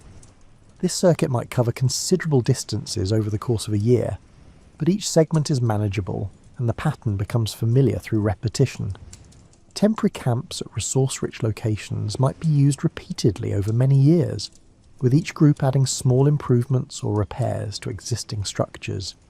These sites become recognised meeting places where different groups might encounter each other during their seasonal rounds. The overlap provides opportunities for the exchange of goods, information, and companionship. Tools and techniques evolve to work well with available materials. Containers for carrying water become lighter and more efficient. Methods for processing particular plant foods improve through experimentation and refinement. Skills for reading the landscape, predicting where water might be found, identifying useful plants from a distance, and navigating by landmarks and star positions are cultivated and shared. Children learn by accompanying adults on daily activities, observing, and gradually taking on more responsibilities as their skills develop.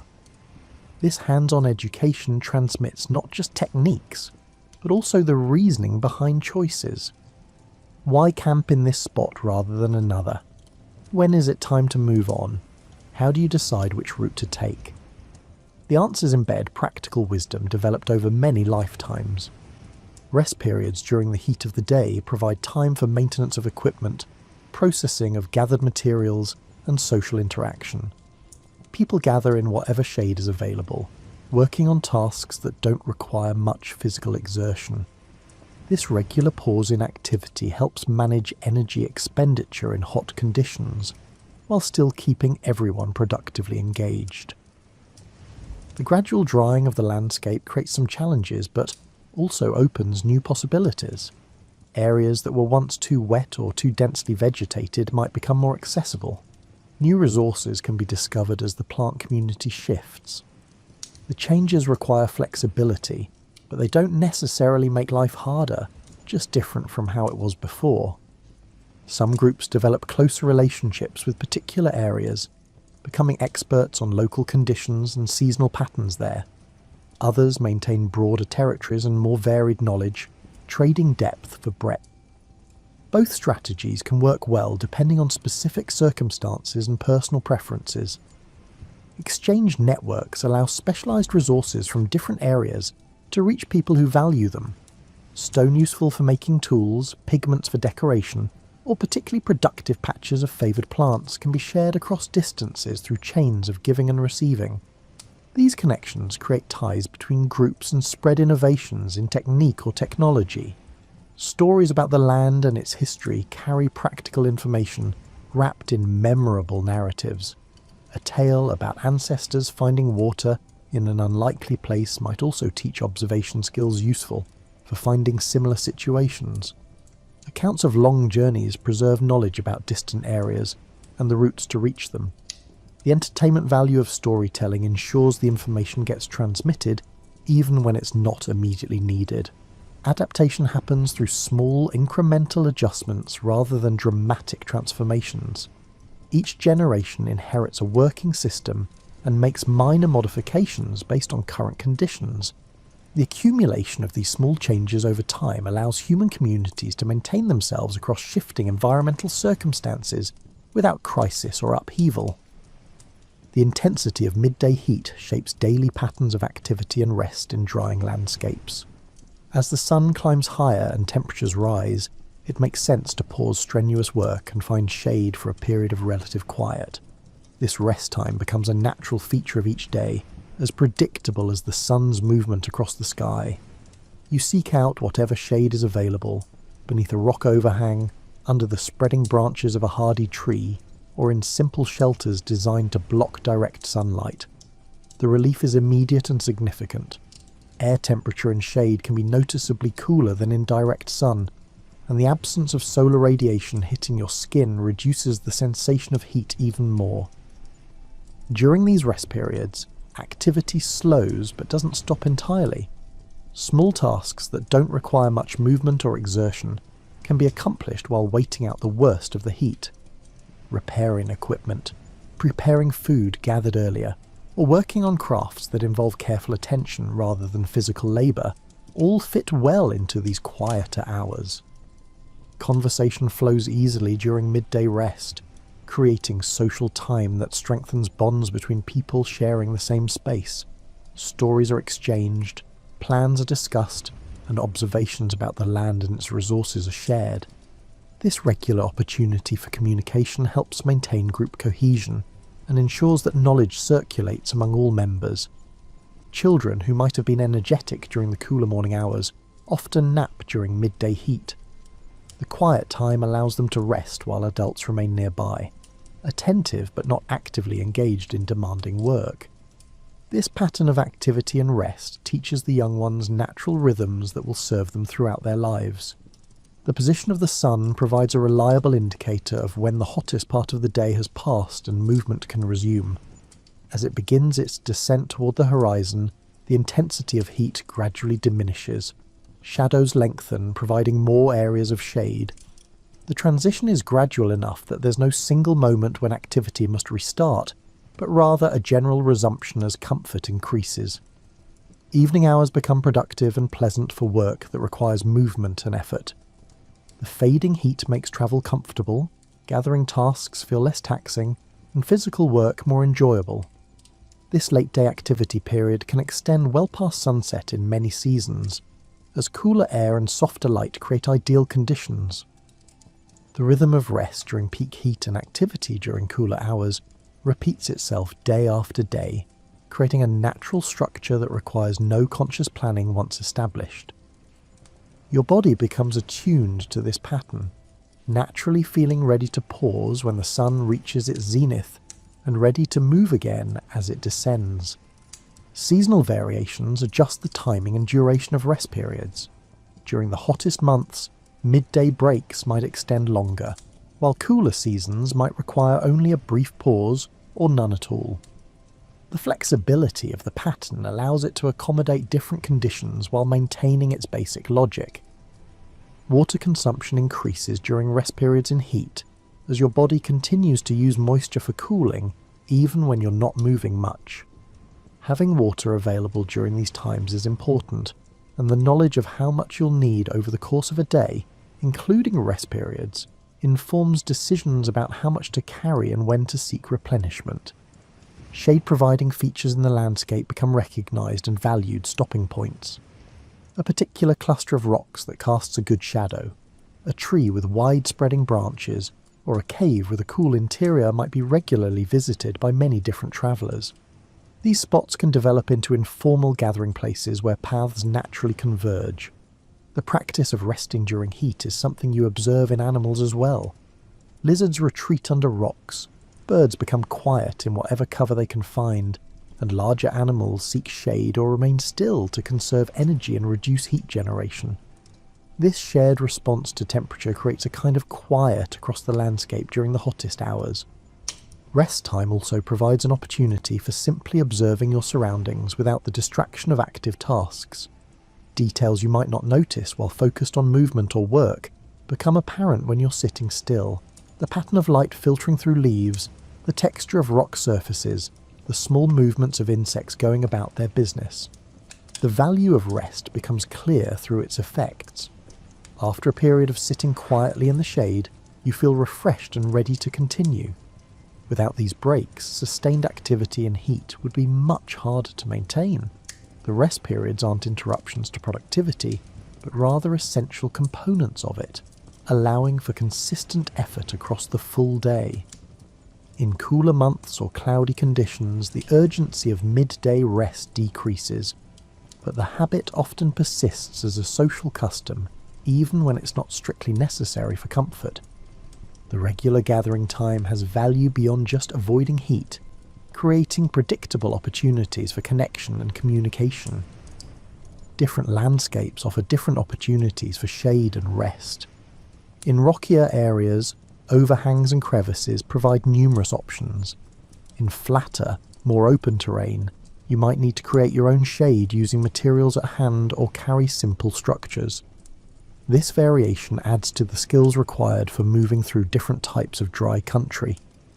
Night brings its own rhythm of rest, but the midday pause serves a different function. Nighttime sleep restores energy used throughout the previous day. Midday rest helps moderate current heat stress and positions you to make good use of the cooler evening hours ahead.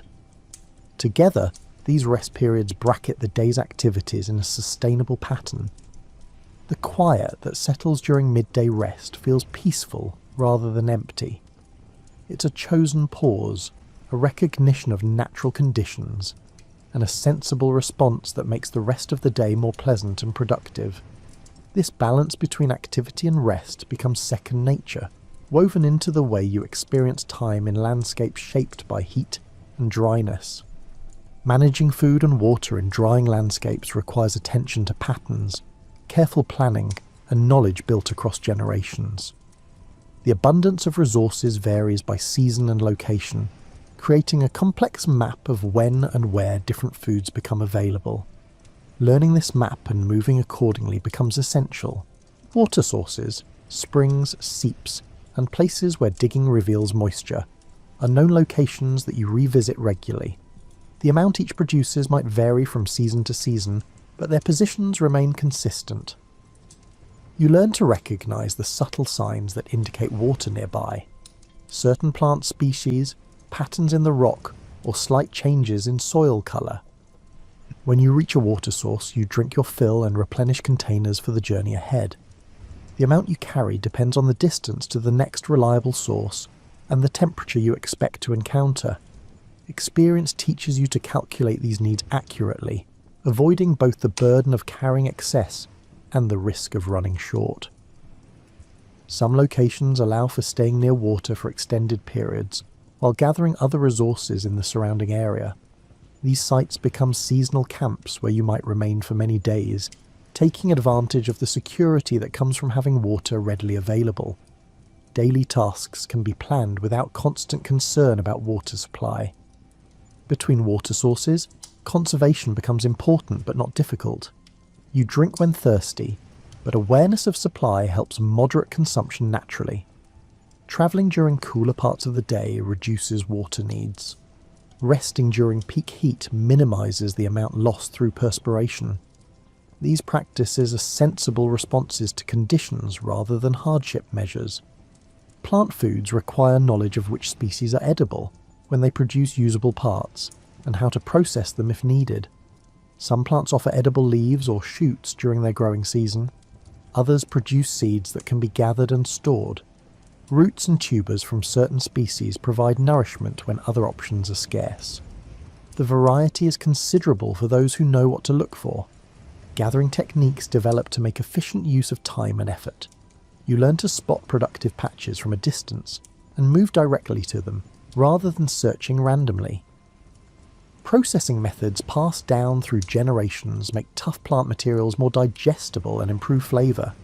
Sharing the work among several people makes large harvests manageable. Some gathered foods can be dried for storage, extending their usefulness beyond the immediate season of abundance. Seeds naturally keep well if protected from moisture and pests. Certain other foods can be processed and dried to create portable nutrition for journeys or times when fresh gathering is less productive. The timing of movements across the landscape is often governed by when different plant foods become available. You might spend late spring in one area where certain seeds ripen, then move to a different location for midsummer gathering of other resources, following a circuit that returns to earlier locations when their seasons come around again.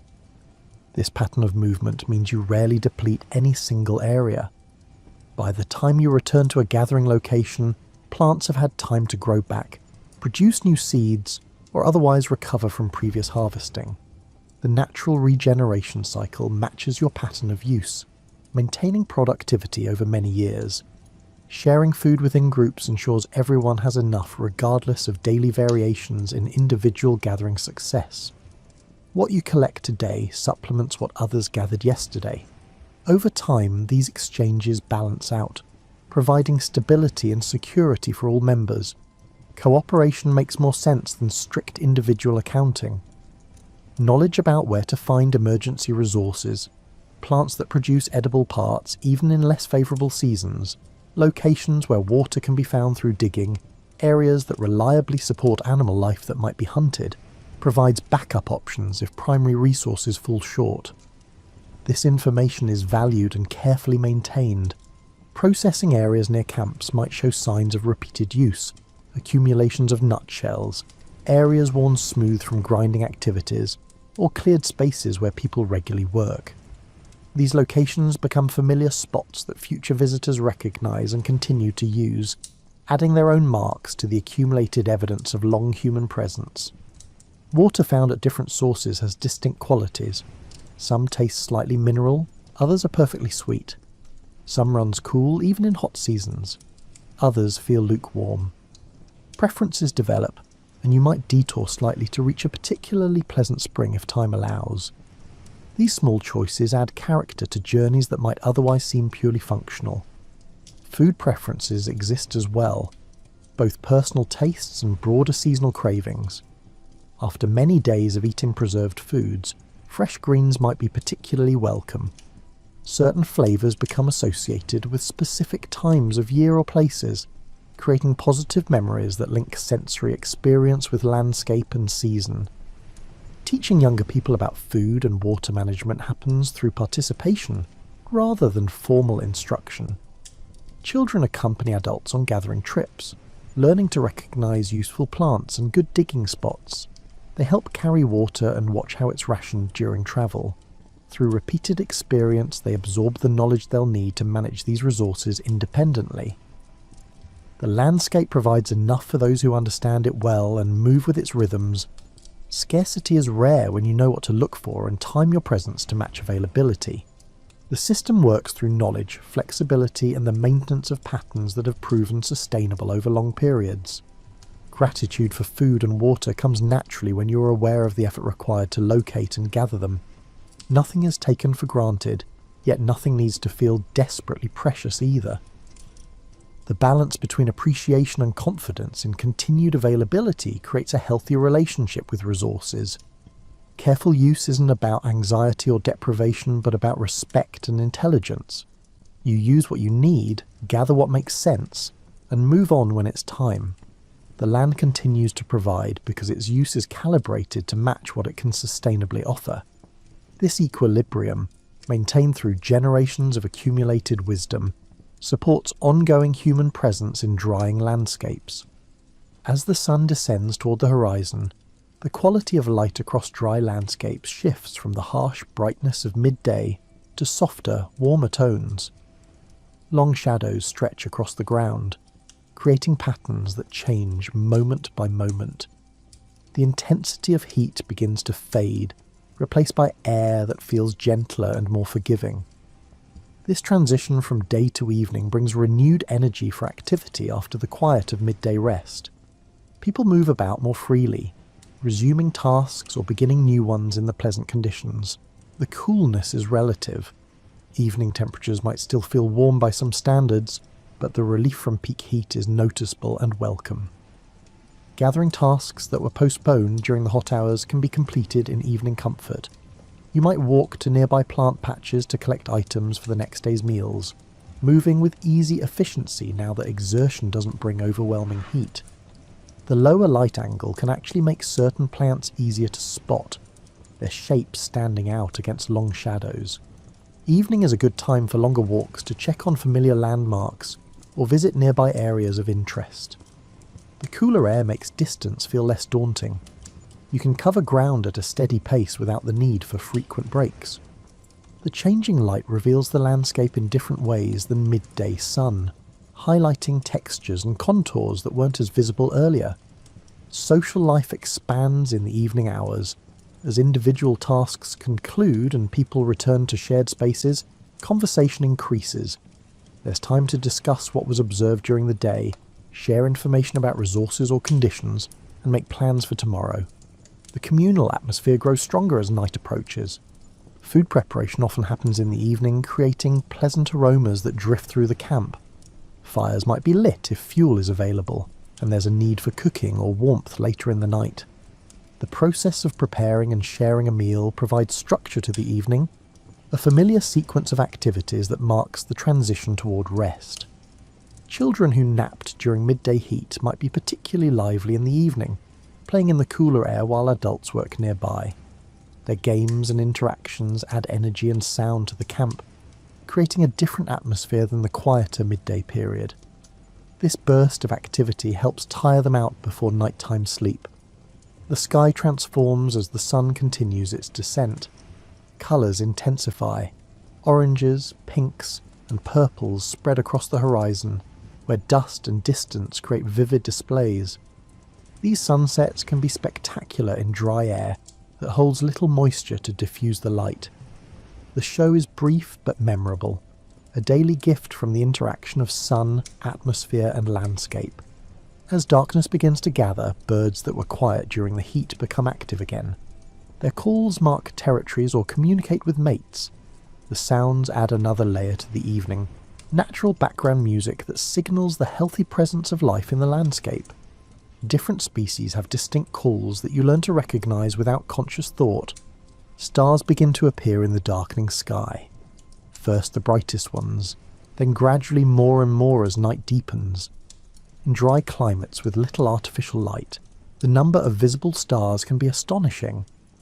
The familiar patterns of constellations rotate through the seasons, providing another way to track time's passage and orient yourself in space.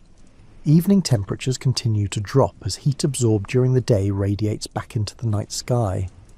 The rate of cooling depends on cloud cover. Clear skies allow faster heat loss, while clouds act like a blanket, slowing the process. You can predict how cool the night will become based on whether clouds are present at sunset. Movement between areas within camp becomes easier in the gathering darkness, as your eyes adjust to lower light levels. The shapes of familiar objects remain recognizable even when details blur. Memory and familiarity guide you around spaces you've been using all day, requiring less conscious attention to navigate. Conversation in the evening might turn to stories, recounting events from the past or sharing traditional narratives that carry both entertainment and instruction. These stories often feature the landscape itself. Memorable journeys, unusual discoveries, encounters with animals, or explanations of how certain features came to be. The telling strengthens cultural knowledge while providing enjoyment. Evening routines develop that suit the particular conditions of each season and location. During warmer months, activities might continue well into full darkness, taking advantage of every cool hour. In colder seasons, evenings might involve gathering closer together, sharing warmth as temperatures drop more significantly after sunset. The transition from evening to night is gradual rather than sudden. There's no single moment when day ends and night begins, but rather a gentle progression through deepening shades of twilight. This slow change allows for natural adjustment of activities without abrupt shifts. Work that requires good light winds down as visibility decreases, but tasks that can be done by feel or near firelight might continue.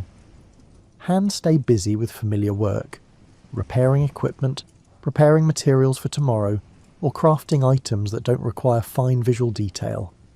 The combination of productive work and social time creates satisfying evenings. The cooling air settles into low areas, creating subtle temperature variations across the landscape. Higher ground might remain slightly warmer, while valleys and depressions collect cooler air. These microclimates affect where you choose to sleep, and how you arrange your resting space for comfort. As full night approaches, the pace of activity naturally slows. Energy that surged with evening's relief from heat gradually winds down toward the rest that will come with sleep. The day's efforts have been completed, tomorrow's plans are roughly sketched, and the present moment opens into calm anticipation of restorative sleep. Night in desert landscapes brings a quality of coolness that balances the heat of the day. The temperature drop can be significant, creating comfortable conditions for sleep after hours of warmth. This daily swing between temperature extremes becomes a reliable pattern, something you anticipate and plan around without conscious thought. The air feels different at night, often still and calm, with less wind than daylight hours might bring. This stillness creates quiet that enhances the sense of peace. Small sounds carry farther in the silence, but they're generally soft and unthreatening. The rustle of a small animal moving through sparse vegetation, the settling of cooling rocks, or the whisper of a gentle breeze. Your sleeping space is arranged to match nighttime conditions. During warmer seasons, you might sleep in the open, where any breeze can reach you and radiate heat easily escapes upward. In cooler months or locations, you might seek more shelter, using natural features or simple structures to block wind and retain some warmth. The sky at night, especially in dry regions far from any artificial light, displays stars in remarkable abundance. The Milky Way stretches across the darkness like a river of light. Familiar constellations wheel through their seasonal positions. Planets, brighter than surrounding stars, mark specific points in the heavens. This celestial display is available every clear night, a constant presence that connects you to deep time and vast space. Sleep comes easily after a day of activity and the natural tiredness that accumulates through waking hours. Your body responds to the darkness and cooler temperatures by settling into rest. The regular rhythm of day and night, repeated without variation, keeps your internal timing synchronized with the external world. Night sounds create a subtle backdrop to sleep. Insects might chirp or buzz in patterns specific to their species. Occasional calls from nighttime animals punctuate the quiet. These sounds are familiar rather than alarming, part of the normal acoustic environment that confirms everything is as it should be. The temperature continues to drop through the early night hours, reaching its lowest point typically just before dawn. Your body adjusts to this cooling without waking, perhaps shifting positions slightly or drawing coverings a bit closer. The changes happen gradually enough that they don't disturb rest. Dreams blend elements of daily experience with deeper patterns of thought and memory. The landscapes you move through, while awake, might reappear in sleep, mixed with other elements in ways that don't follow waking logic but feel meaningful nonetheless. These nighttime mental wanderings process experiences and consolidate memories without requiring conscious effort. Middle of the waking, if it happens, is usually brief. You might notice the position of the stars or moon, gauge how much of the night has passed, and then settle back into sleep. The darkness and quiet support rest, making it easy to return to unconsciousness. There's no anxiety about these brief wakeful periods, they're natural parts of the sleep cycle. The moon, when present, creates its own quality of light that transforms the nighttime landscape. Surfaces that seemed dark become visible in shades of silver and grey. Shadows shift as the moon moves across the sky. Full moons can be bright enough to move around comfortably, while new moons leave the landscape to starlight alone. Clouds passing over at night are usually invisible except as they block stars, creating moving areas of darkness against the otherwise light-filled sky. Their passage might bring subtle changes in temperature or humidity, but typically not enough to disturb sleep. The minor variations blend into the overall experience of night. Other people sleeping nearby create a quiet companionship, their presence reassuring even though everyone is unconscious. The shared space of sleep strengthens social bonds in ways that don't require words or waking interaction. Simply being together through the vulnerable hours of darkness builds trust and connection. Children sleep soundly after their evening energy has been expended. Their deeper, less conscious sleep might be punctuated by moments of movement or quiet sounds, but they typically rest through the entire night. Adults with more years of experience reading the environment might sleep more lightly, subconsciously monitoring conditions even while resting. Night's coolness allows your body to recover from the day's heat exposure. core temperature that might have risen slightly during peak warmth returns to its optimal range. The cooler external temperature actually aids in maintaining comfortable internal conditions, making sleep more restorative. The stillness of night creates space for the land itself to settle and recover from the day. Rocks that expanded slightly in the heat contract as they cool. Plants that wilted in the sun recover some turgidity. Animals that hid from midday warmth emerge to go about their nocturnal activities. The landscape remains dynamic even in darkness. Pre-dawn hours bring the coolest temperatures, and you might pull coverings a bit closer or shift to catch any residual warmth from your sleeping spot. These small adjustments happen automatically, requiring minimal waking consciousness. Your body knows how to regulate its comfort, and does so with practiced efficiency. The approach of dawn begins subtly.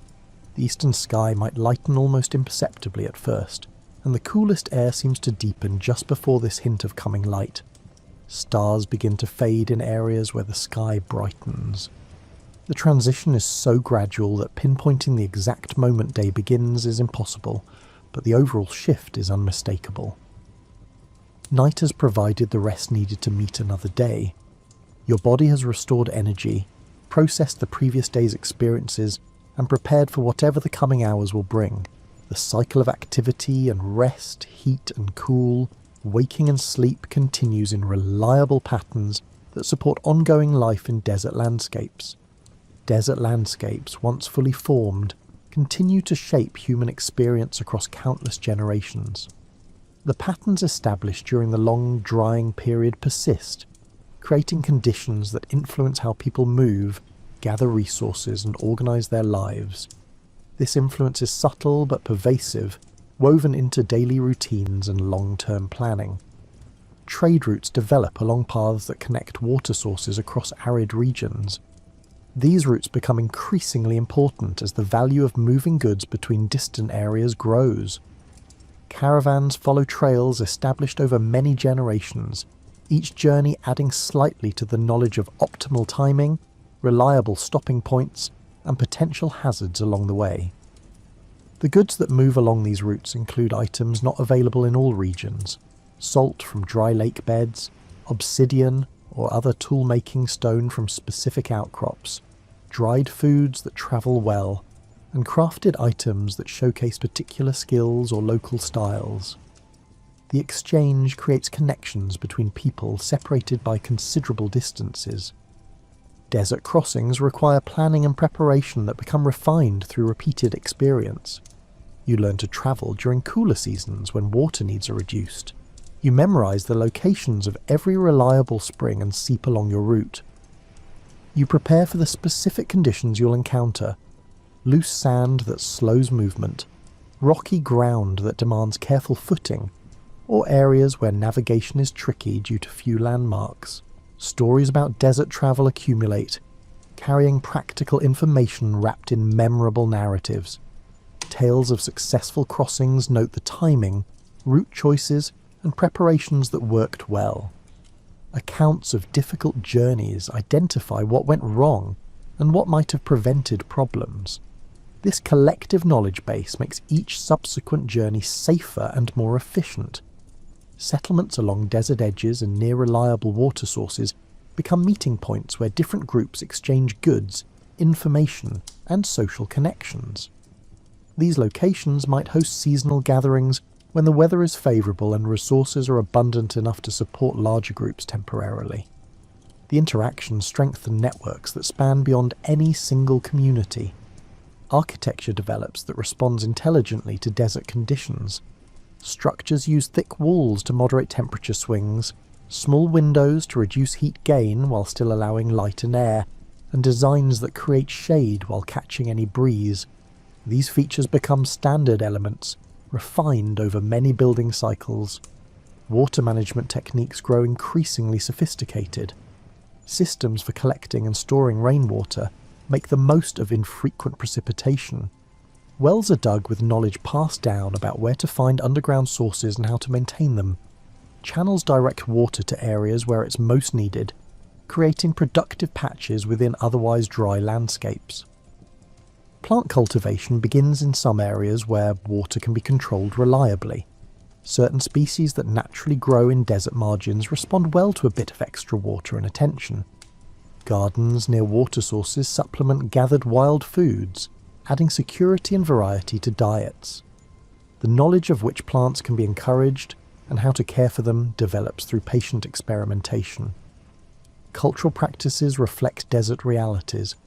Hospitality traditions ensure that travellers can find welcome and resources at settlements along trade routes. Sharing water with visitors is considered essential rather than optional. These customs recognise the mutual vulnerability everyone faces in arid environments and create networks of support that benefit all. Spiritual and artistic traditions incorporate desert imagery and symbolism.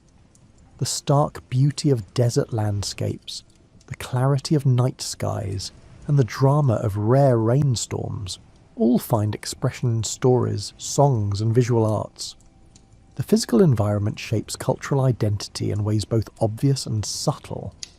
Navigation skills particular to desert environments develop into specialised knowledge, reading subtle variations in terrain, predicting weather from cloud formations, using star positions for direction, and recognising the signs of approaching seasonal changes all become valued abilities. Those with particular skill in these areas share their knowledge with others. The continuity of desert landscapes creates a sense of connection to past generations who move through the same spaces. You walk trails worn by countless feet before yours. You camp at sites that show evidence of long use. You draw water from springs that have flowed for time beyond memory. This temporal depth adds meaning to daily activities.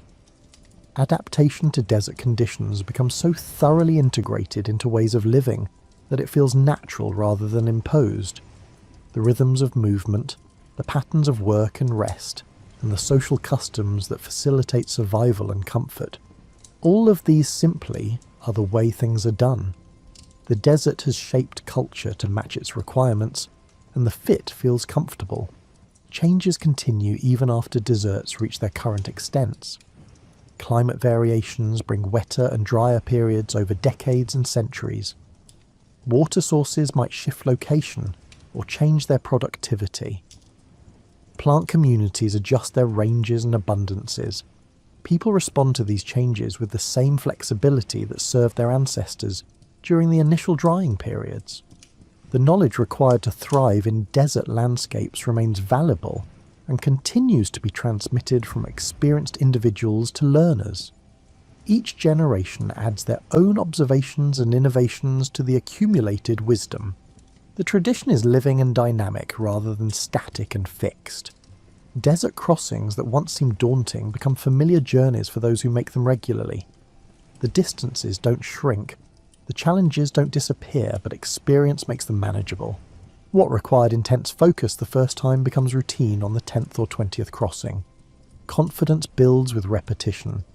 The stark beauty of desert landscapes attracts people who appreciate their particular qualities. The clean lines of distant horizons, the dramatic contrast between sky and land, the intensity of light and colour, and the sense of space and openness. What might seem harsh to unfamiliar eyes becomes beloved to those who know these places well.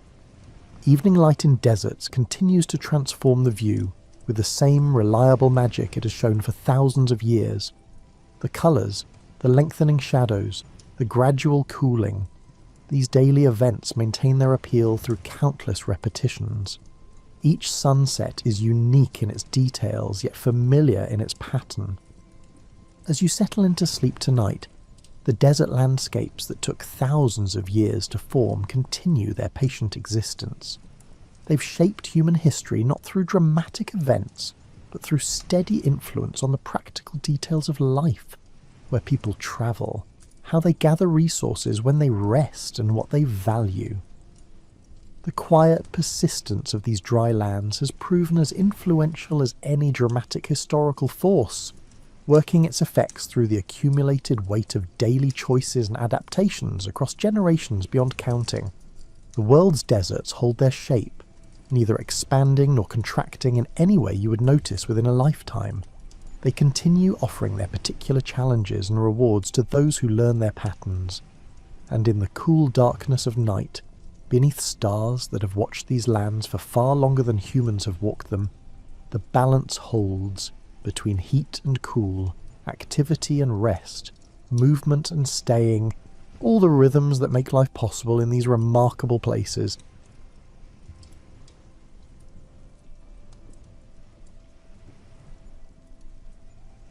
Picture this. You're sitting in ancient China around 220 BC, probably wondering what's for dinner and hoping the weather holds up for harvest season. You've got your little plot of land, maybe some chickens pecking around, and life is pretty predictable. Then Emperor Qin Shi Huang shows up with what might be history's most ambitious home improvement project. "We're going to build a wall," he announces. Not just any wall, mind you, a wall that stretches across mountains, deserts and valleys for thousands of miles.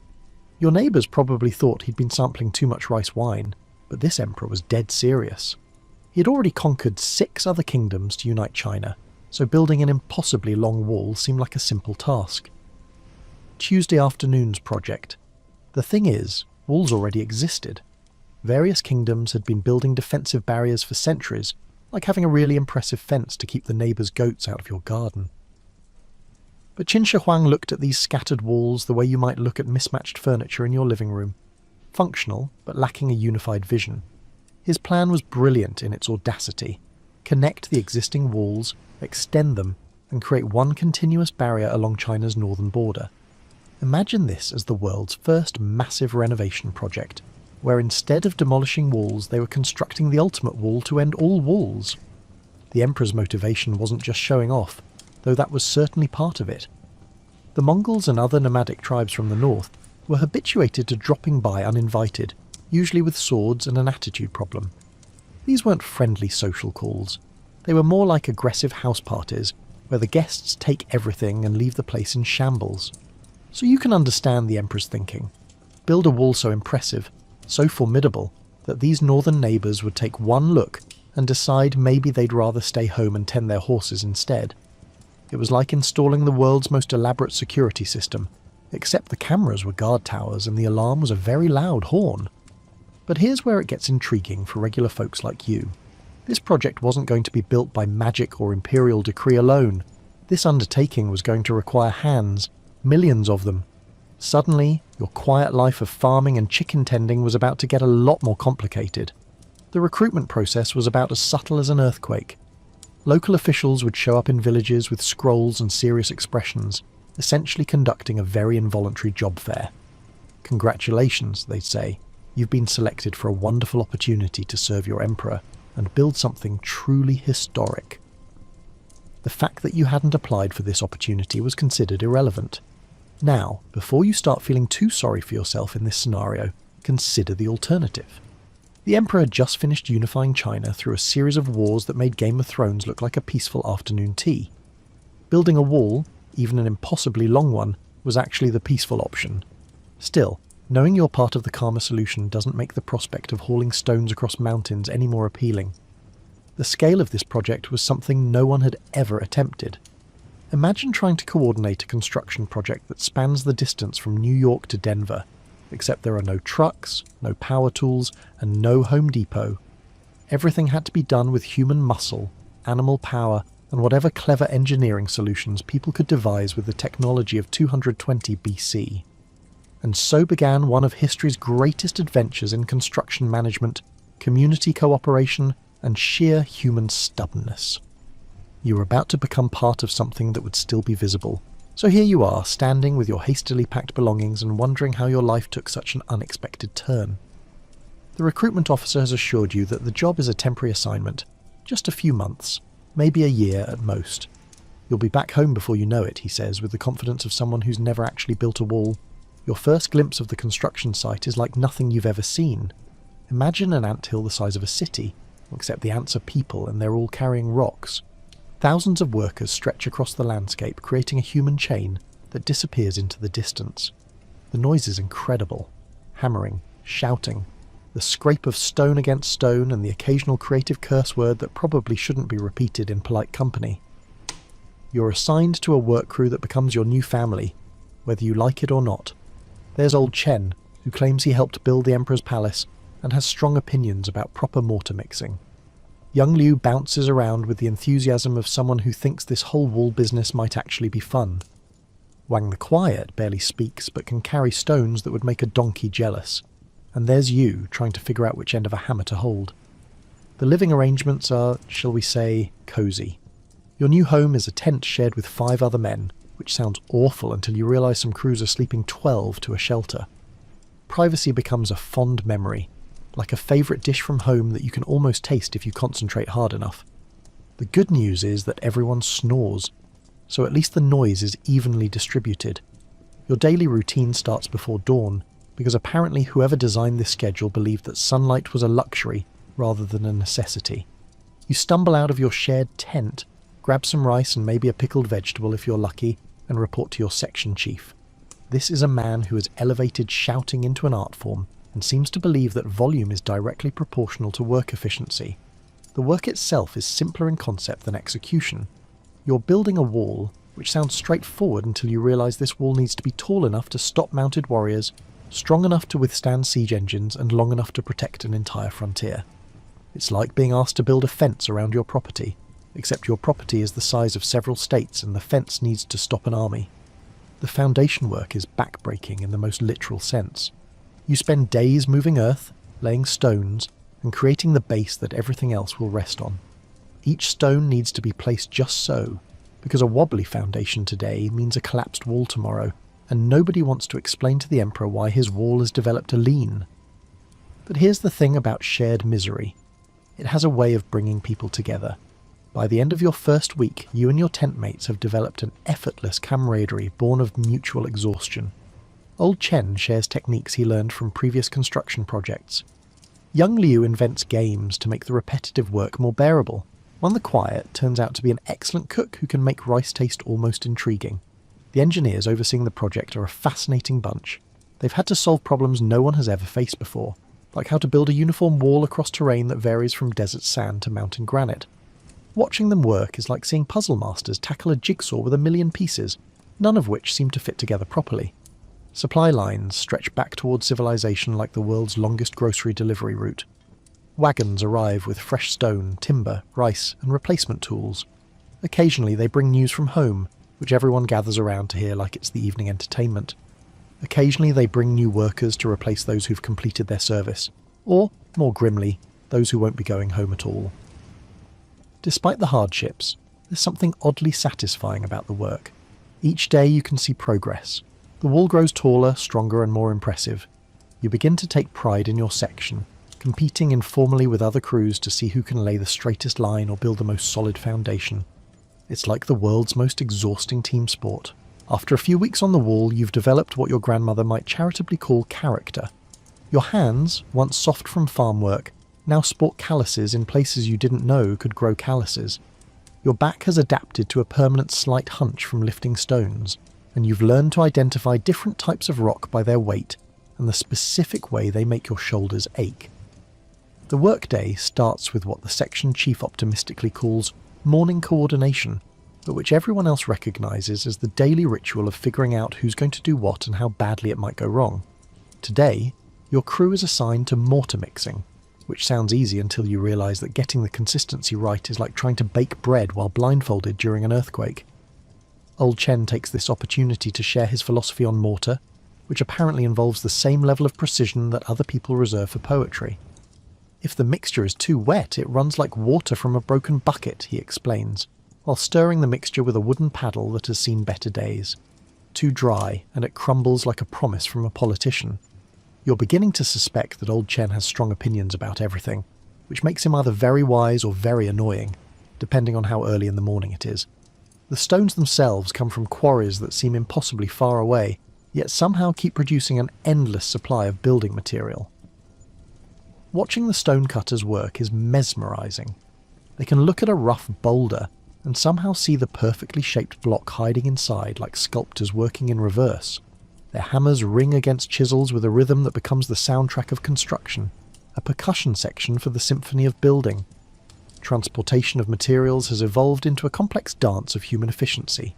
Teams of workers form chains from the supply wagons to the construction site, passing stones hand to hand in a process that looks chaotic but actually moves materials faster than you'd think possible. It's like watching a very patient version of the world's heaviest relay race.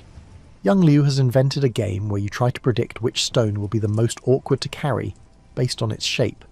He's surprisingly talented at this, having developed an eye for stones that look innocent but turn out to be engineered by nature specifically to be impossible to grip properly. His uncanny ability to spot these troublemakers has saved the crew numerous bruised toes and creative vocabulary lessons. The wall itself is taking shape with surprising speed, considering it's being built entirely by hand. Each section has its own personality, reflecting the crew that built it. Some sections are precisely uniform, built by teams that measure twice and cut once. Others show more character, with small variations that somehow make them look more human and less like something assembled by very patient machines. Weather adds its complications to the work. Rain turns the construction site into a muddy obstacle course, where every step requires careful consideration of physics and balance. Hot days make the stones too hot to handle comfortably, and cold mornings mean waiting for fingers to thaw enough to grip tools properly. You begin to develop a farmer's intuition for weather, reading the sky like a daily newspaper that specialises in inconvenient surprises. The guard towers, spaced at regular intervals along the wall, present their engineering challenges. These aren't just tall platforms.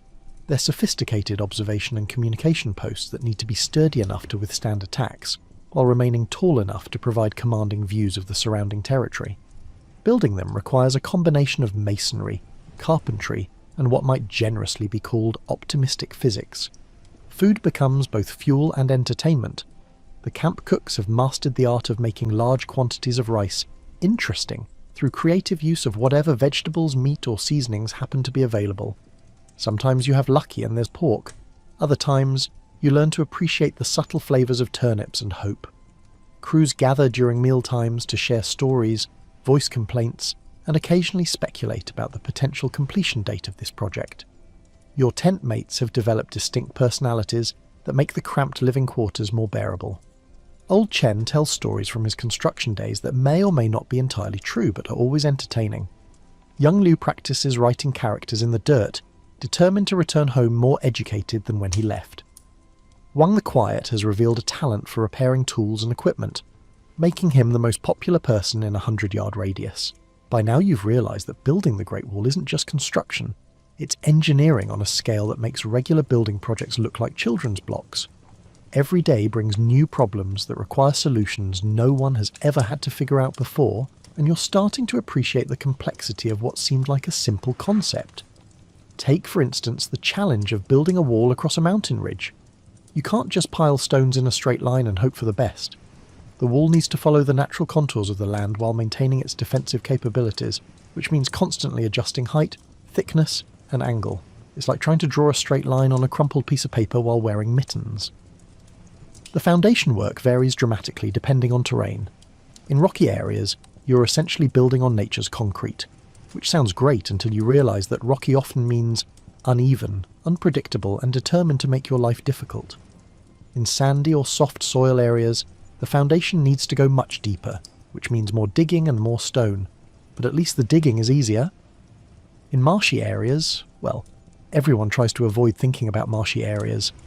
Your crew has been assigned to work on a section that crosses a particularly steep hillside, which provides spectacular views and spectacular challenges in equal measure. Building on a slope means every stone wants to roll downhill, apparently having missed the memo about staying put. This has led to the development of increasingly creative techniques for convincing stones to remain where you place them.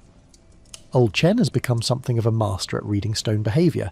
He can look at a rock and predict whether it's going to be cooperative, or whether it's going to spend the day trying to escape down the mountainside. Stones have personalities, he explains, while wedging a particularly rebellious boulder into place.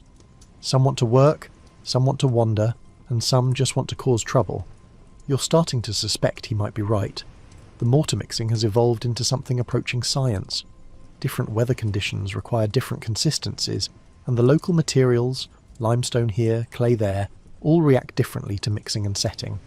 The master masons have developed an almost mystical ability to produce exactly the right mixture for current conditions, like chefs who can cook perfect meals without measuring ingredients. Tool maintenance has become a critical skill for survival. When your livelihood depends on hammers, chisels, and carrying baskets, keeping them in good repair isn't just professional pride, it's self-preservation. Wang the Quiet has set up an informal repair service, trading tool maintenance for extra rice or help with heavy lifting. His ability to resurrect a broken handle or straighten a bent chisel has made him the most valued member of several crews. The logistics of the project are mind-boggling when you stop thinking about them. Someone, somewhere, is coordinating the delivery of materials, food and equipment to dozens of construction sites spread across hundreds of miles. Supply wagons consistently arrive, delivering not only essentials but also occasional luxury items such as tea or preserved fruit, adding a touch of joy to everyone's day. Communication along the wall happens through a system of signals that's part practical necessity and part entertainment. Horn calls relay messages from section to section, creating a chain of communication that can carry news faster than a running messenger. The horn operators have developed a surprisingly sophisticated vocabulary of calls, different patterns for mealtime, shift changes, material deliveries, and occasionally warnings about approaching inspectors. The inspectors themselves are a source of both anxiety and amusement. These are officials who arrive periodically to check progress and quality, armed with measuring devices and serious expressions. They examine wall sections with the intensity of art critics, running their hands along stone joints and muttering about specifications. Smart crews learn to recognise the signs of an approaching inspection and spend extra time making their sections look particularly impressive. Quality control has evolved organically among the work crews. Nobody wants to be responsible for the section that falls down, so there's intense peer pressure to build well. Teams develop reputations for craftsmanship, and being assigned to work with a crew known for solid construction becomes a point of pride. Competition between crews drives quality improvements that no amount of official supervision could achieve. The wall's defensive features require careful attention to detail that goes beyond simple construction. Arrow slits need to be positioned at exactly the right height and angle to provide maximum coverage while offering protection to defenders. Walkways must be wide enough for guards to patrol, but not so wide that they waste materials or provide too much target area for attackers. Winter arrives like an unwelcome relative who shows up without warning and refuses to leave. One day you're working in comfortable autumn weather, and the next morning you wake up to discover frost decorating your tent like nature's least practical artwork. The section chief announces that work will continue regardless of weather, because apparently walls don't build themselves and emperors don't appreciate seasonal delays. Building in cold weather presents challenges that the project planners probably didn't fully appreciate when they scheduled this particular construction timeline. Mortar doesn't set properly when it's freezing, which means either waiting for warmer temperatures or developing creative solutions that involve keeping mixed mortar warm until it can be applied. This scenario leads to the amusing sight of grown men huddling around small fires with buckets of mortar like they're warming their hands. Your tent becomes both a sanctuary and an endurance test as temperatures drop. 5 men sharing a small space generates a surprising amount of body heat, which is beneficial for staying warm but challenging for maintaining any sense of personal space or air quality. Everyone develops strategies for staying comfortable, extra layers, creative use of blankets, and the unspoken agreement that nobody comments on anyone else's sleeping habits or unusual nighttime noises. The supply lines face their own winter challenges. Wagons that moved easily over dry summer roads now struggle through mud, snow and ice. Food deliveries become less predictable, leading to careful rationing and creative cooking with whatever ingredients are available. Rice becomes even more precious, and everyone learns to appreciate the subtle differences between turnips, radishes, and other vegetables that all taste remarkably similar when you're hungry enough. Spring brings relief and new complications in equal measure. The ground thaws, making digging easier but also creating mud that seems specifically designed to make walking difficult and tool handling treacherous. Fresh supplies arrive more regularly, but so do new workers who need to be trained and integrated into existing crews. You find yourself in the odd position of being a veteran after just one winter, offering advice to newcomers who look as bewildered as you once did. The seasonal cycle creates a rhythm to the work that becomes oddly comforting. Summer brings long days and maximum productivity. However, it also brings heat that makes handling sun-baked stones an exercise in pain tolerance. Autumn brings perfect working weather and the urgent push to complete sections before winter returns. Each season requires different strategies, preparations, and types of stubborn determination. The rainy season deserves special mention as a time when optimism goes to die. Working in rain means dealing with slippery stones, mud that clings to everything, and the constant challenge of keeping tools dry enough to use effectively. The wall itself becomes treacherous to work on, requiring extra caution and significantly reduced productivity. Everyone develops strong opinions about rain gear and the inadequacy of most attempts to stay dry while doing heavy construction work. The changing seasons also bring changes in local wildlife, which adds an element of unpredictability to daily work. Spring brings curious deer that seem fascinated by construction activity. Summer attracts various insects that apparently view human workers as either entertainment or potential meals. Autumn brings migrating birds that sometimes interfere with construction work, and winter brings various creatures searching for warm places to shelter, occasionally choosing tool storage areas. Old Chen reveals that he's worked construction jobs in all kinds of weather and has developed philosophical approaches to each season. Summer teaches patience, he explains, while taking a break in whatever shade he can find. Winter teaches persistence, spring teaches hope, and autumn teaches urgency. Young Liu suggests that all seasons teach you to appreciate being indoors, which seems like the most practical wisdom anyone has offered. Food preservation becomes a crucial skill as weather affects both supply deliveries and storage capabilities. It becomes essential to learn which vegetables store well and which require immediate consumption.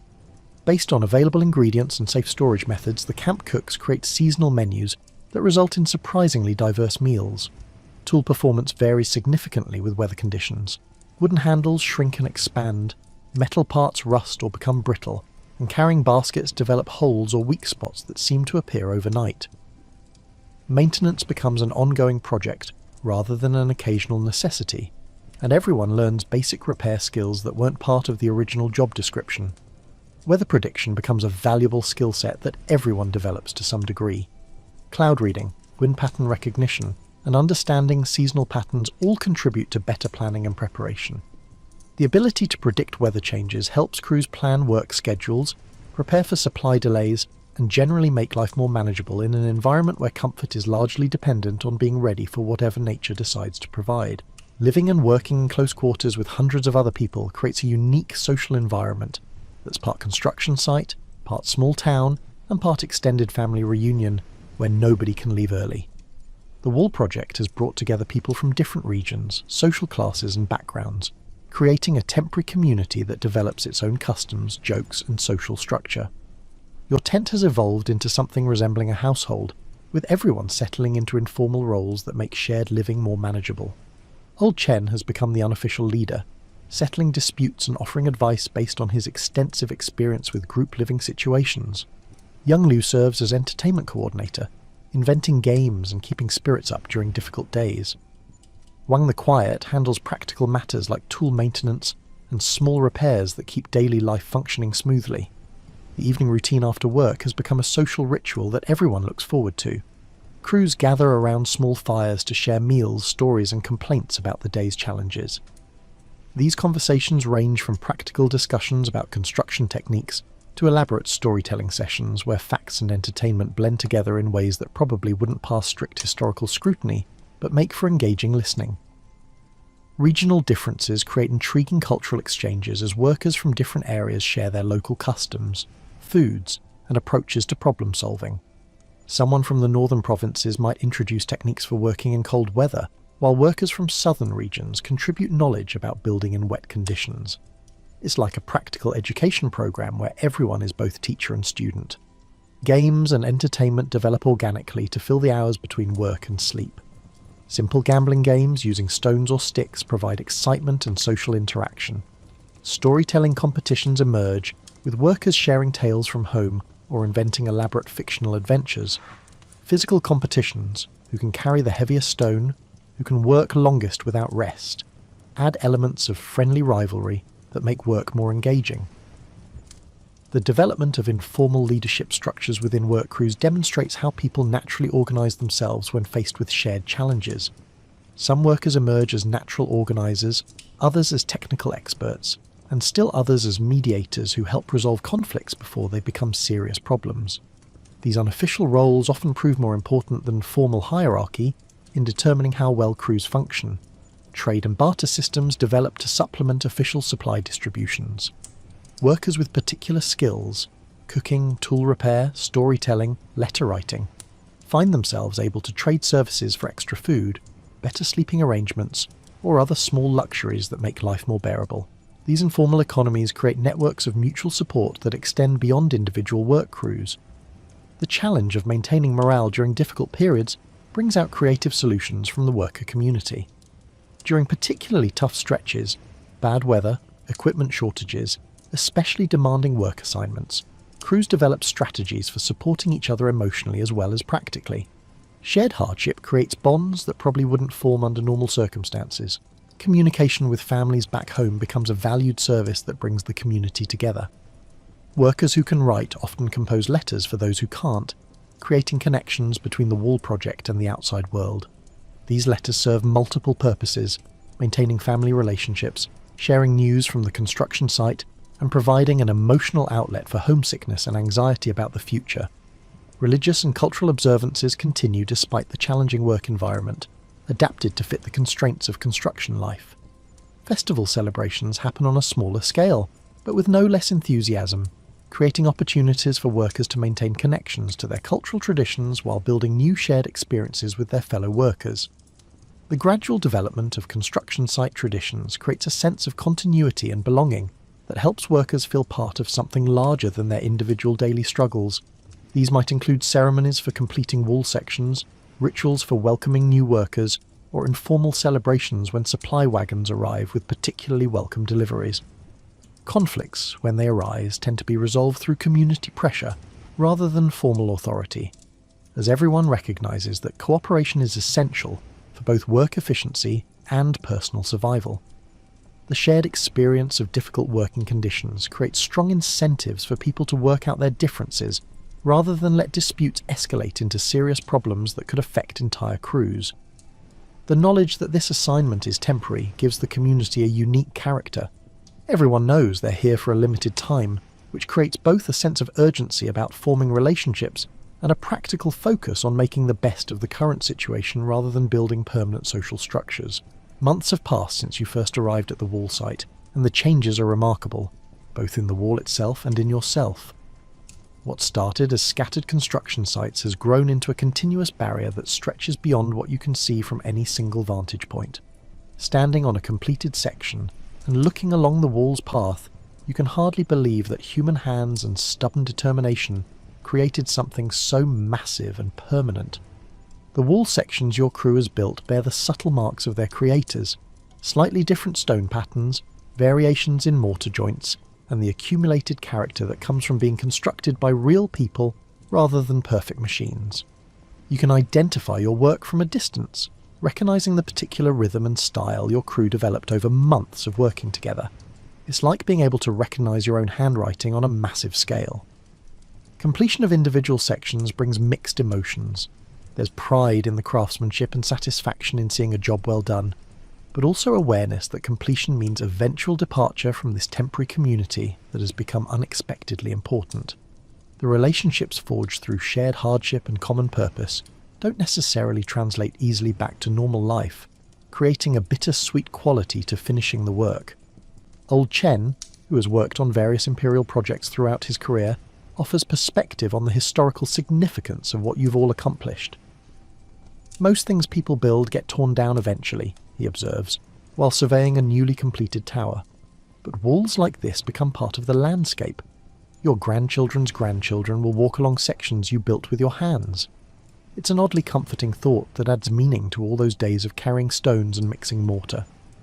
The skills you've developed during wall construction turn out to be transferable to civilian life.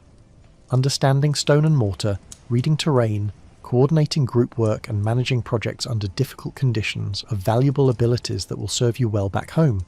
You've also developed physical strength and endurance that make farm work seem almost effortless by comparison. Young Liu has indeed become more literate during his time on the wall, practicing writing characters in spare moments and learning from other workers who shared their education. He plans to use these skills to improve his family's business dealings, demonstrating how the wall project has created unexpected opportunities for personal development, alongside its primary construction goals. Wang the Quiet has saved enough money from his tool repair business to make significant improvements to his family's farm when he returns home. His mechanical skills, sharpened by months of keeping construction equipment functioning, will make him valuable in any rural community where practical problem-solving abilities are always in demand. The completion ceremony for your section is simpler than you might expect, but deeply meaningful to everyone who participated in the construction. Local officials make speeches about imperial glory and defensive necessity, but the real significance is in the quiet satisfaction shared among the workers who know exactly how much effort went into every stone, every joint, and every decision that shaped the final result. News arrives that other sections of the wall are nearing completion, creating a sense of being part of a larger coordinated achievement that extends far beyond your direct experience.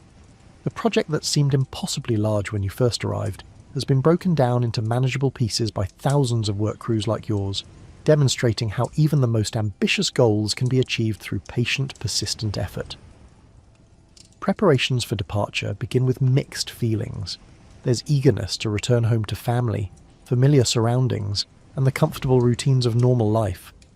But there's also reluctance to leave the friendships and sense of shared purpose that made the hardships bearable and gave meaning to the difficult work.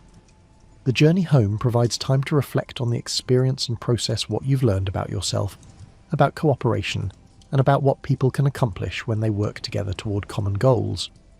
The wall represents more than just a defensive barrier. It's proof that ordinary people can create extraordinary things when they combine their individual efforts with shared determination. Returning home means readjusting to civilian life after months of structured work routines and community living. Family and friends are curious about your experiences, but explaining the daily reality of wall construction proves challenging. How do you describe the satisfaction of building something permanent, the camaraderie of shared hardship, or the pride in craftsmanship that developed over months of patient work? The wall continues without you, as other crews take over maintenance and improvements, ensuring that your temporary contribution becomes part of a permanent legacy. Knowing that your work will endure lends a sense of permanence to what felt like just a temporary assignment, connecting your individual effort to something that will outlast your lifetime. Years later, you might travel past sections of the wall and feel a particular satisfaction in seeing your work still standing, still serving its purpose, still bearing the subtle marks of the craftsmanship you and your crew brought to an impossible project that somehow got finished anyway, one stone at a time.